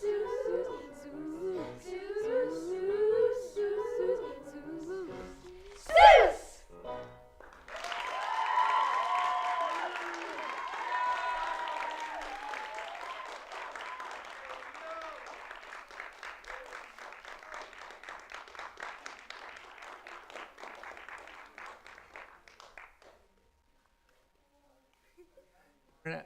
We got mine. Testing. Oh, there I am. Hi. How was that? Okay, so this, I did the first national Broadway tour of this show, and this song was one of the hardest for me to learn because it was like it doesn't make sense to me. Like it was, and not that it didn't make sense, but I had to make it make more sense because I don't speak like this normally, right? And something I was told is that we have to, the things you can think, right? Yeah? You know what I mean? But it's things, right? Or thinks. I know I'm asking. I can't remember. Things you can think, and then it switches halfway through to the things you can think. Exactly, right. I remember that. I was a replacement, and I remember being in the hotel trying to learn the music by myself, and so we have to really be clear on when it's think and when it's thing, especially singing in a group, right? Those plosives. So just be aware of that when you're singing, like say as a group, so that we understand there is a difference. So much fun. It's just a fun number. I say sing it, and somebody might get in trouble, but I'm just gonna be honest, because this is what I was told. Sing it like it's your favorite song, like when you're by yourself. When Lynn and Steven wrote this, you should be able to rock out, on this song. And so I would just say, safely, technically, get your voices out more. So sing, think of it more like I said, like a rock and roll song, so that it really pops because it's so exciting and it opens the show. Remember, no matter where you are on stage, I can see you. Yeah? So not just because you're in the front, and that's when you're giving it, and when you go into the back, you're like, okay, I'm gonna pull it back a little bit. Nope, I can see you wherever you are. All right? There are no small parts, just small actors. That's not how that's said. Yeah, that's it. Is it right? That's right. It sounds so wrong. No, that's right. No, there are no small actors, That's small right. parts. Which way does it go? Yeah, no small parts. Oh, I said it right? Yeah. Yes, Tyrek! Nailed it! Yeah, I was when I said it, I was like, that sounds cruel. But that's what they used to tell us. And, anyway, so just remember that no matter where you are seen. When you're doing those pop-ups, it's the kangaroo, is the monkeys, is the bird. Really take that space because it's yours. That's the reason you pop up and say it, right? And it's an introduction. This is what we teach the audience. This is how this show is going to roll. So, we're setting them up for what's going to happen. So it's very important that you own that space so that we know who you are. Don't apologize for being there. You're there for a reason, okay? Really good work. Fun costumes, great connect. Oh, when you start when you come out Cat in a Hat, and then the first time you start the choreography, when you start the marching, just make sure we're sure what foot, what arm, and what's happening. It kind of like jumped in. It felt a little jerky, and then you were like, boom! Oh, now I'm in it, and I want you to just be in it off the top because you can. Yes, Yeah. sir. Awesome.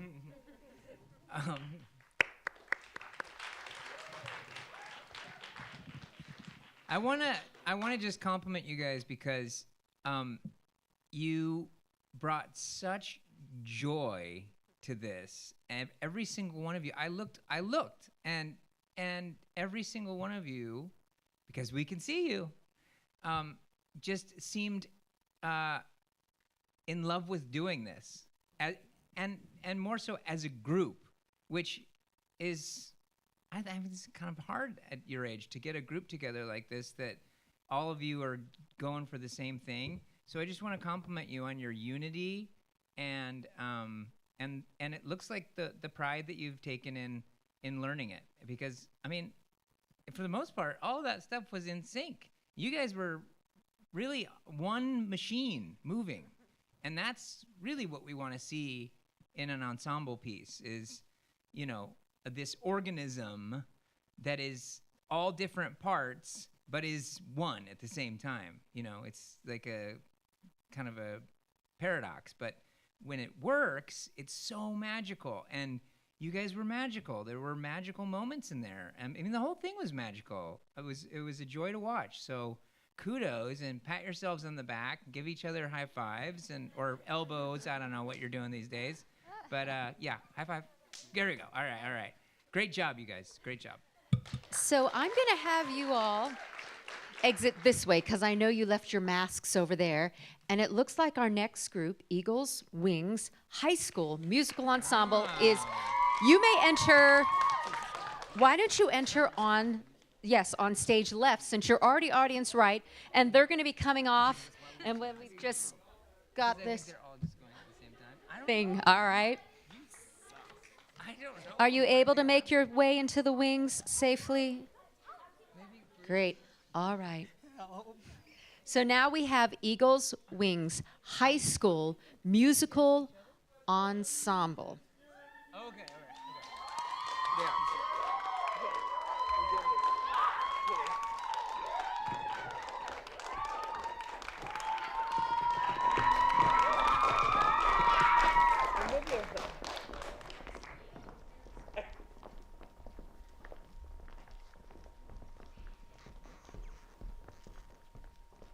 I am Caleb Newsom, and we are Eagles Wings Studio, performing Oklahoma from the musical Oklahoma.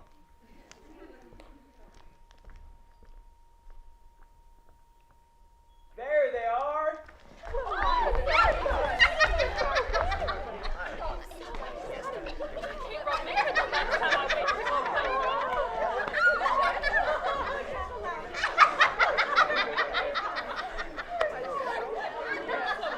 Hey everyone! Let's give 3 cheers for the happy couple. Hip hip! Hooray! Hip hip! Hooray! Hip hip! Hooray! All right, everyone, let's gather around. Say, Curly, was you scared when the preacher said that about, do you take this here woman? Well, of course I was scared. I wasn't sure if she was gonna say yes.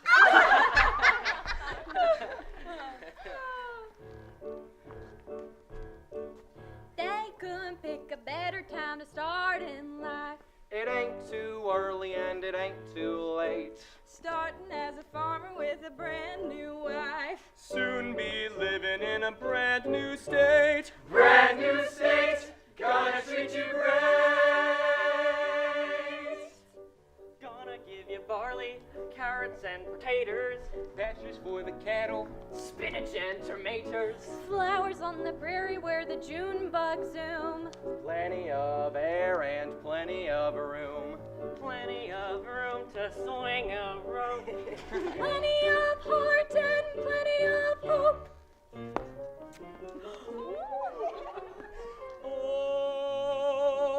Oklahoma, where the wind comes sweeping down the plain, and the waving wheat can sure smell sweet when the wind comes right behind the rain. Oklahoma, every night my honey lamb and I sit alone and talk and watch a hawk making lazy circles in the sky.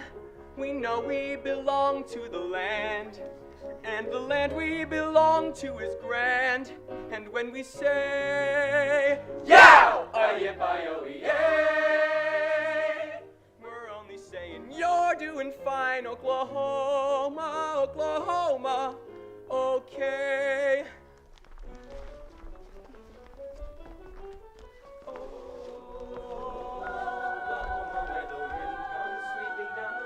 Oklahoma, where the waving wheat can sure smell sweet when the wind comes right behind the rain. Oklahoma, every night my honey lamb and I, every night we sit alone and talk and watch a hawk making lazy circles in the sky. We belong to the land. Yo ho, and the land we belong to is grand.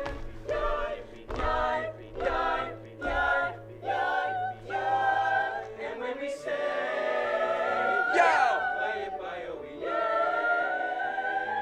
we're only saying, you're doing fine, Oklahoma, Oklahoma, okay. Oklahoma, Oklahoma, Oklahoma, Oklahoma, Oklahoma, Oklahoma. We know we belong to the land, and the land we belong to is grand. And when we say, yo, we're only saying, you're doing fine, Oklahoma, Oklahoma, Oklahoma, Oklahoma, yow!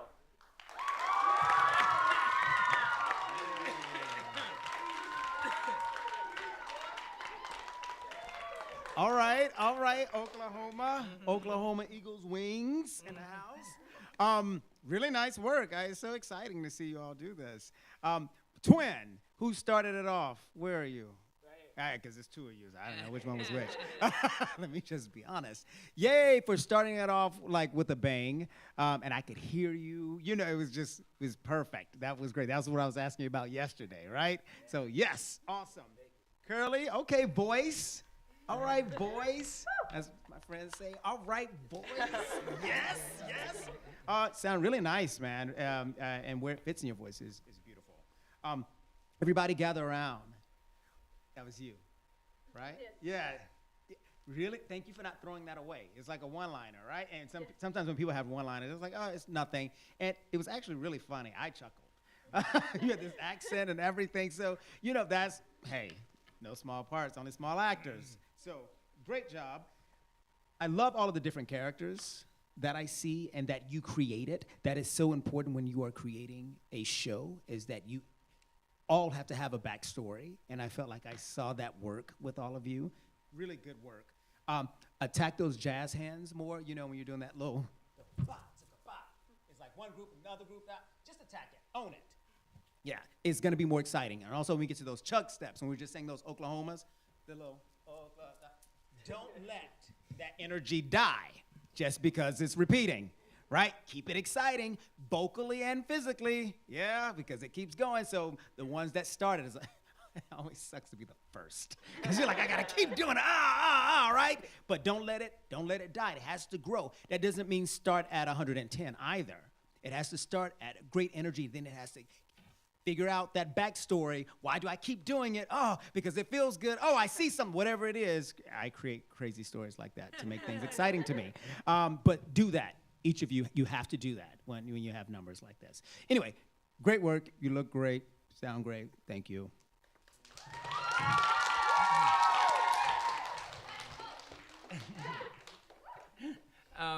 Thank you, Suzuko.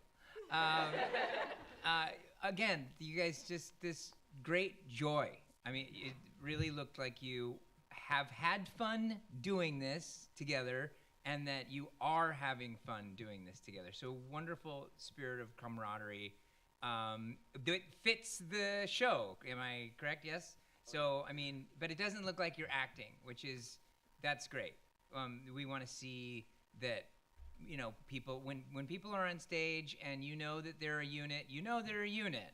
And you know when they're not a unit. So, and all I see here is gelling, which is really great. Your vocals were fantastic. The parts, all the parts were wonderfully crafted. I would say, you know, whoever's doing in charge of the vocals, let's maybe punch up those you know, A-OK, yeah, you know, Oklahoma, you spell Oklahoma. Those parts, you know, really, yeah, A-OK, that's how you spell Oklahoma. It's new.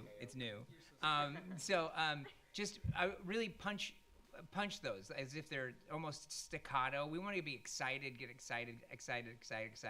And I feel like you guys could use just more forte in the end, like maybe triple forte right at the end.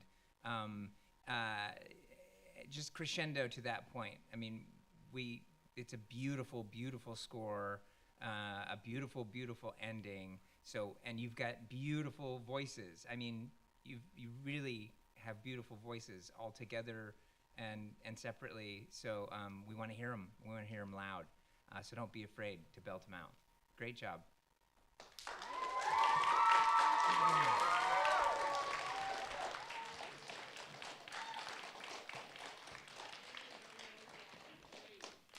So we'd like to take a moment to acknowledge one group that was not able to come here to compete, that was actually chosen as a finalist. They unfortunately had an illness in the group and were unable to come, but that is Ardios of Gwinnett.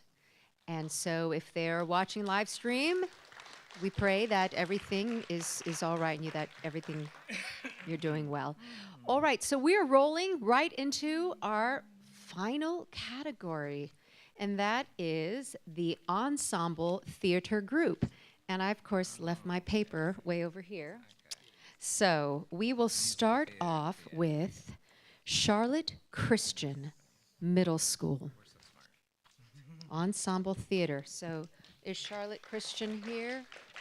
And if you were not here before, you may enter on the right side around the partition.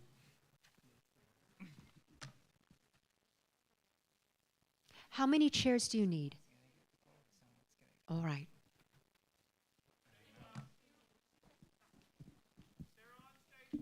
I have.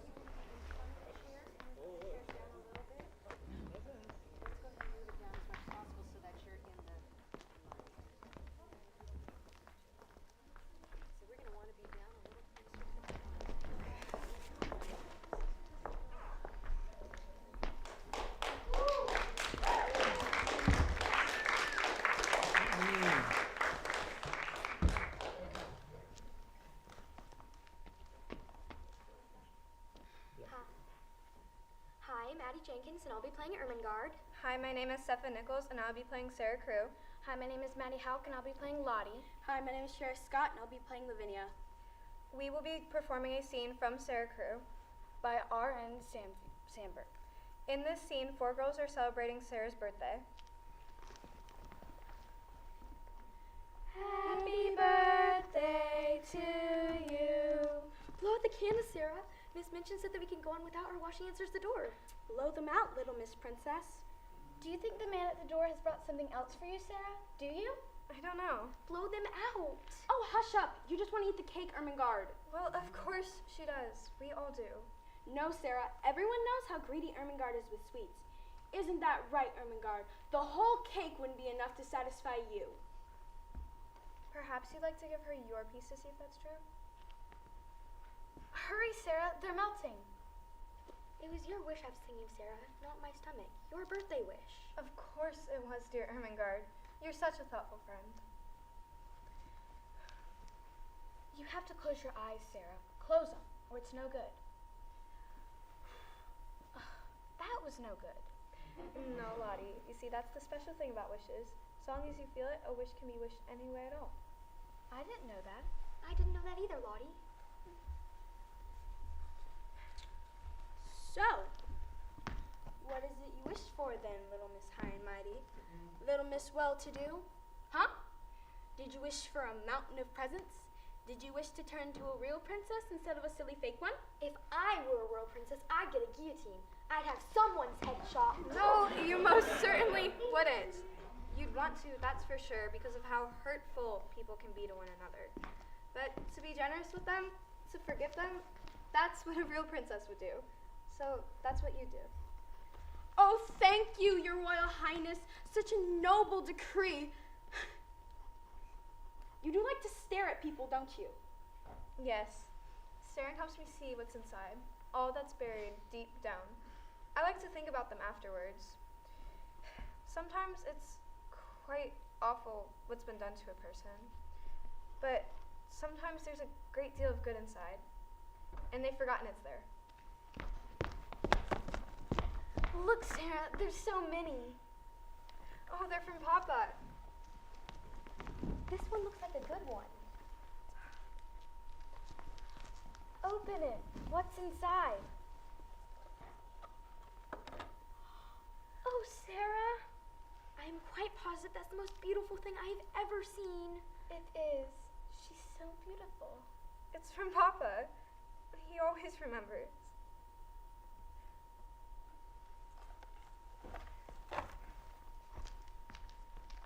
Would you like to see her? You want me to see her? Well, of course. Why wouldn't I?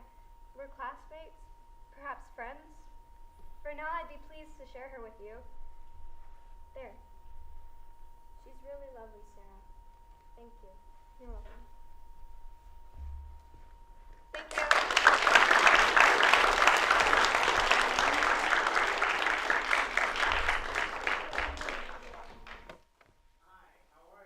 We're good. How are you? Nervous? Yeah. Acting with each other? Yeah. There I am. That's my voice. Awesome. Really good work. This was hard for me to watch. Dolls that look like that scare me. Y'all are laughing. I'm actually serious. I feel like they're always looking at me no matter where I am. And you all look like dolls. It's just hard for me to watch. I'm sorry, but I was like, oh, this could easily be this is a horror film for me. I was just like, is this gonna be like Get Out or something? I just didn't know what was gonna happen. It was really scary. But make sure your lines, when you have your lines, and if you're in a specific place where you're not charging someone or going, that we're grounded, right? That we're not doing a lot of excess movement unless it's motivated. I'm always gonna say that. I love all of the characters that you created. I love the tension that was there. That was really nice. You were so serious, though, on your intro, where you were introducing yourselves. You could have, like, for me, a person who was scared, the moment y'all put all that stuff up there, like, give me a little, like, hi, my name, give me just a little bit of a smile. I don't know if that was choreographed, but I just needed a little love. But y'all were like, hi, my name is da-da-da-da, and I'm da-da-da-da, and I was like, I'm not gonna make it through this. Yeah, that's it. But really, even though, it is what it is. I was scared, but you did great work. So, good job. Yes.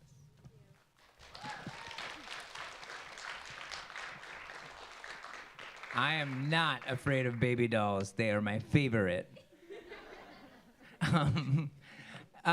Same for me in the beginning. It could have been, the intro could have been a little more. But I was really surprised, actually, when you started the scene, because you guys have energy. You guys had this, you created this tension immediately. You stuck with the obstacles between the characters. It was very clear who was doing what and who kind of had which station, higher station over one another. I love the story of the scene. It's really great. You really see, what was your name again? Lavinia in the scene? Yeah. Okay, so Lavinia was, you did a really wonderful job of keeping her away, like she pushing herself away. You could see that you were pushing yourself away, which is really kind of a cool thing. None of you got in each other's space until the very end, which is when you wanted to with the guillotine thing, but you stopped it, and that was awesome. I mean, it's a great line, and you guys performed it perfectly. But your blocking was so inventive, and the fact that you were always separate from them, and then finally you guys came together at the end. It was really magical to watch. I would ask you to just enunciate and project a little more. You can never project too much. But other than that, it was a really fun to watch. You guys have put a lot of work into it. I would be interested to know how, did it change at all when you put on the costumes? Yes. Did you move less? You didn't move less, like around or fidget or anything? The costumes didn't help you with that? So you guys are just incredible actors, is what you're saying. You woke up, okay. I guess. Great job, you guys. Thank you so much for your work. Thank you.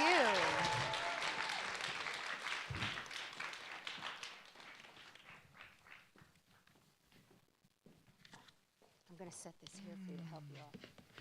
Carmel? You're welcome. And while they're setting up, I'd like to invite Carmel Christian Middle School to come. And if y'all need to do any setup. All right. Oh, this is where you judge me. Oh.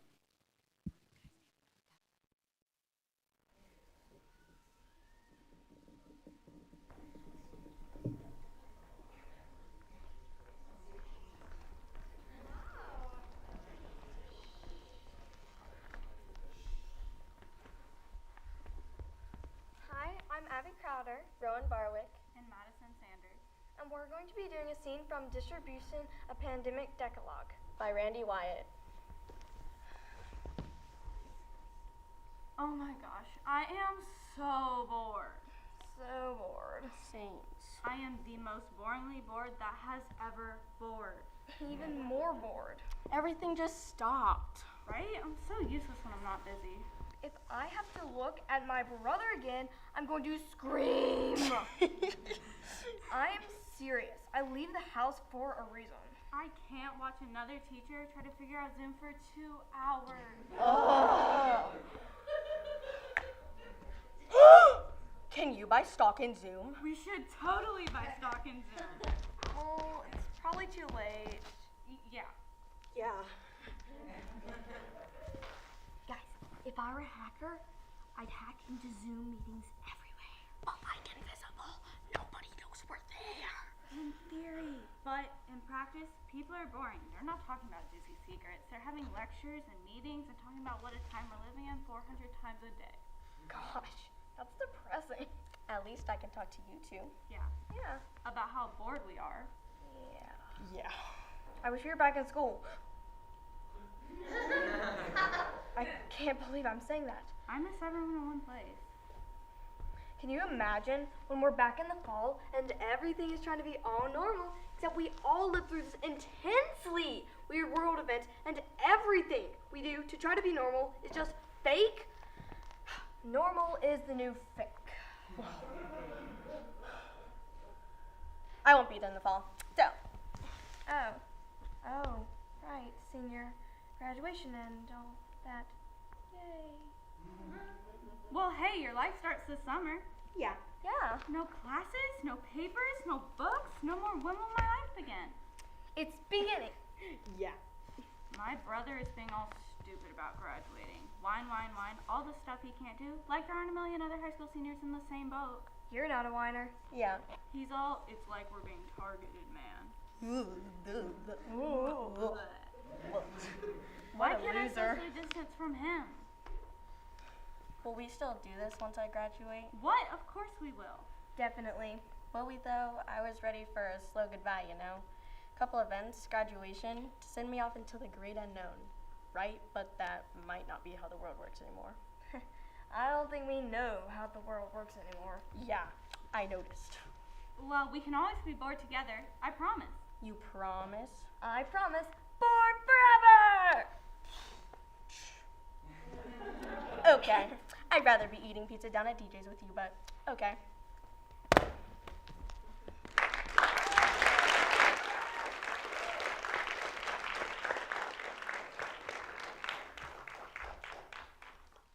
That was really great, you guys. How long have you worked on that? A few weeks. I want to compliment you on your spontaneity. It felt like, we always have things that we choreograph in scenes and stuff, and things we like and things we want to keep. But it felt like your spontaneity and your physical spontaneity and your connective spontaneity was spontaneous. It felt like you were there in the moment. And that's what happens when we're there in the moment on stage, is those spontaneous moments happen, and they're so exciting for the audience because the audience knows that there's something behind it, that there's rehearsal behind it, but that it has succeeded in its virtual state, and it's very exciting to watch. So kudos to you on keeping your spontaneity. And spontaneity doesn't come from just going off the handle and doing whatever you want. It comes from great study of the play that you're doing, the text that you're working with, the song that you're singing, all of that. Spontaneity comes, it's like it just comes out of all the preparation. So the more preparation you do, and then the more effort you put into being present on stage, the more spontaneity is going to come through. And so I just wanted to say kudos. Just if you could project a little more, would want to hear you. I know you guys aren't mic'd or anything, but I want to hear everything you're saying. I'm so interested in you as a group. Like, I wanted to hear even more about what you were saying. So great job.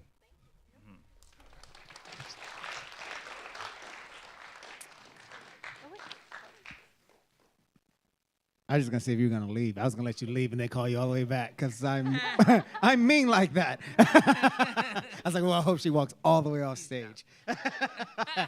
When you are introducing yourself to a panel or to an audience, make sure that you make eye contact. All right. Somebody was like, "Hi, my name is." You know what I mean? So just make sure that you make eye contact so that we see your beautiful faces. I like Chad. I really like this. It's real, right? It's like a little bit too real. But be careful because of first of all, the timing was really nice with the lines, which is why you have to project so that we hear them because it's so like off of each other. I love how you're all in different Zoom rooms, but you're all in the same room here, and you didn't break. I think I would have been like, okay, because I'm like, you know what I mean? Like y'all are like pros. It really was impressive for me to watch. And that I really like them a lot. That's what I wrote. Okay. Yeah, that's it. Nice job.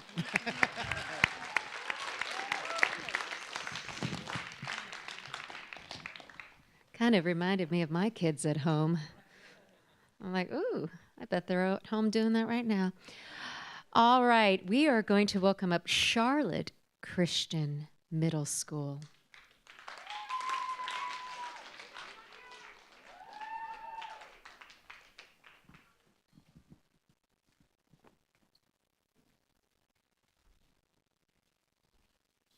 Chairs are on the other side. Mm-hmm.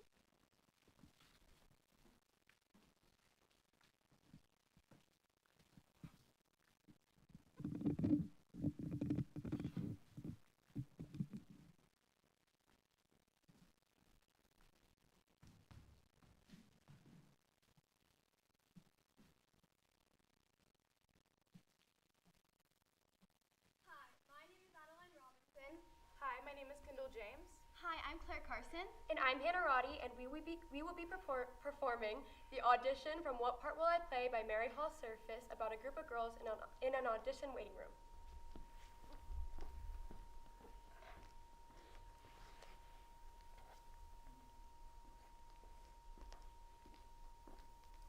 So, what are we supposed to do now? We did what the stage manager said.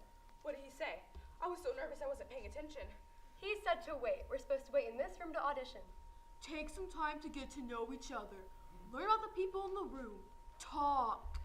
How weird is that? Completely weird. Why do we have to wait? Like we're supposed to be with each other?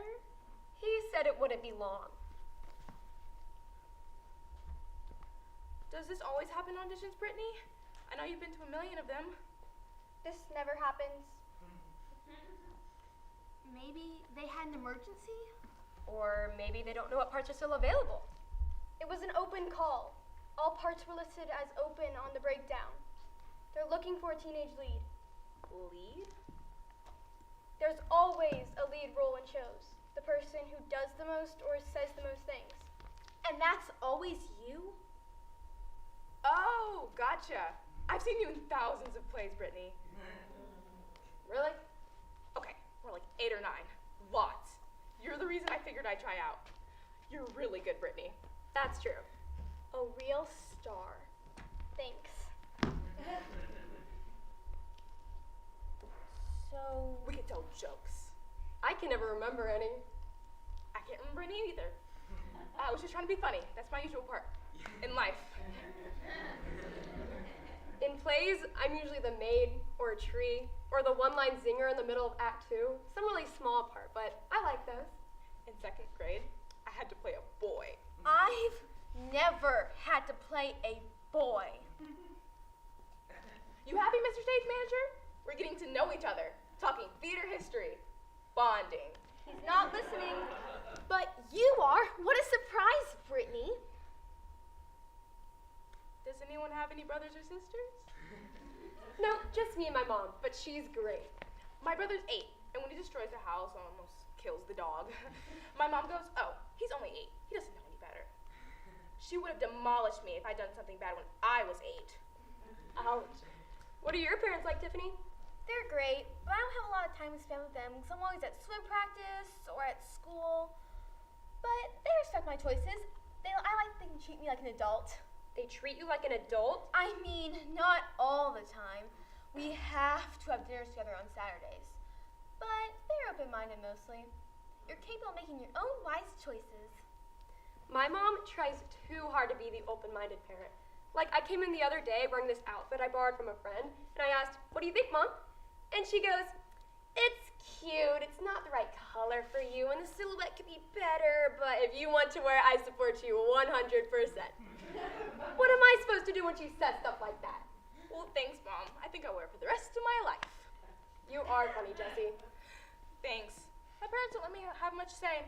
They expect me to be perfect 24/7. How am I supposed to be perfect? How are you supposed to have any fun if you're perfect?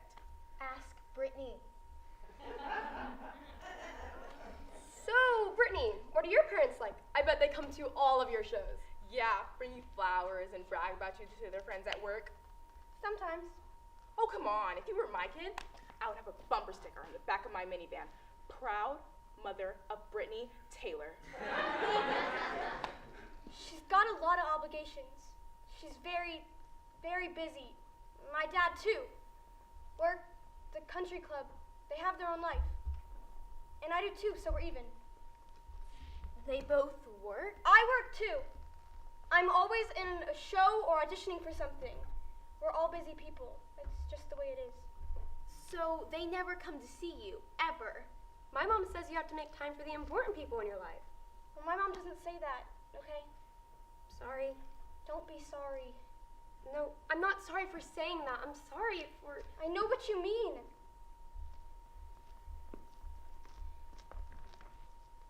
So, what happens at this point in auditions, Brittany? You're the pro. Well, usually they've come to get us by now. We could go get them. Tell them there should be parts for all of us. That's not how it works. Maybe this play will be different. It might. So, who wants to audition first? Thank you.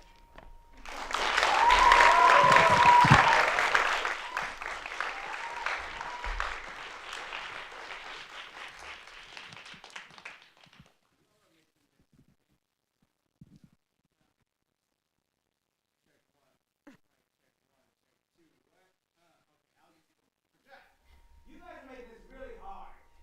And I say that honestly. Such great work. I love the body language of each character.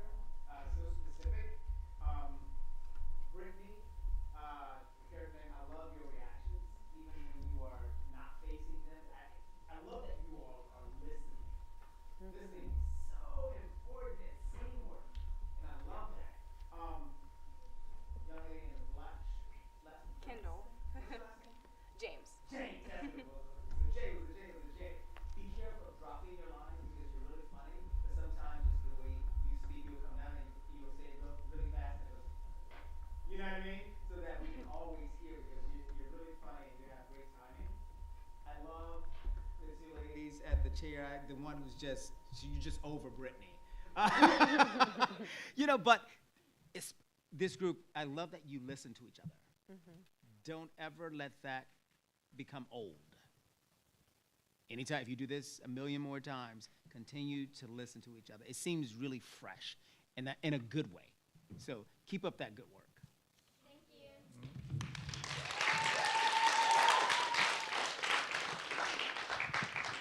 I had the same inclination. Great listening. It was really, you could see that you had studied this together and had a real unified front. You were one organism. That's what I like to say. The two in the middle, Kendall and Claire. You guys are kind of the bridge between these two warring sides. I mean, if we're gonna break it down in kind of that fashion a little. No. Sorry, Hannah. Okay, Hannah and Kendall. Okay, you guys are the bridge to these two warring factions. So I kind of wanted to see more trying to relay kind of peacemakers a little bit in the middle. Peacemakers. You're the funny one. You're the more kind of practical, serious one a little bit. And what is it that you guys want as a group here? What is it that you're going for? Or individually? Let's start over here. I'm just there for the fun of it. I'm trying to get to know people, and I'm trying to pass time, really. Okay. All right. Maybe something a little stronger would be good, but that's okay. Great. Next.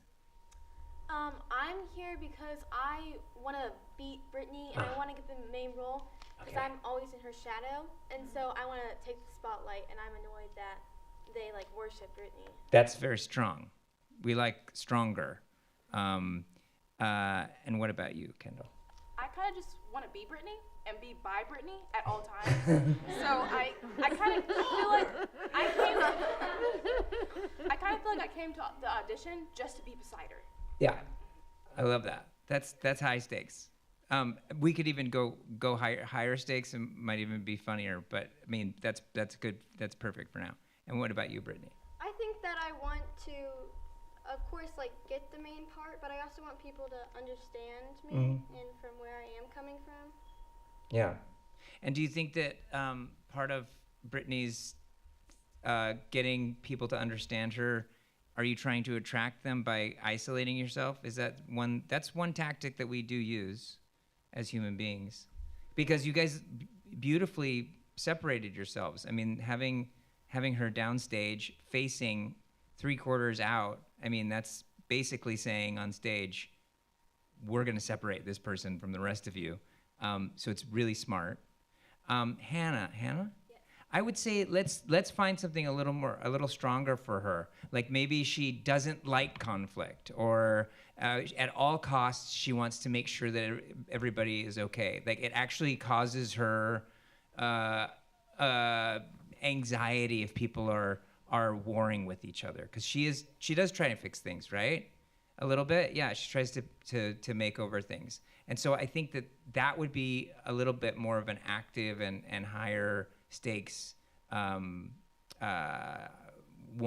for her, or what am I? Choice. Thank you. My goodness gracious. But you guys, it was really great. You guys were in it. You guys were spontaneous with it. Maybe a little more movement, but not a lot. But great job. Really wonderful work. Thank you. Yeah.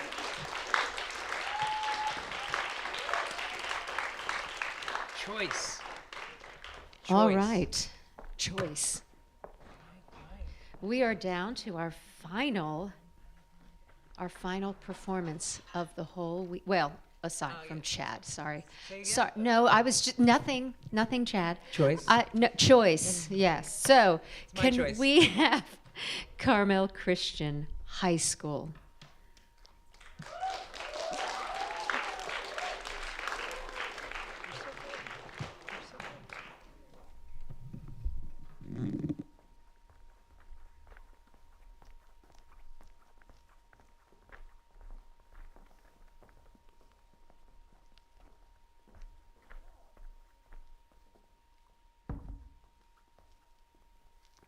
My name is Lily Bokitas. I'm Lily Mooney. And I'm Ava Frazier. And today we'll be performing Bad Ideas from Bad Television Shows by Dawn Zolanis.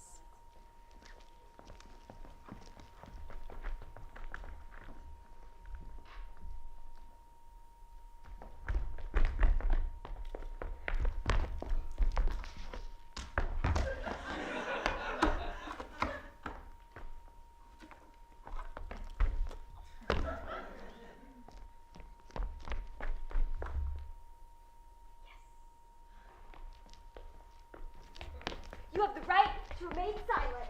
Anything you say can and will be used against you in a court of law. How about you tell me all about it, punk? I'll never talk. I want my lawyer. I want my lawyer now. Scum like you doesn't get lawyers. Scum like you gets a small fine. We take our jaywalking very seriously here. Maybe in Des Moines they don't care if you don't cross the street at a place other than a clearly marked crosswalk. But here in Dubuque, that sort of thing will get you a $15 fine and a stern talking tail. You'll never break me. Oh, I don't think I'll need to. Let me introduce you to my partner. Hi-ya! This punk thinks he's too good for clearly marked crosswalks. You make me sick. You make me sick. Oh, okay. Okie dokie then. How about some coffee? Never. Oh, well, I'll have a cup then. How about you, Marcy? I'm not in the mood to get you coffee, Bob, because I'm sick. I'm sick of jaywalking. Can I have a cup then? You think this is a joke, do ya? There's a little kid there, watching you, looking up to you, like a role model. What if he says, hey, hey!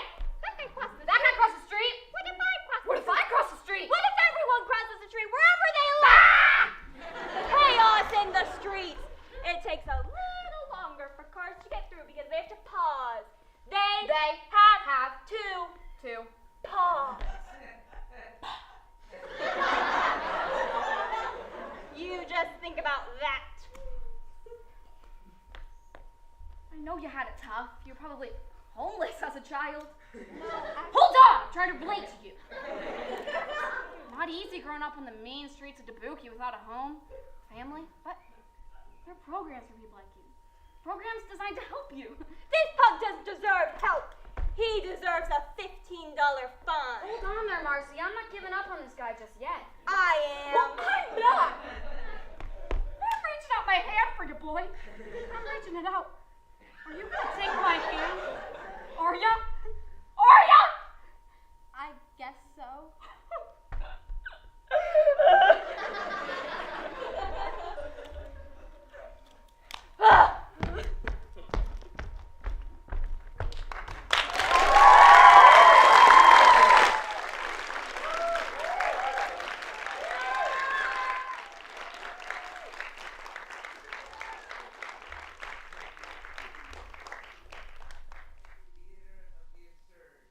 Oh, yes, theater of the absurd, right? I mean, that's what this is. What's this from? Bad ideas from bad television shows. So it's absurdist. It's absolutely my favorite kind of comedy.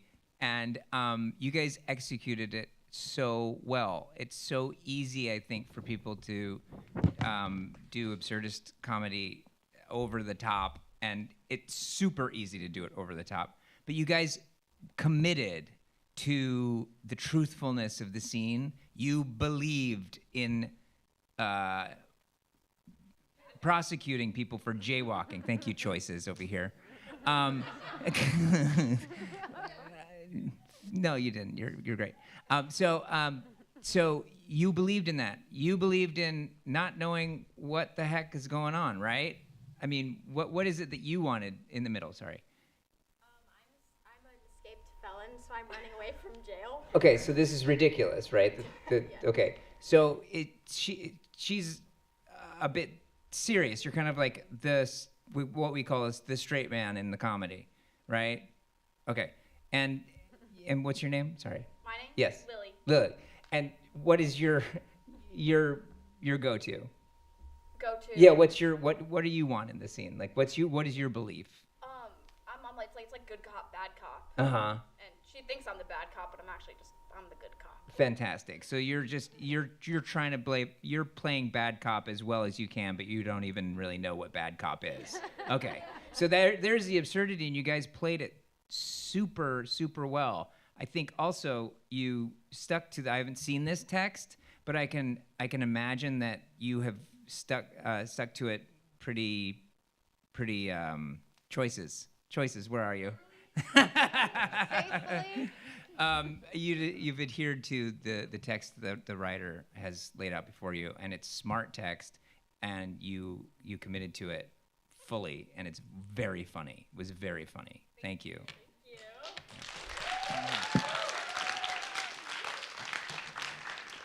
I wrote down, you all are ridiculous. You really need help. But I'm going to be quick. Way to understand the assignment. You understood the assignment, and you did it, you know. The timing, the rhythm, I love that. Because sometimes when we're doing like a farce, we can get so on top of it that it's just so fast that you don't even give the audience time to respond. And I love how like the rhythm changed, and I think that because that's real life. You know, we're never in a situation where it's just like bam, bam, bam, bam, bam, bam, bam, bam, bam, and that is the trap for anything that's like farce. And you didn't do that, and I thought that was really great. Be careful. It's the hardest thing to do, and I fail often. Try not to laugh. Right? Leave that for us.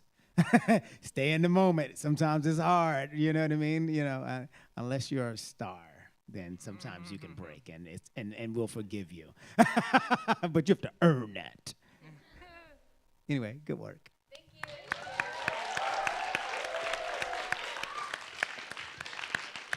All right. Well, thank you, everyone, and really great job to all the performers. So while our board members are tabulating all the adjudication sheets, and Chad is going to go get himself ready, and I believe we have we have a keyboard to set up and set the stage up. We will begin Chad's concert at 6:30. That's right, at 6:30, which means then we will do a Q&A with him. So I encourage you all to stay and ask Chad all your burning questions. And then we will begin the awards ceremony at 8 o'clock. So we will see you all back here at 6:30.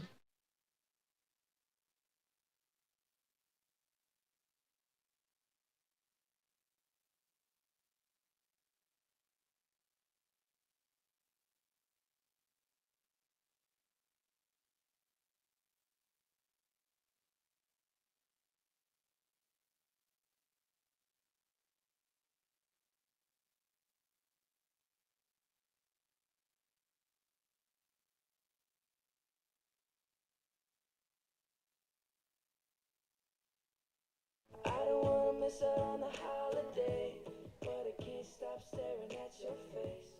I should be playing in the winter snow, but I'ma be under the mistletoe with you.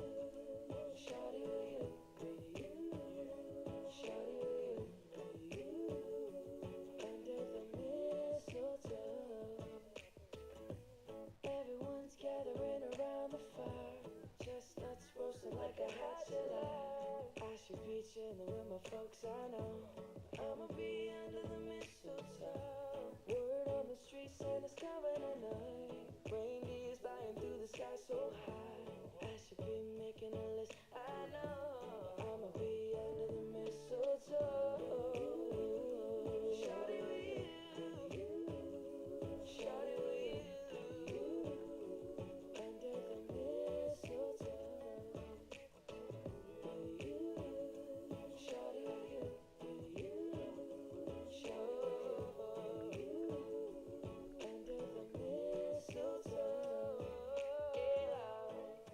The wise men followed a star.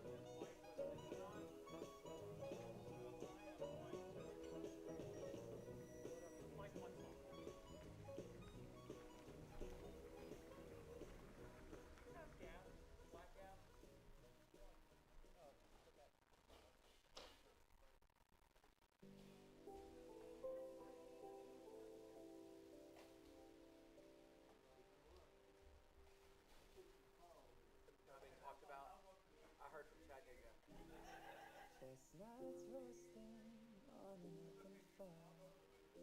I heard Ted Nicholson. Jack Frost sniffing at your nose. Yuletide carols being sung by a choir and folks dressed up like Eskimos. Everybody knows turkey and some mistletoe helps to make the seasons bright. Tiny tots with their eyes on the glow will find it hard to sleep tonight.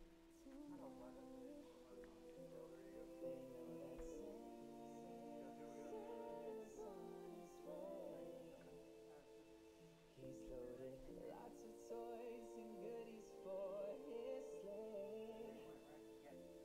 And every mother's child is gonna try to see if reindeer really know how to fly. And so I'm offering the simple faith to kids from 1 to 92. Although it's been said many times, many ways, Merry Christmas to you.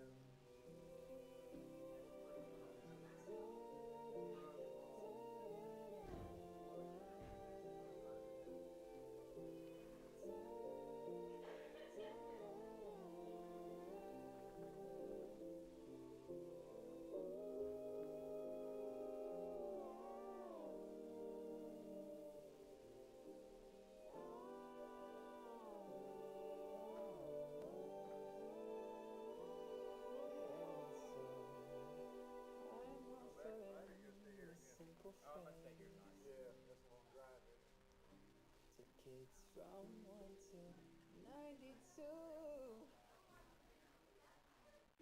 I'll always be safe anytime, anyways. Merry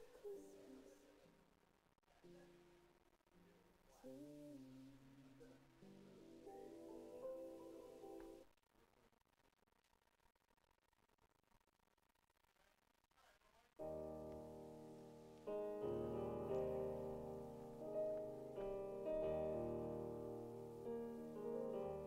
I don't have anything out of my monitor.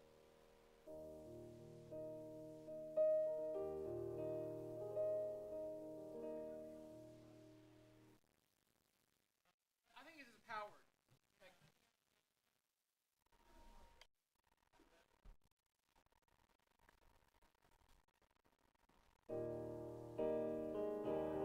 Yeah.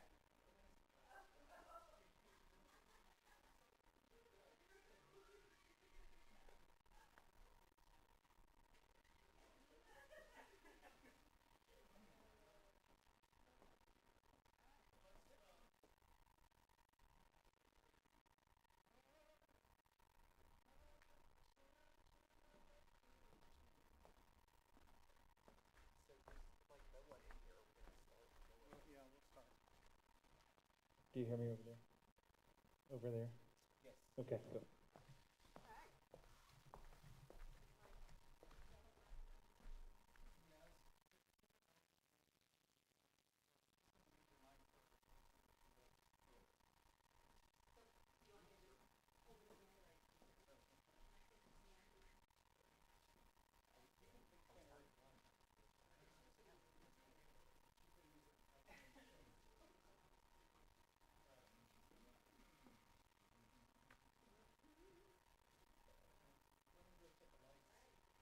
And let's get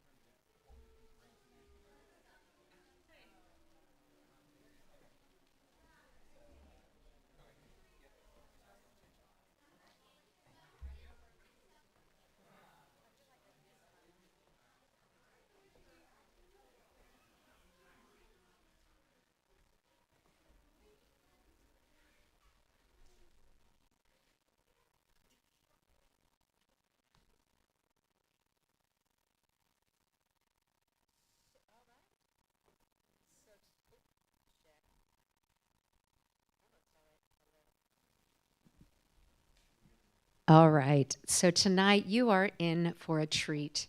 With us, we have Tony nominee for Best Leading Actor in a Musical for the role of Huey Calhoun in Memphis.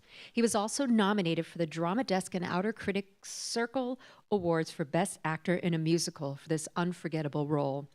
This amazing performer was recently seen on Broadway in Come From Away, after tryouts at La Jolla Playhouse, Seattle Repertory Theater, and Ford's Theater, where he received a Helen Hayes Award nomination for Best Featured Actor, and the Royal Alexander Theater in Toronto, where he received a Dora Award nomination for Best Actor in a Musical. He was seen on Broadway as John Lennon in Lennon and was Milky White the cow in the Broadway revival of Into the Woods with Vanessa Williams. Please remember to ask him about this. It's fantastic. Other credits include The Civil War and Good Vibrations. Off-Broadway, he was in Finian's Rainbow at the Irish Repertory Theater, My Life with Albertine at Playwrights Horizons, Godspell at the York Theater, and Murder in the First at the Directors Company. His regional credits include Sweeney Todd at Signature Theater, Baby at Paper Mill Playhouse, Little Fish at the Blank, and Come From Away at La Jolla Playhouse and Seattle Repertory Theater. He has also won a Bistro Award for his solo concert, which he reprised at Joe's Pub. A proud graduate of the Boston Conservatory, please welcome once again, Chad Kimball.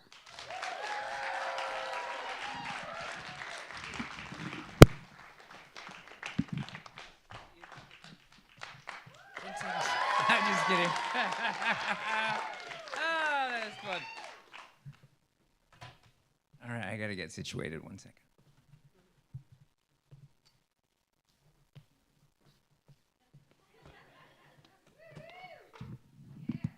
That was my wife. She likes how I move music stands. It's so silly.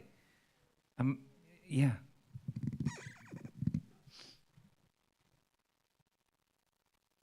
This is a very technologically advanced concert.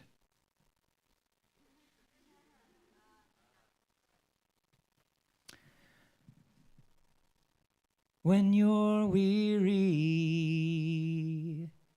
feeling small, when tears are in your eyes, I will dry them all. I'm on your side. Oh, when times get rough and friends just can't be found. When I was a young boy, my daddy sat me down. He said, son, don't you never go to the dark side of town. I'm talking downtown Memphis. I see that's where the black folk play. And I said, yes, sir, daddy. Then I snuck down anyway. She never was taught to read none. Snow never taught to write. The only thing my daddy taught was a white should stay with white. But I heard it through the alley as it floated on the breeze. It burst out through the doorways and it knocked me to my knees, yeah. It broke down all my senses. It made me feel so. See, I was lost until I found the music of my soul. The music of my soul.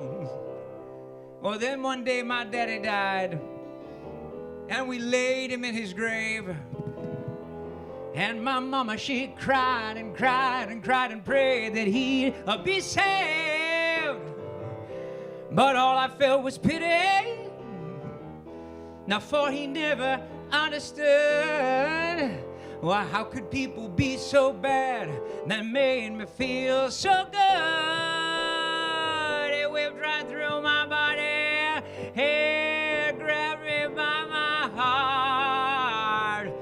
shot up from my fingertips and it tore me right apart, yeah.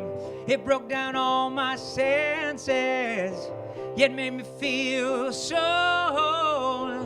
See, I will love it till the day I die, the music of my soul. It broke down all my senses, yet made me feel so. See, I was lost until I found. I was deaf until I heard. I'll make this world come around to the music of my soul. The music of my soul.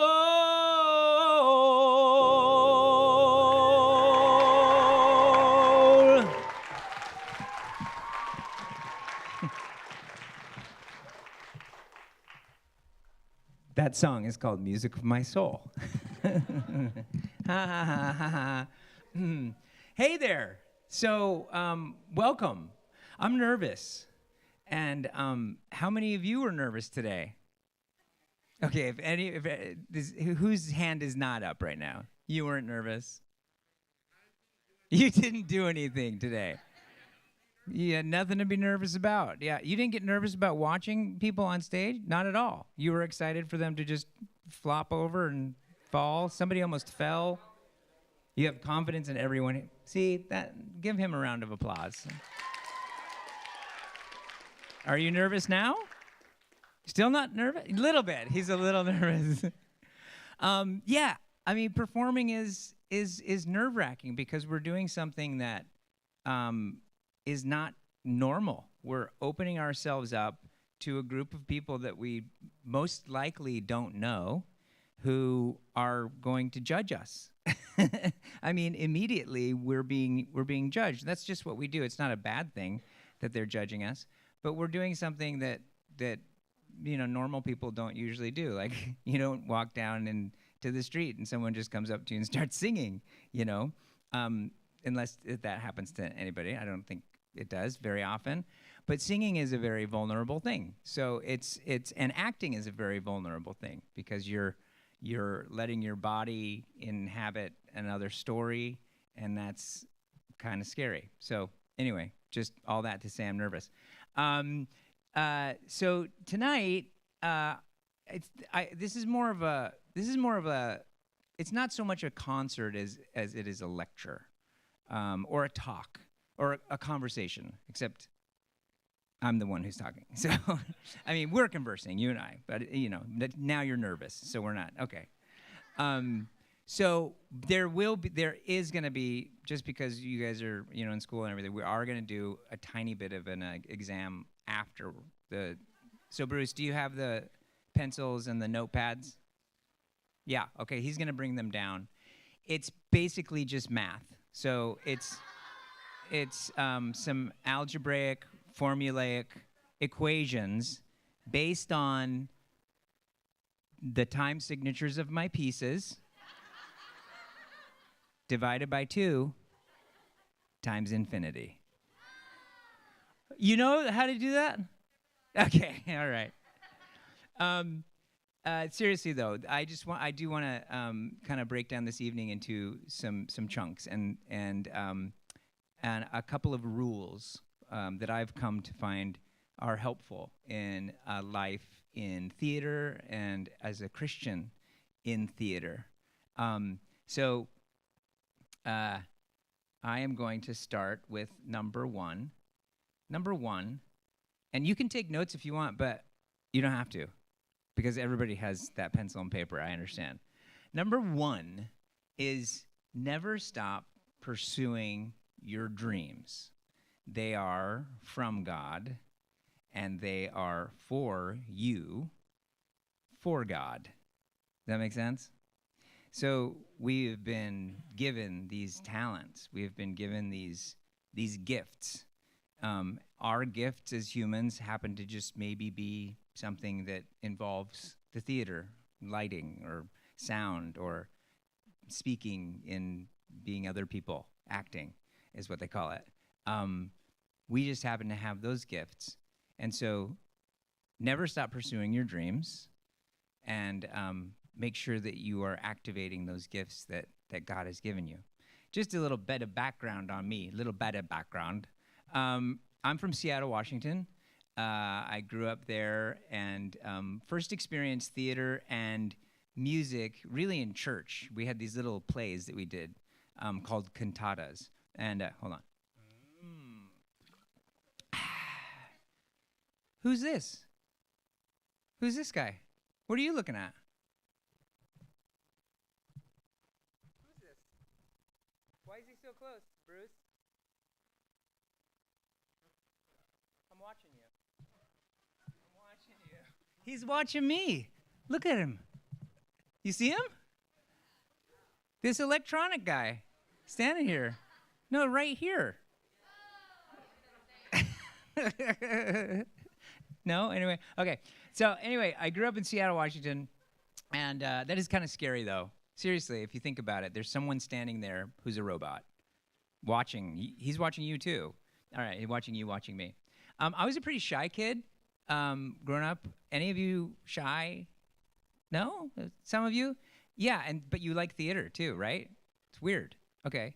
So I was a pretty shy kid growing up. I went to a high school for drama. It was called Roosevelt High School, and it's there that I met my mentor, who was my teacher, who encouraged me to pursue my dreams. I happened to love theater. I poured myself into it, and I ended up being encouraged so much by him to move forward with it that I went to the Boston Conservatory for my college years. Anybody know where the Boston Conservatory is? That's such a trick question. So dumb. So I spent 4 years at the Boston Conservatory, and I learned, it was all acting, all singing, and some dancing. I tried to do it. I took ballet, I took tap, but I wasn't great at it. It was like math for me. But I excelled at the others and spent 4 years there. And then what we did at the end of the 4 years is we had a showcase in New York. So we put together this showcase that showcased our kind of best talents. And so we went to New York at our senior year, and we did this showcase. And I ended up getting an agent pretty quickly. And my agent sent me out on a call, and so it was 7 days before I graduated. I booked my first Broadway show, and they want a certain song, and my song that I sang in the showcase, and the song that they felt like I could really excel with, and the song that I've sung until almost just recently in almost every audition that I've sung is a song called Lost in the Wilderness, and Tyrick and I share this song, so I'm gonna try and do almost as good a job as he did last night. This is Lost in the Wilderness.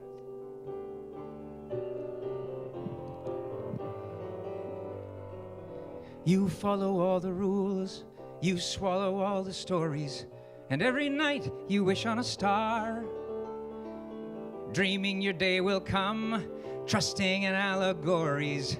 And every morning, boy, look where you are, lost in the wilderness, lost crying in the wilderness. And if anyone's watching, boy, they couldn't even guess, we're lost in the wilderness.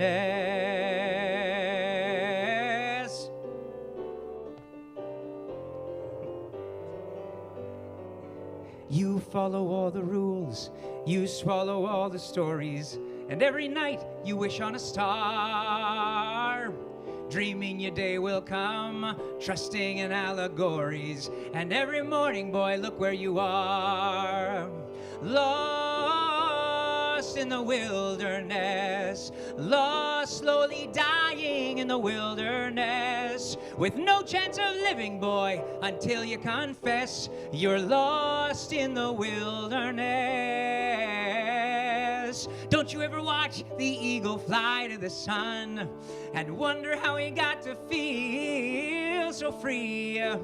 If you ever have, you know your journey's begun. Hey, what have you got to lose, boy, when already we are lost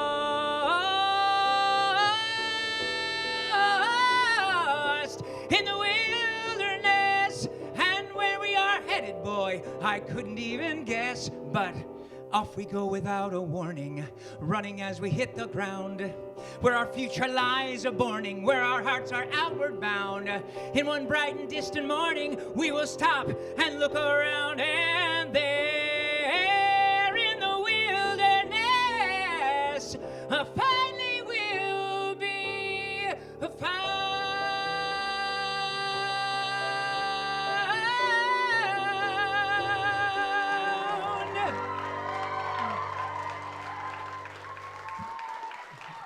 Thank you. Did anybody notice what happened there? I sang the second verse twice.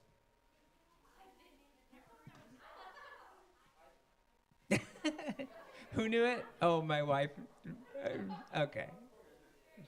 Thank you. Thanks. So, yeah, I went to New York and I got the Civil War. It was called the Civil War. I was cast as something called an ensemble male swing. Does anybody know what that is? No clue over here. Okay. So an ensemble male swing is basically I was a swing, which is an understudy that swings in and out of roles, and I was in the ensemble. So any male who is in the ensemble all the time who got bumped up to a role because a lead called out of the show, I would go in for that ensemble member. So I had to learn all the tracks of the male ensemble. I think there were 8 or 9 tracks, which is nothing. I mean, people do this all the time. They do 10 or 12 tracks. I mean, it's crazy. I had no idea what a track meant. Honestly, I didn't know what a track meant. I said, "What track? What do you mean? What train? Where are we? What, you want me to come on the subway?" Yes, I did come on the subway. No, they said the track, this role you're going to be pursuing. And so I had my work cut out for me. Luckily, or not luckily, luckily for the workload, the show closed 3 weeks later because it lost the Tony to a show called Fosse, which was a show that Tyrek was in. So anyway, yeah, there's no rivalry there. 3 weeks later, the show closed, and I was out of a job, but I had booked my first Broadway show. I'd never gotten to go on stage, but they let me sing in the pit for the last show, which was very kind of them. But it's not even listed in my credits. It's like, I did do it. I did.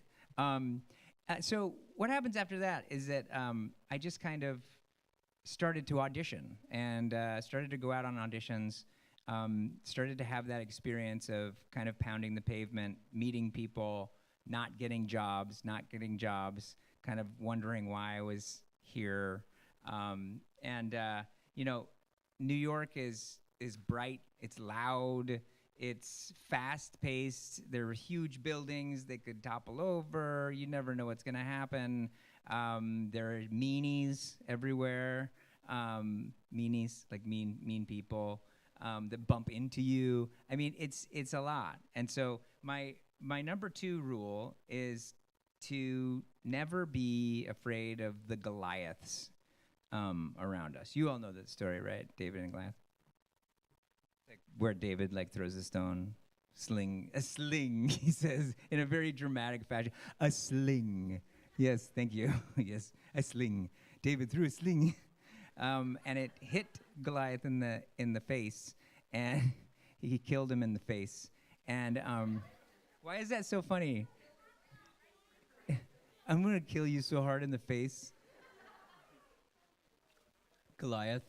That's my number two rule for you guys, is to face down your Goliaths. And it's not so much that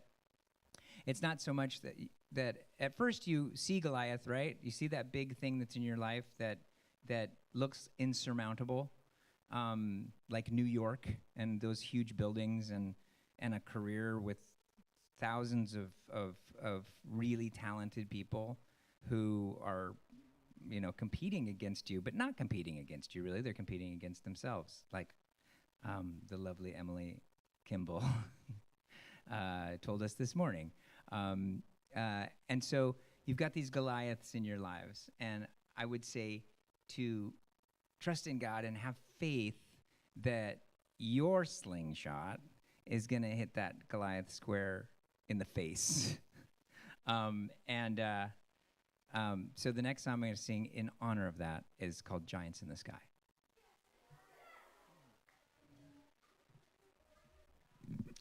Okay, wait a second.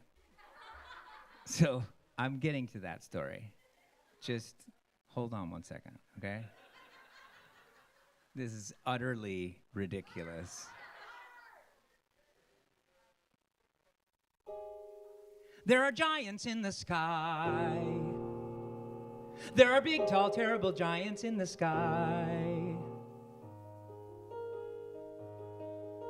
When you're way up high and you look below at the world you've left and the things you know, little more than a glance is enough to show you just how small you are. When you're way up high and you're on your own in a world like none that you've never known, and the sky is lead and the earth is stone, you're free to do whatever pleases you, exploring things you'd never dare because you don't care when suddenly there's a big, tall, terrible giant at the door. A big, tall, terrible lady giant sweeping the floor. And she gives you food and she gives you rest, and she draws you close to her giant breast, and you know things now that you never knew before. Not till the sky. Only just when you've made a friend and all, you know she's big, but you don't feel small. Someone bigger than her comes along the hall to swallow you for lunch. And your heart is lead and your stomach stone, and you're really scared being all alone. And it's then that you long for the things you've known in the world you've left and the little you own. The fun is done. You steal what you can and run. And you scramble down and you look below, and the world you know begins to grow. The roof, the house, and your mother at the door. The roof, the house, and the world you never thought to explore. And you think of all of the things you've seen, and you wish that you could live in between, and you're back again, only different than before. After the sky, there are giants in the sky. There are big, tall, terrible, awesome, scary, wonderful giants in the sky.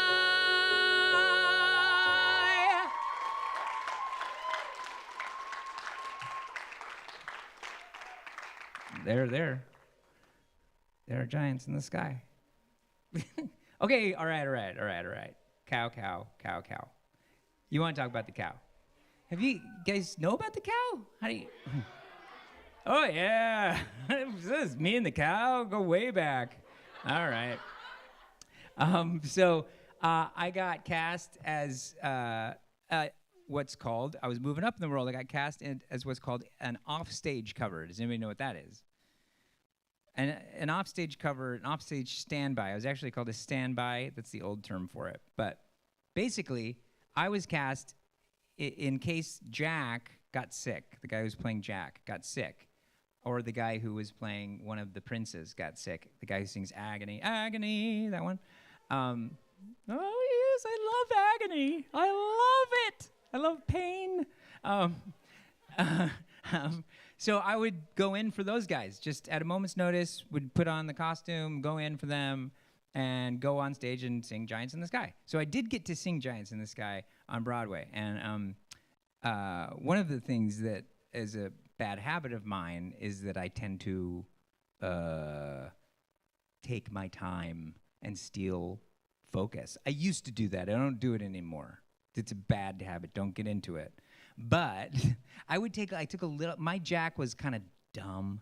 I mean, he's adult, right? So he took a little more time trying to understand what you were saying. So there were like pauses that weren't there with the regular Jack, who was a really sprightly Jack and was really, and so there was one night where I was singing Giants in the Sky, and this very famous conductor named Paul Gemignani was the conductor, and he had conducted all of Stephen Sondheim's pieces. I mean, just very serious man.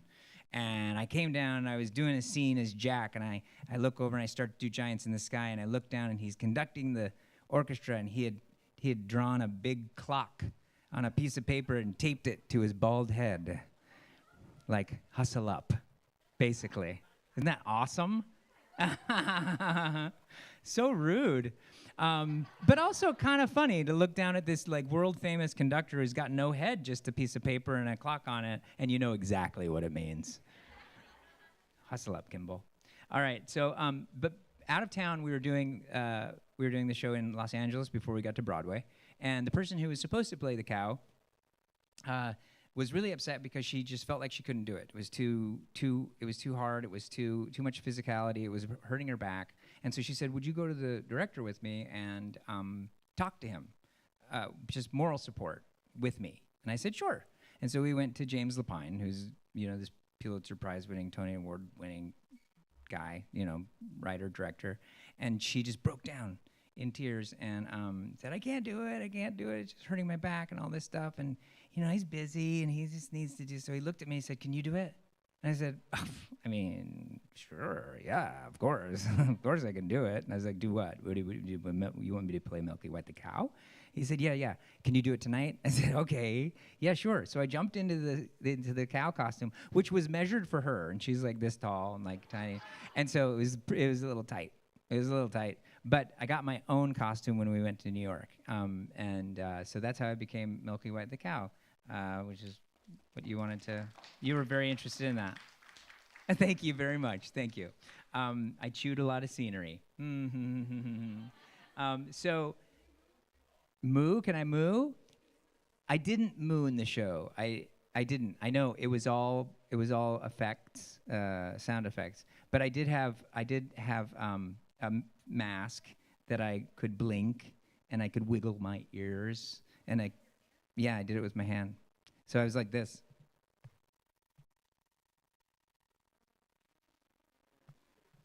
Yeah, so it was kind of hard on your back, but it was a lot of fun. That cow was really cute. So the number 3 rule that I would have is hold on to your family. I guarantee you that you're going to get into little spats here and there with your family, and you're going to go off to college, or you're going to go off to vocational school and start doing your thing, and maybe lose touch a little bit, or maybe something happened and you've got a little bit of I just say hold on to your family, because those people are going to be the ones who are usually they're going to be the ones who are there for you down the road when things kind of maybe fall apart. They're going to be the people who are definitely going to be supporting you. And if that family isn't your nuclear family, then maybe it's your family of friends or your grandparents or somebody like that, somebody really close. Hold on to those people, because you're going to have very few of those people later in life. Your friends fall away, and especially in theater, we come and go. We do a show here and we do a show there, and we're acquaintances with people, and we love them and everything, but we're not necessarily going to be close to those people later in life, and they're not the people who knew us when we were young. So my third rule, is that 3 rules? Is hold on to your family. They're going to be the ones who are definitely in the stands.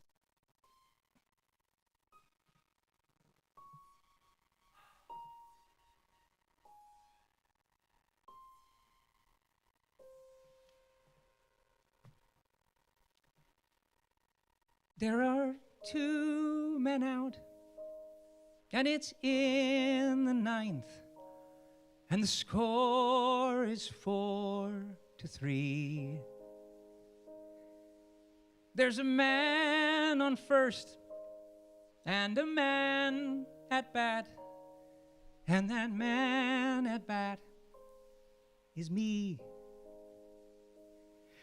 And I'm sorta scared, and I'm sorta proud, and I'm stronger than I seem.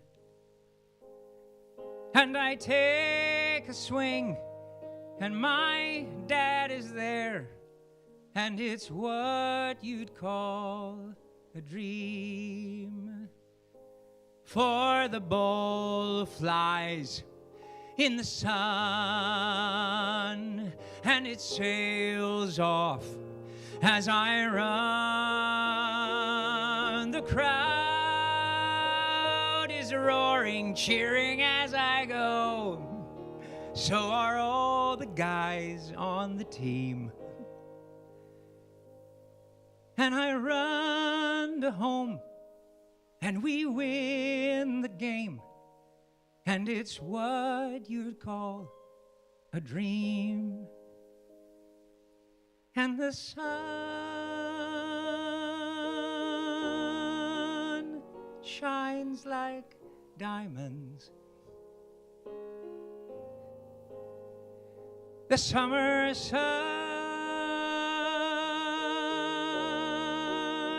shines like diamonds.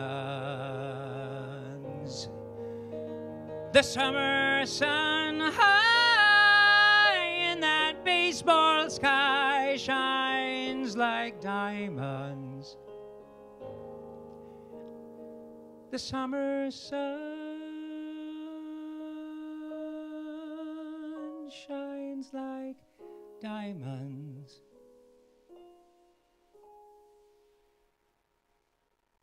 There are two men out, and it's in the ninth, and the score is 4-3.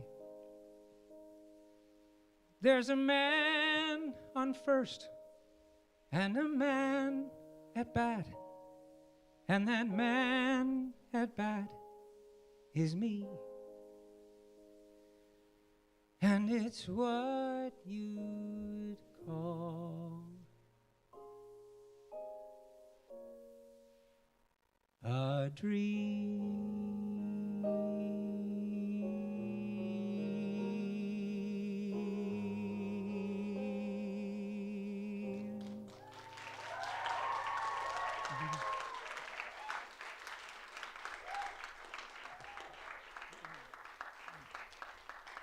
So I hit a home run once when I was in Little League, and my dad wasn't there.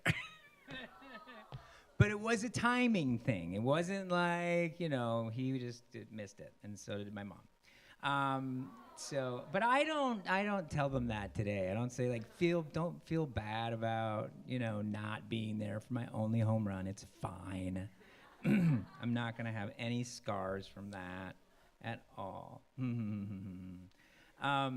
So in 2003, I auditioned for a new musical called Memphis, which was about this DJ. How many of you have seen Memphis? 1, 2, 3, 4, 5, 6, 7, 8, 9. Emily, you've seen Memphis? You've seen the recording. That's right, yeah. I'll do the whole play for you later. Okay, so some of you have seen it. It's about this DJ in the 1950s South in Memphis and it's based on a true story. This guy named Dewey Phillips, the true story. This guy named Dewey Phillips was the first DJ to play what they called at the time race music. They played R&B. They played the beginning of rock and roll, and it originated from Beale Street. And you can imagine that this guy was a white guy, and he was playing black people's music, and he loved it. And he just saw this music, loved this music, loved this community of people, and didn't really realize that he was different. Everybody else did. But because he was also kind of, you just a little crazy. But it's a story about how he played this music on the radio for the first time and how it became was the birth of rock and roll, basically. And so it charts his story and a young black woman named Felicia in the 1950s South, and fighting segregation, and the way that they fought segregation was by playing this music right in the center of the radio dial, which was reserved for white people. And they had the ends of the radio dial were reserved for black people. That was segregation. Segregation was even over the airwaves. So he was determined to play this music far and wide. And so we changed his name to Huey instead of Dewey Phillips. I remember the first time I auditioned for it, I had no idea who this character was, and out came this kind of weird voice, this Southern guy who talked like this, and he just came out of nowhere when I was reading the sides. And the crazy thing about Dewey Phillips is that he talked like an auctioneer.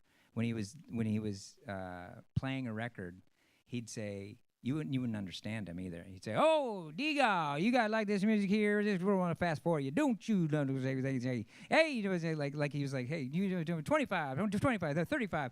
And there were also like some racy parts of the music where that he would also speak over like that so that nobody would hear it, because he would still play it. And there was no way of censoring anything back then, so there was some like racy stuff that he would speak over. "Oh, don't you listen to that?" So anyway, that's Dewey Phillips and Huey Calhoun. And that leads to my fourth rule, is to make your contribution to the world and understand that you have a contribution to make to the world. And Dewey Phillips certainly made a contribution to the world. And in the musical Memphis, we tried to make a contribution to the world in telling this story, and telling the story of segregation, and telling the story of bringing people together. And what a way to bring people together, right? Music and theater, it's one of the best ways to bring people together, because it's the most alive, and it's the most it's the closest virtual thing to us living, right? Music, singing, acting, real people. So that leads to my fifth. The fifth rule is to let Jesus build the foundation of your house. Go back to him time and time again. We have overwhelming evidence of his resurrection, and I didn't know that until I was older. And I started to read some books. One of them was More Than a Carpenter. And I would encourage you to read those books and to understand who it is you really serve, and who is really serving you as a suffering servant. So let Jesus build your foundation. And this song I'm going to sing is about that.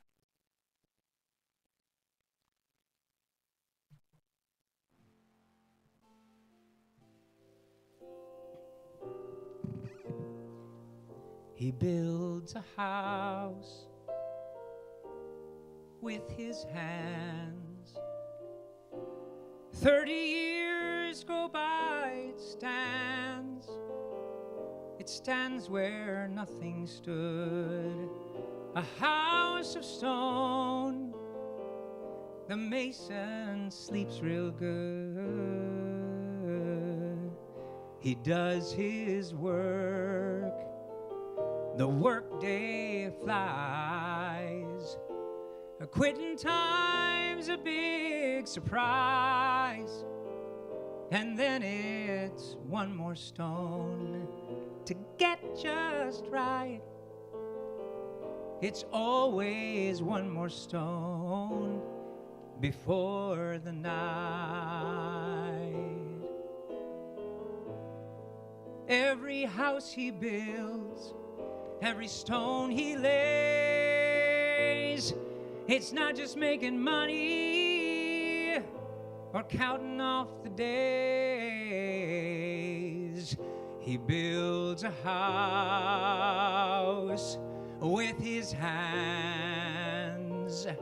100 years go by, it stands. It tells you who he was. A life goes fast, but the work a mason does, it's made to last. The work a mason does,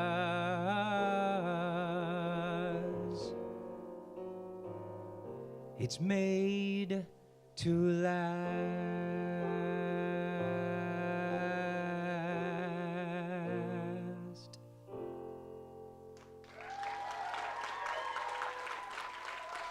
Thank you.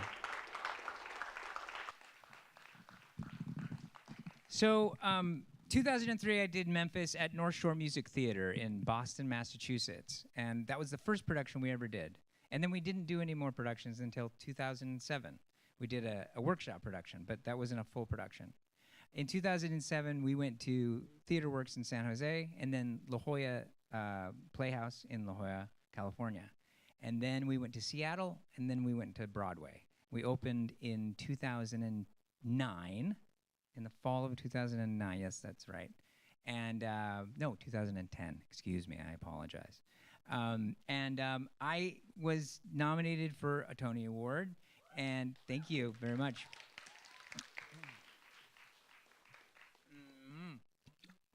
I didn't win, but just being nominated is winning. It is, yes. And I was blessed to be able to play this part. I was on stage for about 2.5 hours. I sweat like mad. I mean, I was just, my clothes were just soaked. But I was having the time of my life. And I sang a song called Memphis Lives in Me, which is, does anybody know what an 11 o'clock number is? Yes? You don't know. You were just accidentally raising your hand. Tell me. Yeah, yes. Yeah, it's close to 11 o'clock, meaning that it's pretty much where the play is, penultimate moment is. It's like the apex or the top of the mountain, basically. Okay, choices, climax. Yes, fine. There's choices over there. So I was blessed to sing this song. I was telling Tyrek and Margaret earlier a little story that I'll tell you. It's a little embarrassing, but the week that the Tony Awards came out, the Tony nominations, excuse me, we'd been just working so hard, and the show was nominated for a bunch of Tonys, and I was nominated, and my co-star was nominated, and we were doing interviews, and we were doing luncheons and all this stuff, and going to this swanky thing and over here, and we were just really, really tired.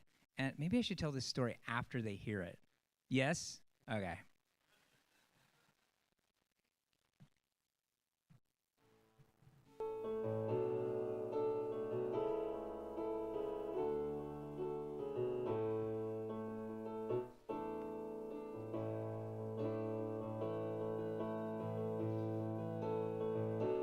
You know what? I think I need to do something.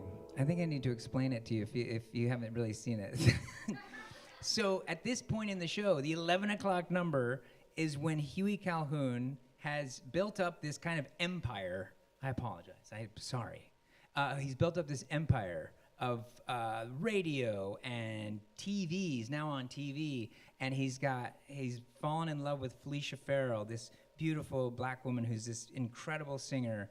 And he starts to just throw it all away. He starts to go too far. He starts to go outside of any boundary that is even on the outside. So his choices are not the best choices at this point. He's really sabotaging himself. And so this is after everybody basically leaves him, and he only has Memphis, the title of the show, which also symbolizes other things. Okay, now we can start it.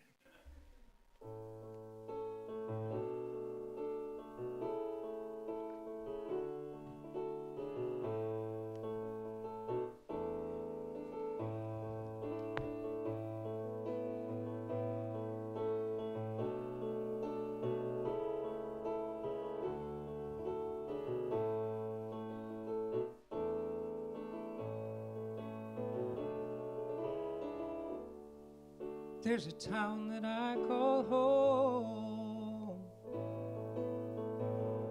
where all the streets are paved with soul. Down on Beale there's a honky-tonk bar. Hear the wail of blues guitar. Have a beer, drop a dime in a blind man's jar.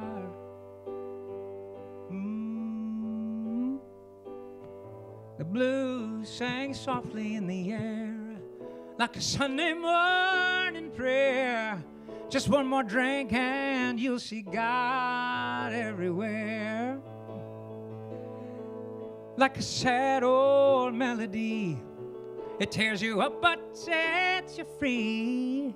That's how Memphis lives in me.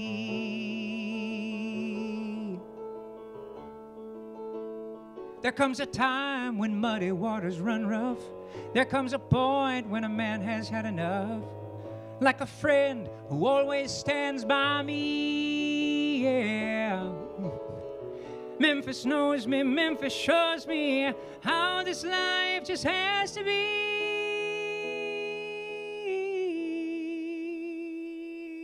I couldn't even try to run away, say goodbye.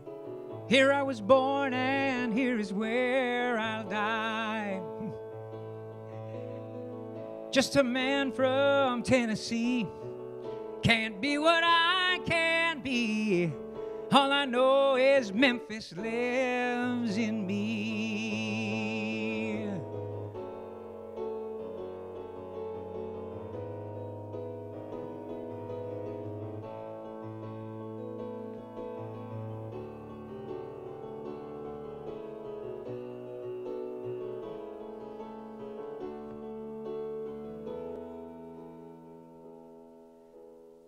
There comes a time when muddy waters run rough. There comes a point when a man has had enough. Like a friend who always stands by me, yeah. Memphis knows me, Memphis shows me how this life just has to be. I couldn't even try to run away, say goodbye. Here I was born and here is where I'll die. Oh, just a man from Tennessee, can't be what I can't be. All I know is Memphis lives. All I know is Memphis gives. All I know is Memphis lives in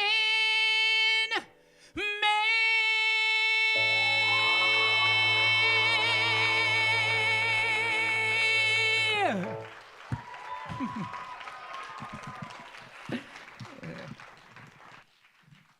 Thank you. So now I can tell you the story. See that big ending just then? So we're all so tired after the Tony Awards, Tony nominations coming out, and I went and did the show, and I did the show, and I did the show, and I was really tired. By Saturday night, after Tuesday announcement, I was doing the show, and it was Saturday night, and it was the 11 o'clock number, and it was it was almost 11 o'clock. It was like the maybe 10 o'clock number. And I got to that big part, and I was like, all I know is Memphis lives in me. In me. I didn't laugh like that. In me.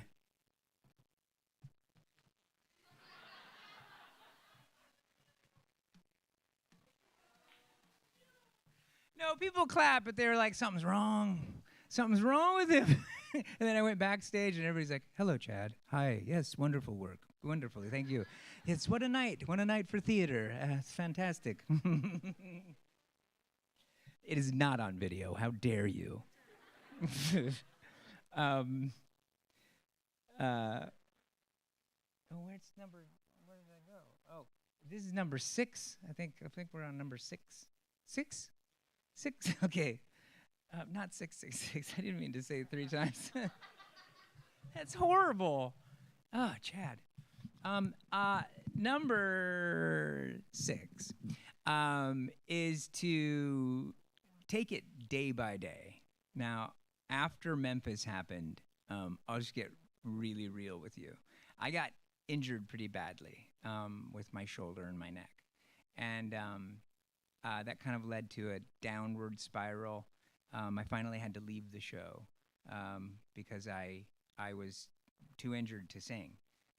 When you injure your neck or your ribs or anything like that, it's all connected. It's all connected to your voice. And so my voice was going out. I couldn't sing properly.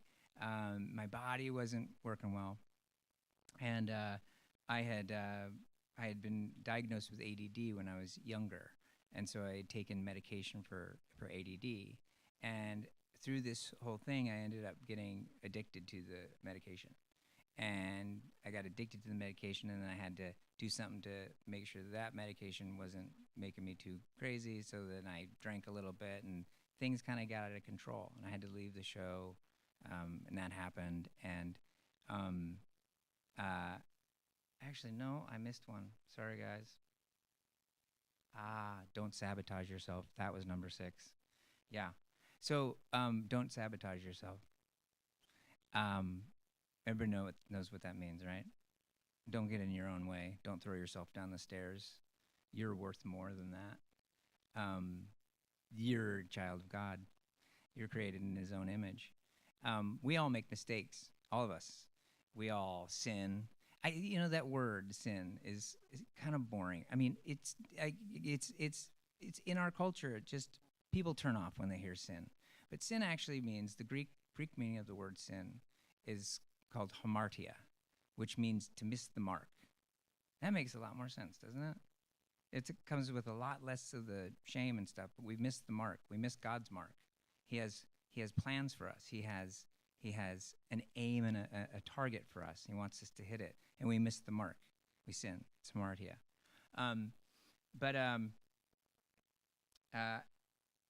What happens is that in theater and in the creative arts, there are a lot of people who have traumas that have happened when they were kids or as young adults or even car wrecks or things like that.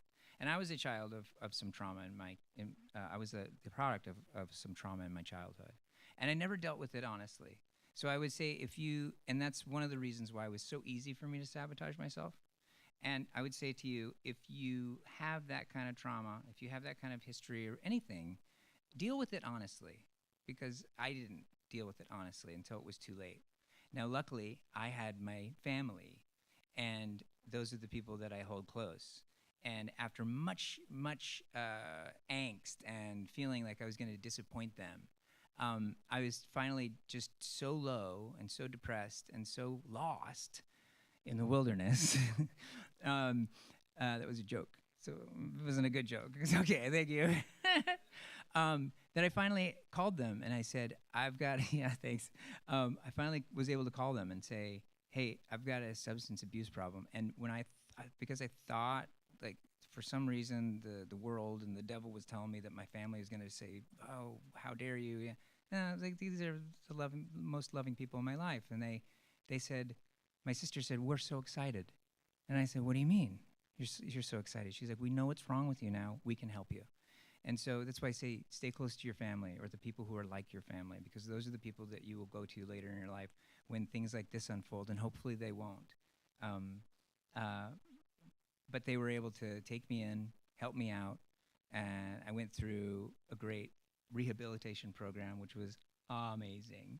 And I was able to get back on my feet.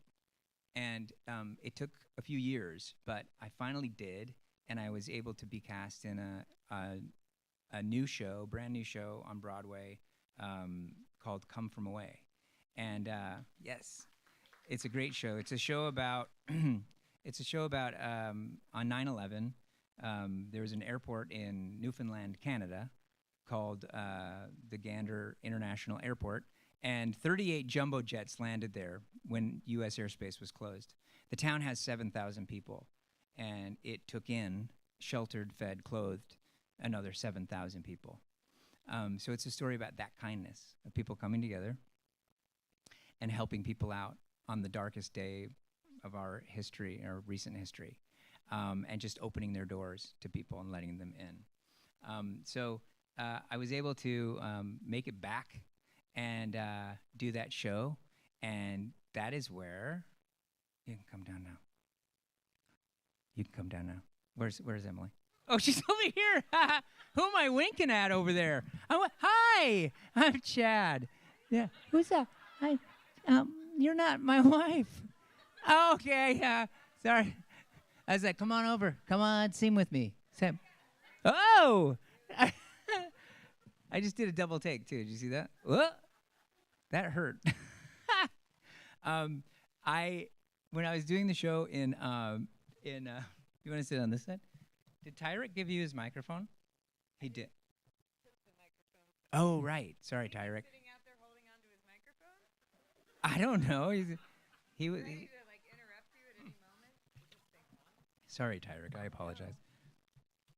Did you? I was going to say, did you set this up so that you would be the loudest? Haha. That's Emily, never why the can't we hear dynamic you? You should sing a little louder, Emily. I love you. Did you see that robot in front of us? Yeah. I saw your shtick with it, too. Well, it's scary. Oh, He's got boy. one eye. It's like this at home, He's a too. cyclops. If you guys were looking at him, you'd be scared, and you would have laughed. Except that we have these kinds of things in our home because he's never met technology he didn't like. We don't have any cameras in our home. They're outside of our home.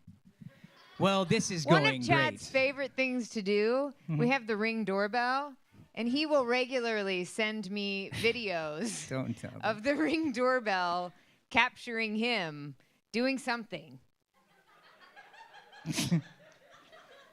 He's like, I get the thing, and it's like, your Ring doorbell has captured some activity on your front step. And I'm like, oh, no, what's happened?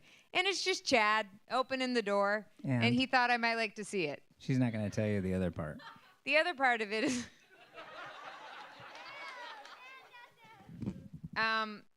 do you want me to tell them the other part? Well, it's kind of cat's out of the bag now. You're the one that brought it up. We were talking about farting earlier.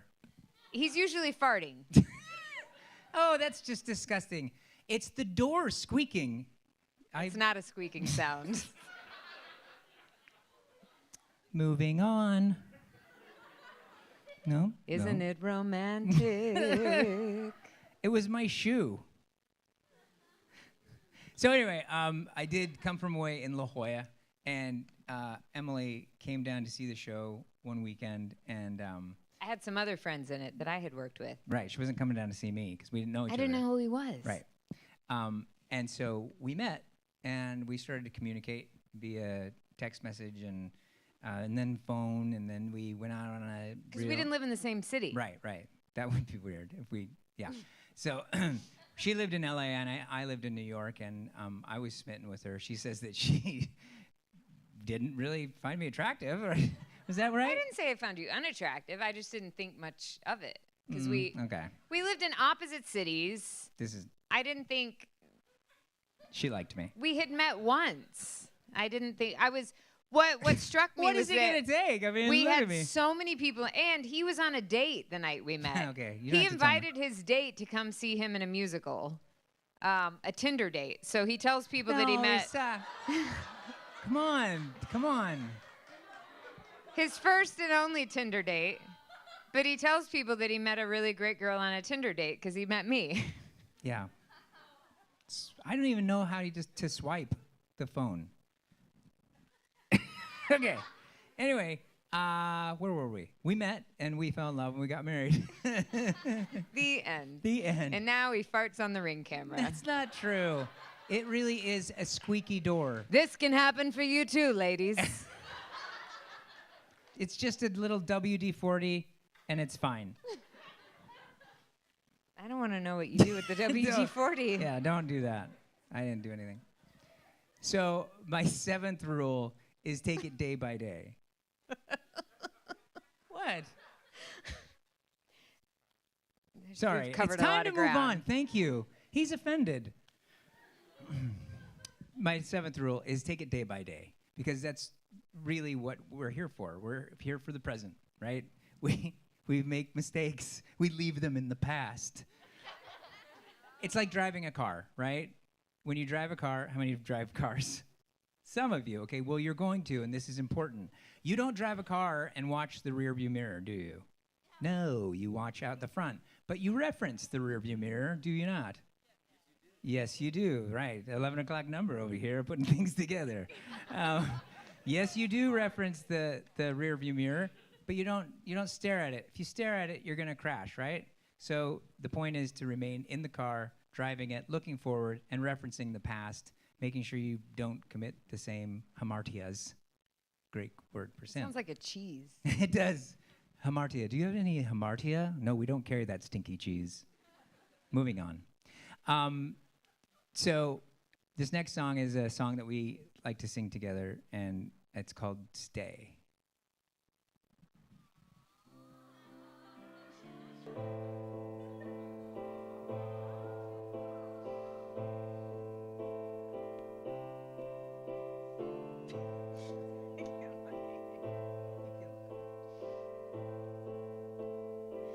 All along it was a fever,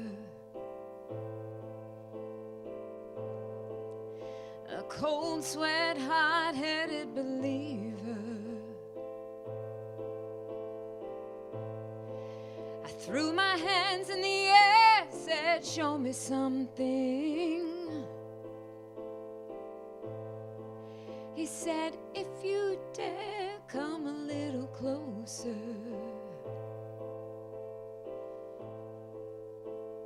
Round and around and around and around we go. Oh, now tell me now, tell me now, tell me now, you know. Not really sure how to feel about it. Something in the way you move makes me feel like I can't live without you. It takes me all the way. I want you to stay.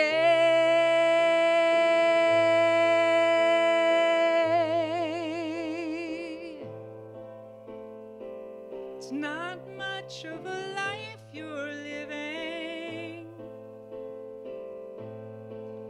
It's not just something you take, it's given.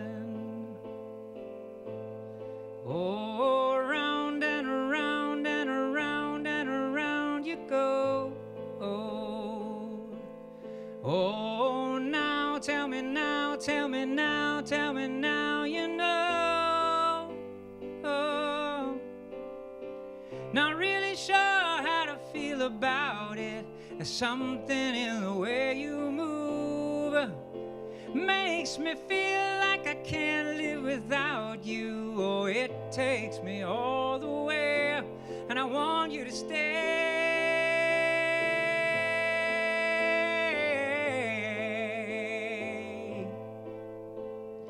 Ooh, the reason I hold on. Ooh, 'cause I need this hole gone. Funny, you're the broken one, but I'm the only one who needed saving. 'Cause when you never see the light, it's hard to know which one of us is caving. Not really sure how to feel about it. Something in the way you move makes me feel like I can't live without it. It takes me all the way. I want you to stay.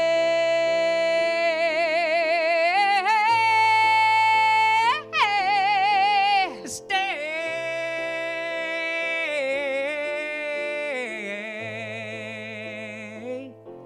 I want you to stay.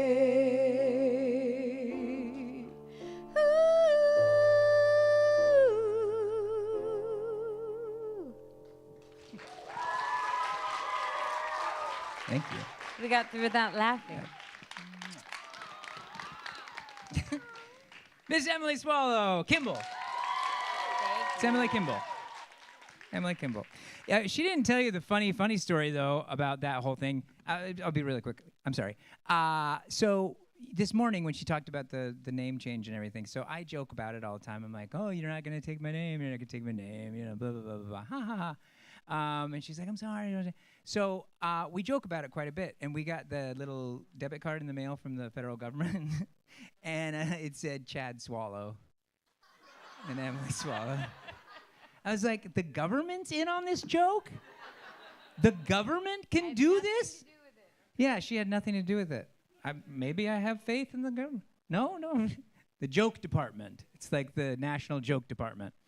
It says, thank you, Emily. Oh, throwing bombs here in the second row. All righty. Not those kind of bombs. So, I think we're just going to go on how glory goes. Yeah? Okay. I wanted to sing this last song. It's from the musical Floyd Collins. I don't know if any of you know it. And it's I got it. There we go. You could do this. Thank you. You guys speak my love language. My love language is words of affirmation. I really appreciate it. You're so great. The way you handled that last thing. It's called How Glory Goes. And one thing I wanted to just say as number 8, I think we're at 8, yes, is to count it all for gain for his sake. And that means the suffering, it means the not getting stuff, it means the standing up for your own faith. And it's hard in this time. It's not easy to stand up for the gospel. And but remember that it's good news. It's good news. That's what it means. And so when you're standing up for your faith, you're standing up for something that you can't see, and something that you can't touch, but it's something that's in your spirit, and knowing that we've got something to look forward to. And that's what this song is about.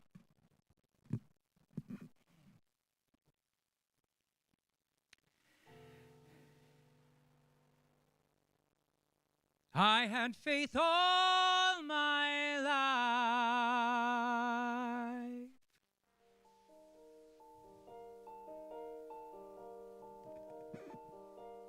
Is it warm? Is it soft against your face? Do you feel a kind of grace inside the breeze? Will there be trees?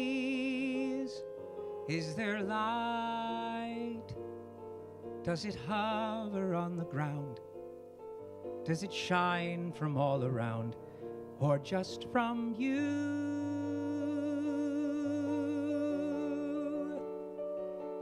Is it endless and empty and you wander on your own, slowly forgetting about the folks that you have known? Or does rising bread fill up the air from open kitchens everywhere? Familiar faces far as you can see, like a family. Will we live? Is it like a little town? Do we get to look back down at who we love? Are we above? Are we everywhere? Are we anywhere at all? Do we hear a trumpet call us and we're by your side? Will I want, will I wish for all the things I could have done long longing to finish what I'd only just begun? Or is a shining truth awaiting there with all the questions everywhere? In a world of wondering, suddenly you know, and you will always know. Will my mama be there waiting for me, smiling like the way she does and holding out her hands as she calls my name? She will hold me just the same. Only heaven knows how glory goes, what each of us was meant to be. In the starlight, that is what we are.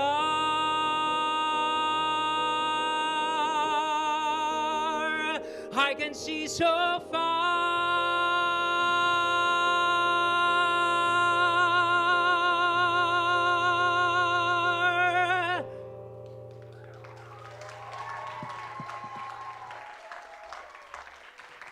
Thank you. Thank you guys so much. I really appreciate you coming out, and God bless you.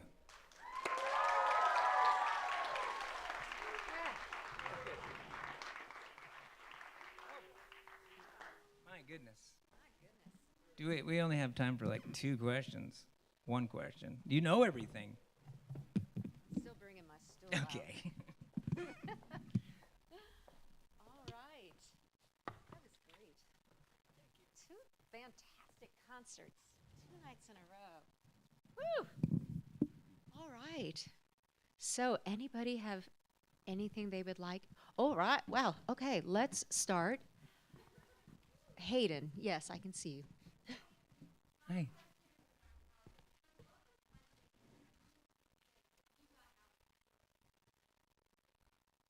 Well, I think that the great thing about the Boston Conservatory is that it's comprehensively about singing, acting, and dancing. There are very little other courses that you take. In hindsight, I kind of wish that I had taken some other courses, because I think the more you stretch your academic life, the more you'll know about your audience that you're going to be performing for in the future. And because those people aren't actors, they're historians, they're psychologists, they're teachers, they're social workers, they're doctors, they're garbage men, they're people that they're not actors. So the more you know about everybody else, and you take sociology classes, psychology classes, economic classes, history classes, theology classes, all of those things are really important. I wish that I had taken some of those classes in college. You still can do that, though. You still can go to a conservatory and take other classes, other places. My point is, expand your horizons. Make sure you're learning about other things other than tap dancing and acting and top hats. Why top hats? I don't know. No idea. So dumb. All right. Yes, in the back. Yes.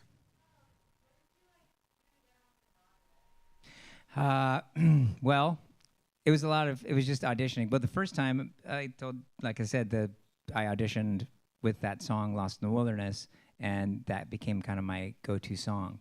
I met a lot of people from the showcase, and that's another thing I would say. If you're considering a college with a showcase in New York or in LA or in Chicago or in Seattle or in one of the big theater towns, is important, because it will immediately connect you to the community of directors, agents, producers, and it's an easier route. I'm not going to say that it's a faster route, but because you aren't I never went to. Well, no, that's not true. I went to a couple of cattle calls. They called them cattle calls. Ha ha ha ha. Get it? But that's what they were. But I finally was my own cattle. I don't know. Okay. But I didn't have to do that as much as my friends did, and so it was definitely an easier process. All right. Yes, right here.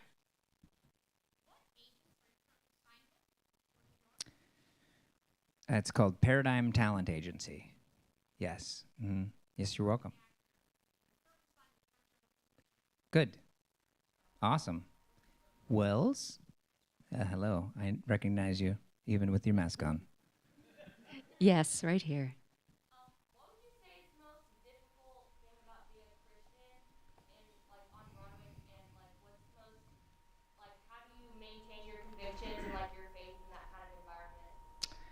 Oh man, that's such a great question. My faith journey was I never lost my faith, but my faith was severely tested in those few years that I was talking about. And I think being in New York itself is, there are a lot of shiny objects, right? And people go there to make it for themselves. People go there to not live there for the rest of their lives. They go there to make it. So there's this automatic me already.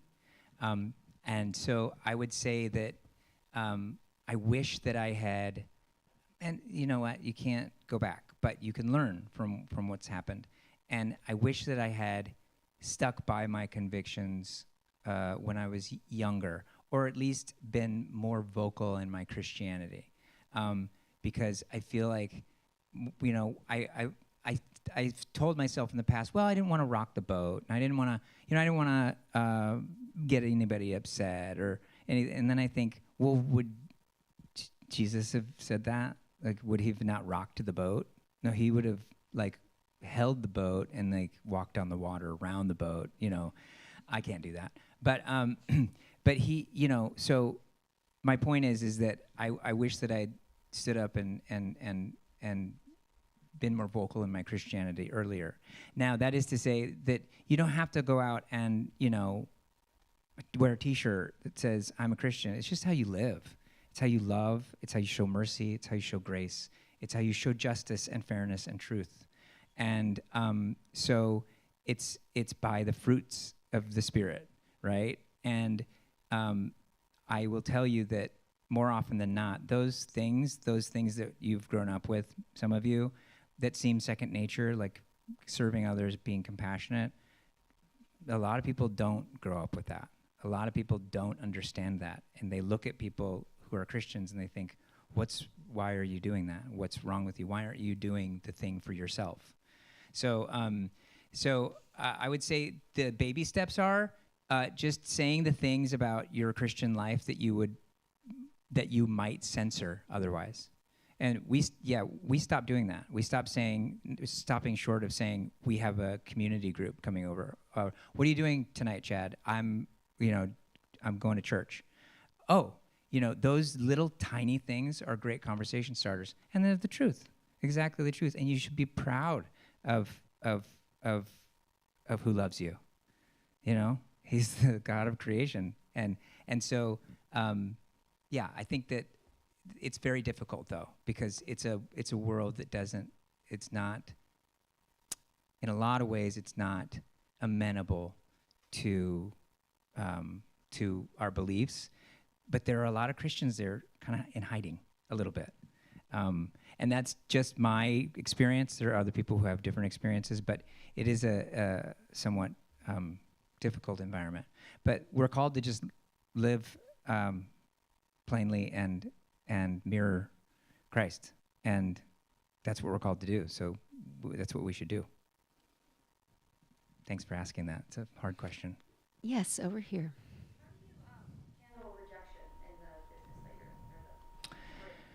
I used to actually, it's interesting, 'cause I used to handle it really poorly. One big lesson that I will pass along to you is that they want you to succeed. When you go into a room, they want you to be the next person. They're not against you. And I think for a while I thought, I'm going into this room. If I don't do well, I'm going to be hated or rejected. They're not going to like me. And sometimes you do the best. You do better than another person, but that other person just looks differently. They have a different vision for the role, and you don't get it. Don't treat those rejections as a relationship that's cut off. it's actually a relationship that's growing. So the word rejection, I don't know, it doesn't make a lot of sense to me because, you know, and Emily will attest to this. She's gotten jobs, I've gotten jobs that have come from a rejection, that have come from a failed audition. So those are really successes. And, you know, you never know who's going to be in the room. You never know who's going to be in the hallway. You never know who's going to overhear you from another practice room and go, oh, that person sounds exactly like the person I need for my project. Who are you? Do you know what I mean? So to cut off the word rejection, like, you know, just it's unnecessary because it's never about rejection. It's about opportunity. Does that make sense? We have time for one more question. All the way in the back there. How do you get into like your character element? Like, how do you become your character? How do you become your character? I don't become my character. That's just my. There are some actors who actually become their character, and you have to talk to them backstage, like as their character. Have you been in? Yes. Okay. Yeah. We love them, though.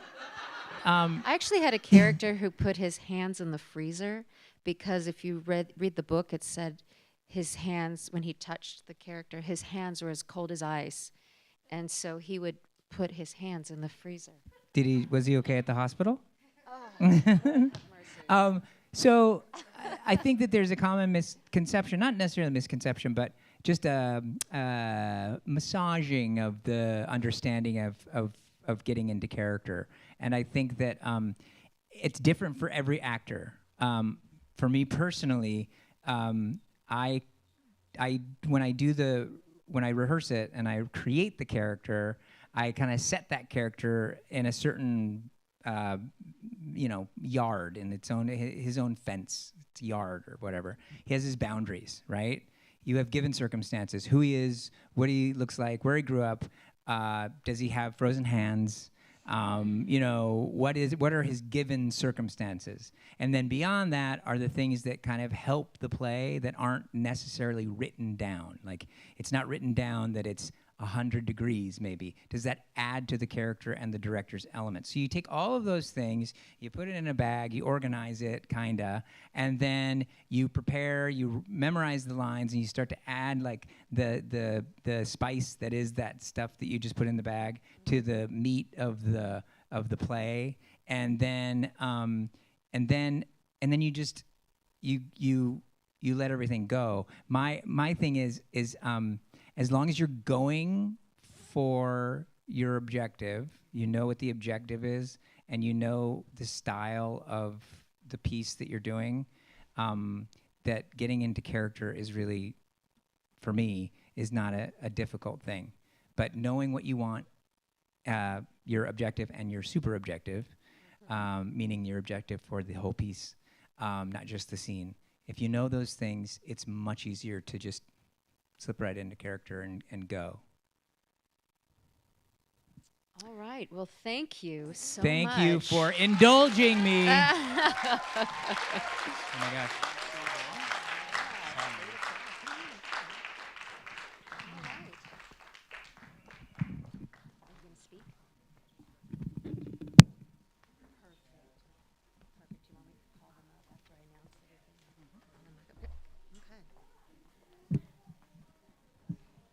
All right.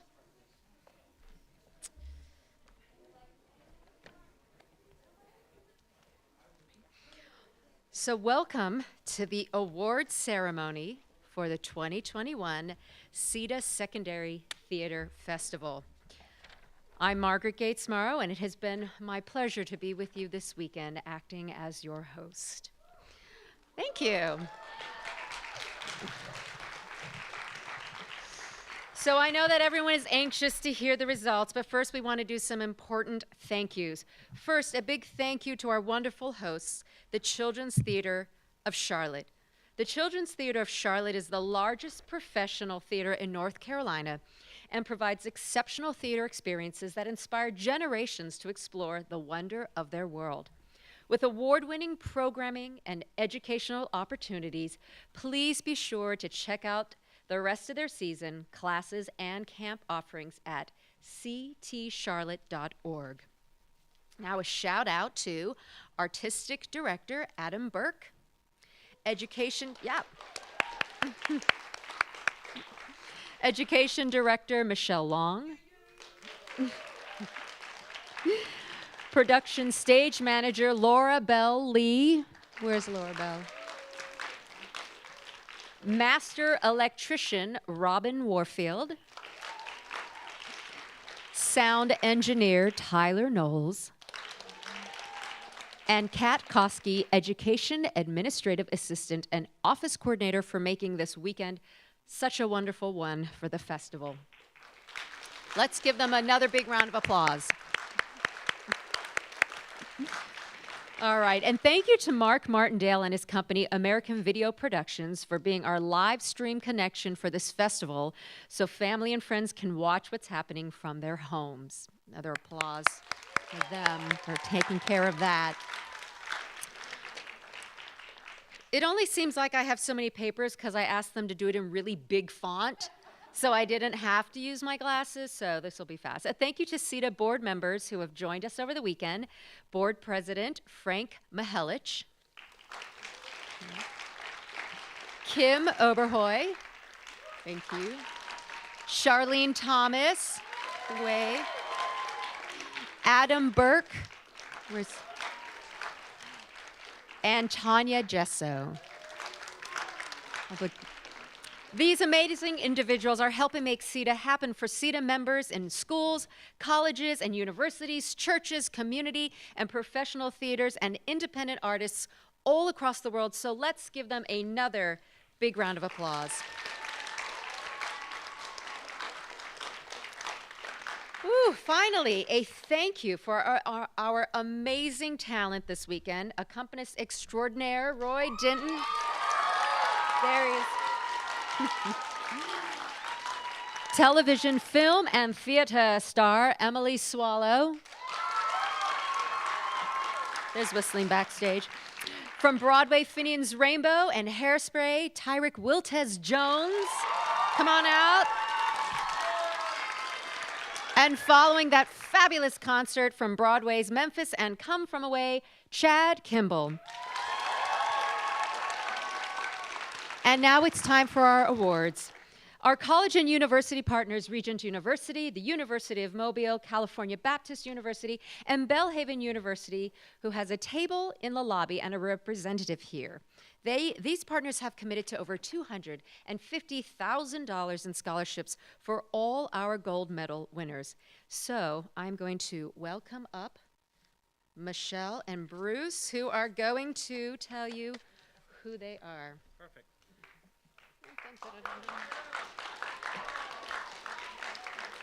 So let's do this. Let's get all of our, yes. So I want to say thanks to you guys for making this happen.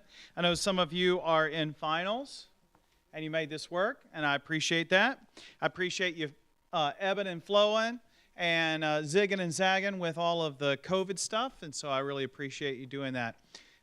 So thanks to, let's see, Tyrick and Margaret and Chad and Michelle.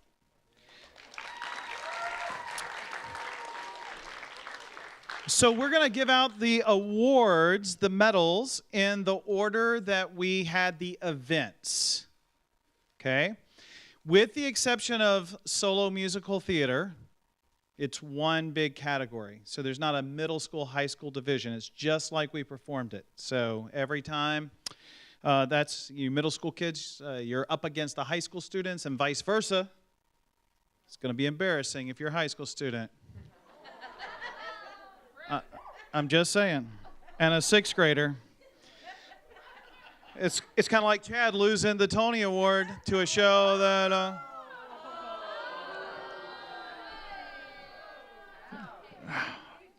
I know. I couldn't resist. I'll probably pay for that later.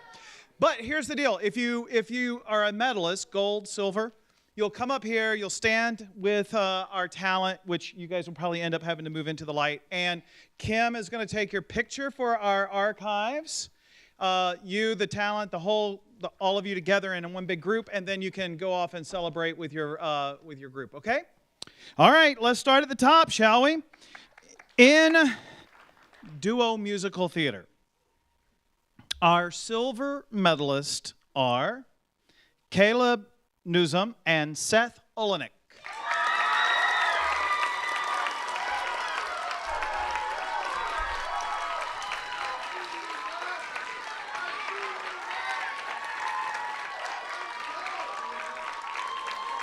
Come on down.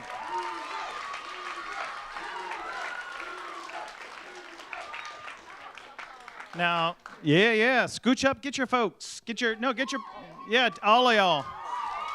You can do it if you want. There's fame in there. All right. There you go. Good job, fellas. Congratulations. Very nicely done.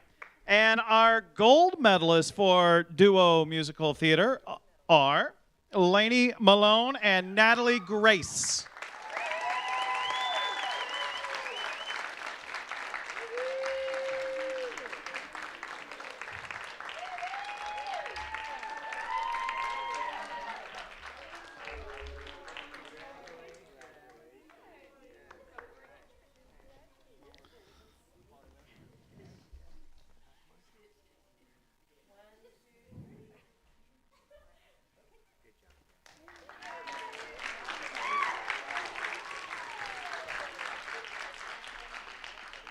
Very nice. Moving on to contrasting monologues. Our silver medalist is, and I'm sorry if I pronounced this incorrectly, Lily Bucares. Did I say that right?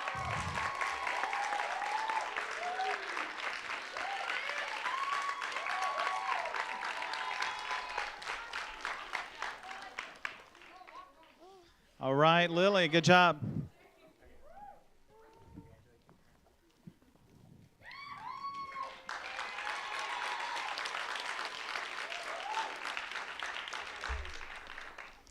Very nice. Good job, Lily.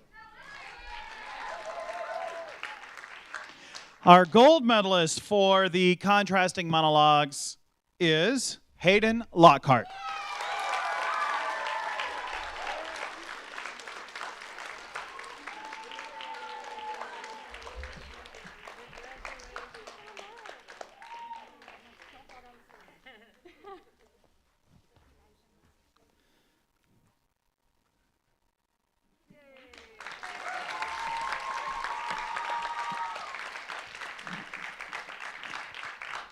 All right, and moving on to middle school solo musical theater. Duo theater? Oh, I'm sorry, I missed that. That's at the bottom of the page. I guess I'm getting there. Silver medalist. I appreciate that. Whitney Johnson and Carson Betzel.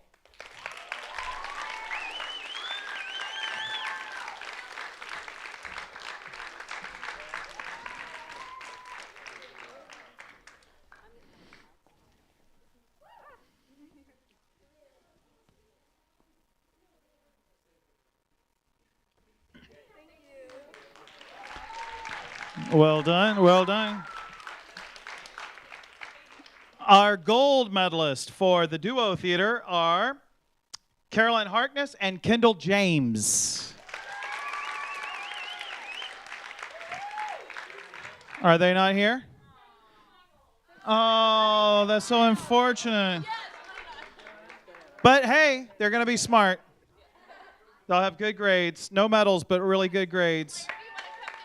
Yeah, Claire. They're from Charlotte Christian School, so give it up for Charlotte Christian School. Oh, looky there. She's so ready for that.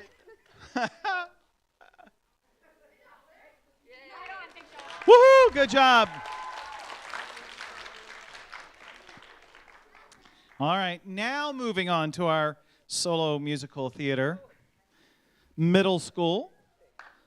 Our silver medalist is... We good? I hope so. All right, moving on is Avery Elliott. Come on down.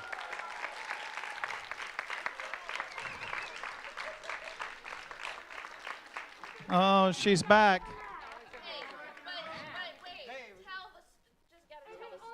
do need to brag on Avery Elliott. She got up here. She has been, there was a travel restriction and she's been, thank you. There was a travel restriction and she has been out of the country for 3.5 weeks, had never run her songs with an accompanist until today, and got up there bravely and boldly and got this silver medal. Right? Yes. Well, congratulations, Avery. I hope you're watching on the live stream. And her family as well. So, and our gold medalist for the solo musical theater middle school student is Wells Rappaport.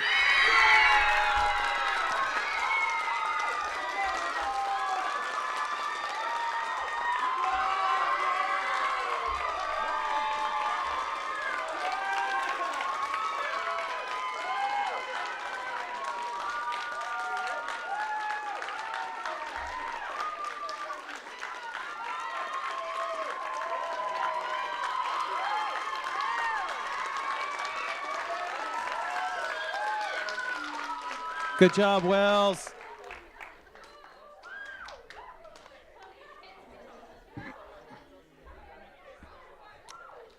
All right.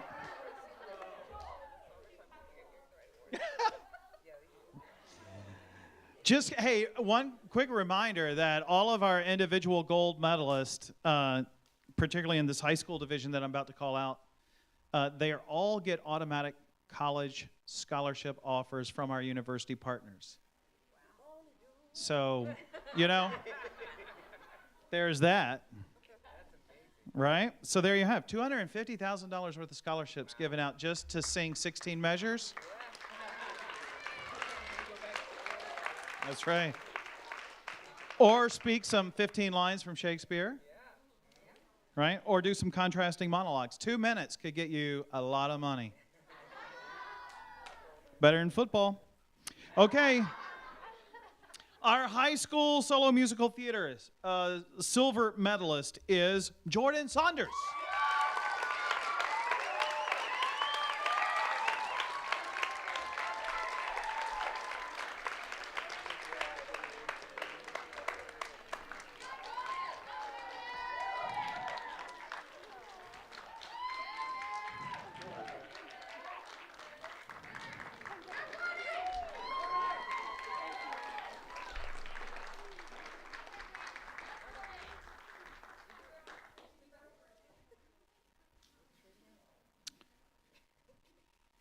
Our high school solo musical theater gold medalist is Hayden Lockhart.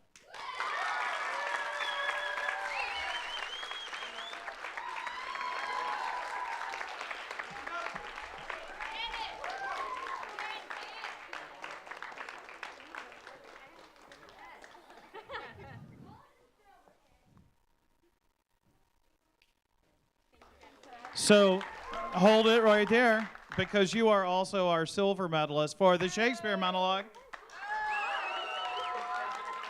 Silver. Silver. She's going to need a wheelbarrow to take home all this precious metal. One more with 3 medals. Yeah, that's the one to post on social media. 3 medals. Unless she gets And our gold medalist for the Shakespeare monologue is Darian Piscopano.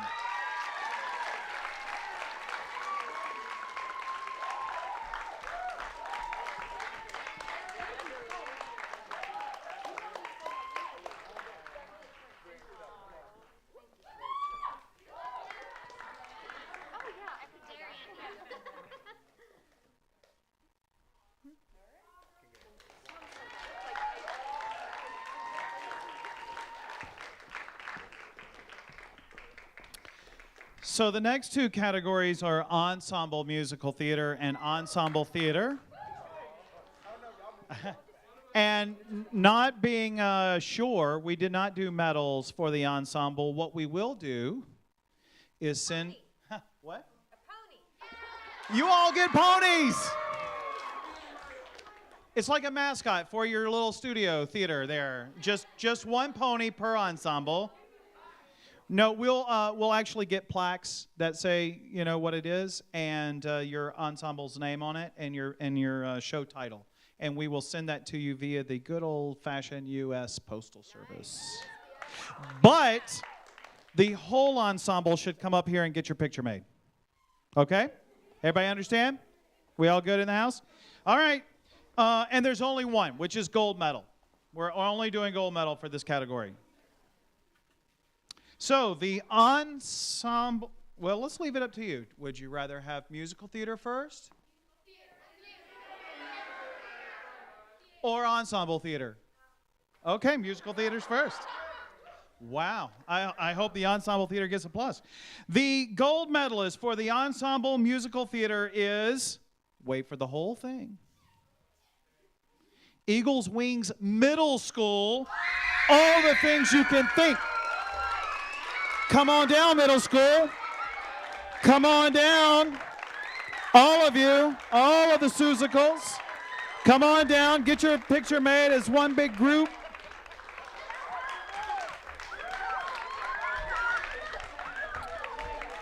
Uh-oh. Middle school, besting high school in that category.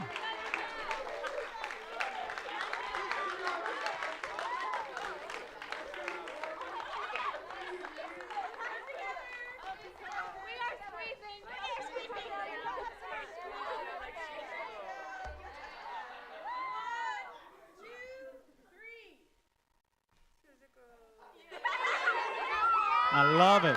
I love it.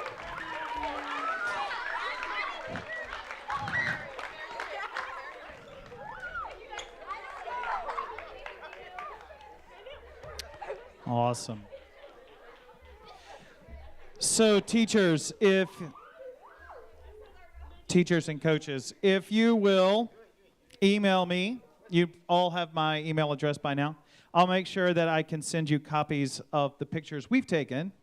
And of course, you can always check out the live stream and replay it as often as your heart is content at CITA.org. And before I call out the very last one, let me just say this. With regard to CITA, I hope that you students find this very enjoyable. I hope that you continue to tell your friends about it and that we can grow this larger and larger and larger.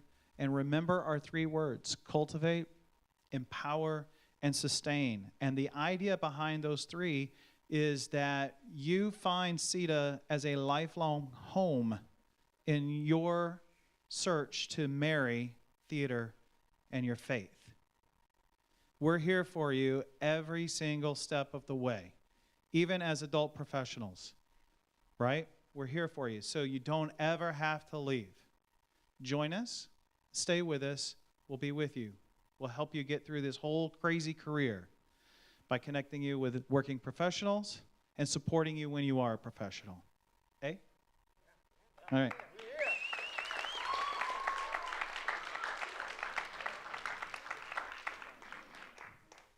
Our ensemble theater gold medalist is Carmel Christian, Bad Ideas. Carmel Christian, Bad Ideas?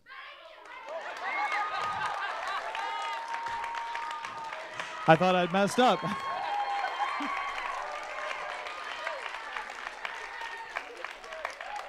Bad Ideas.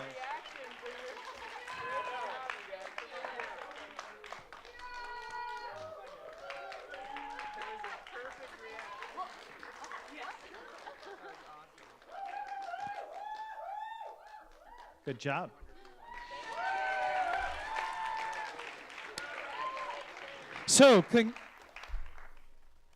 So congratulations to all of our medalists. Thank you, all of the participants, all of you that are watching at home. Thank you for tuning in. Just a couple of, wait a minute. One last applause for all these folks on the stage, shall we?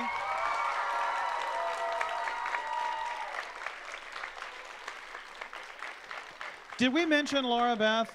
Did we mention Laura Beth? Okay, good, because she's been, this is our stage manager over here, Laura Beth.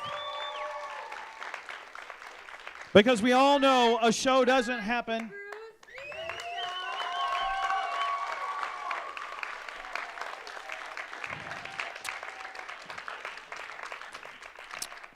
I know your hands hurt, so thank you very much for that. All right, hey, listen, and as Bug Bunny says, that's all, folks. But please, pick up all your stuff on your way out. Make sure you get all your stuff out of the lobby, out of the round. Have a very safe trip home. Thank you so much for coming to the Secondary Theater Festival. I'll see you next year. Good night.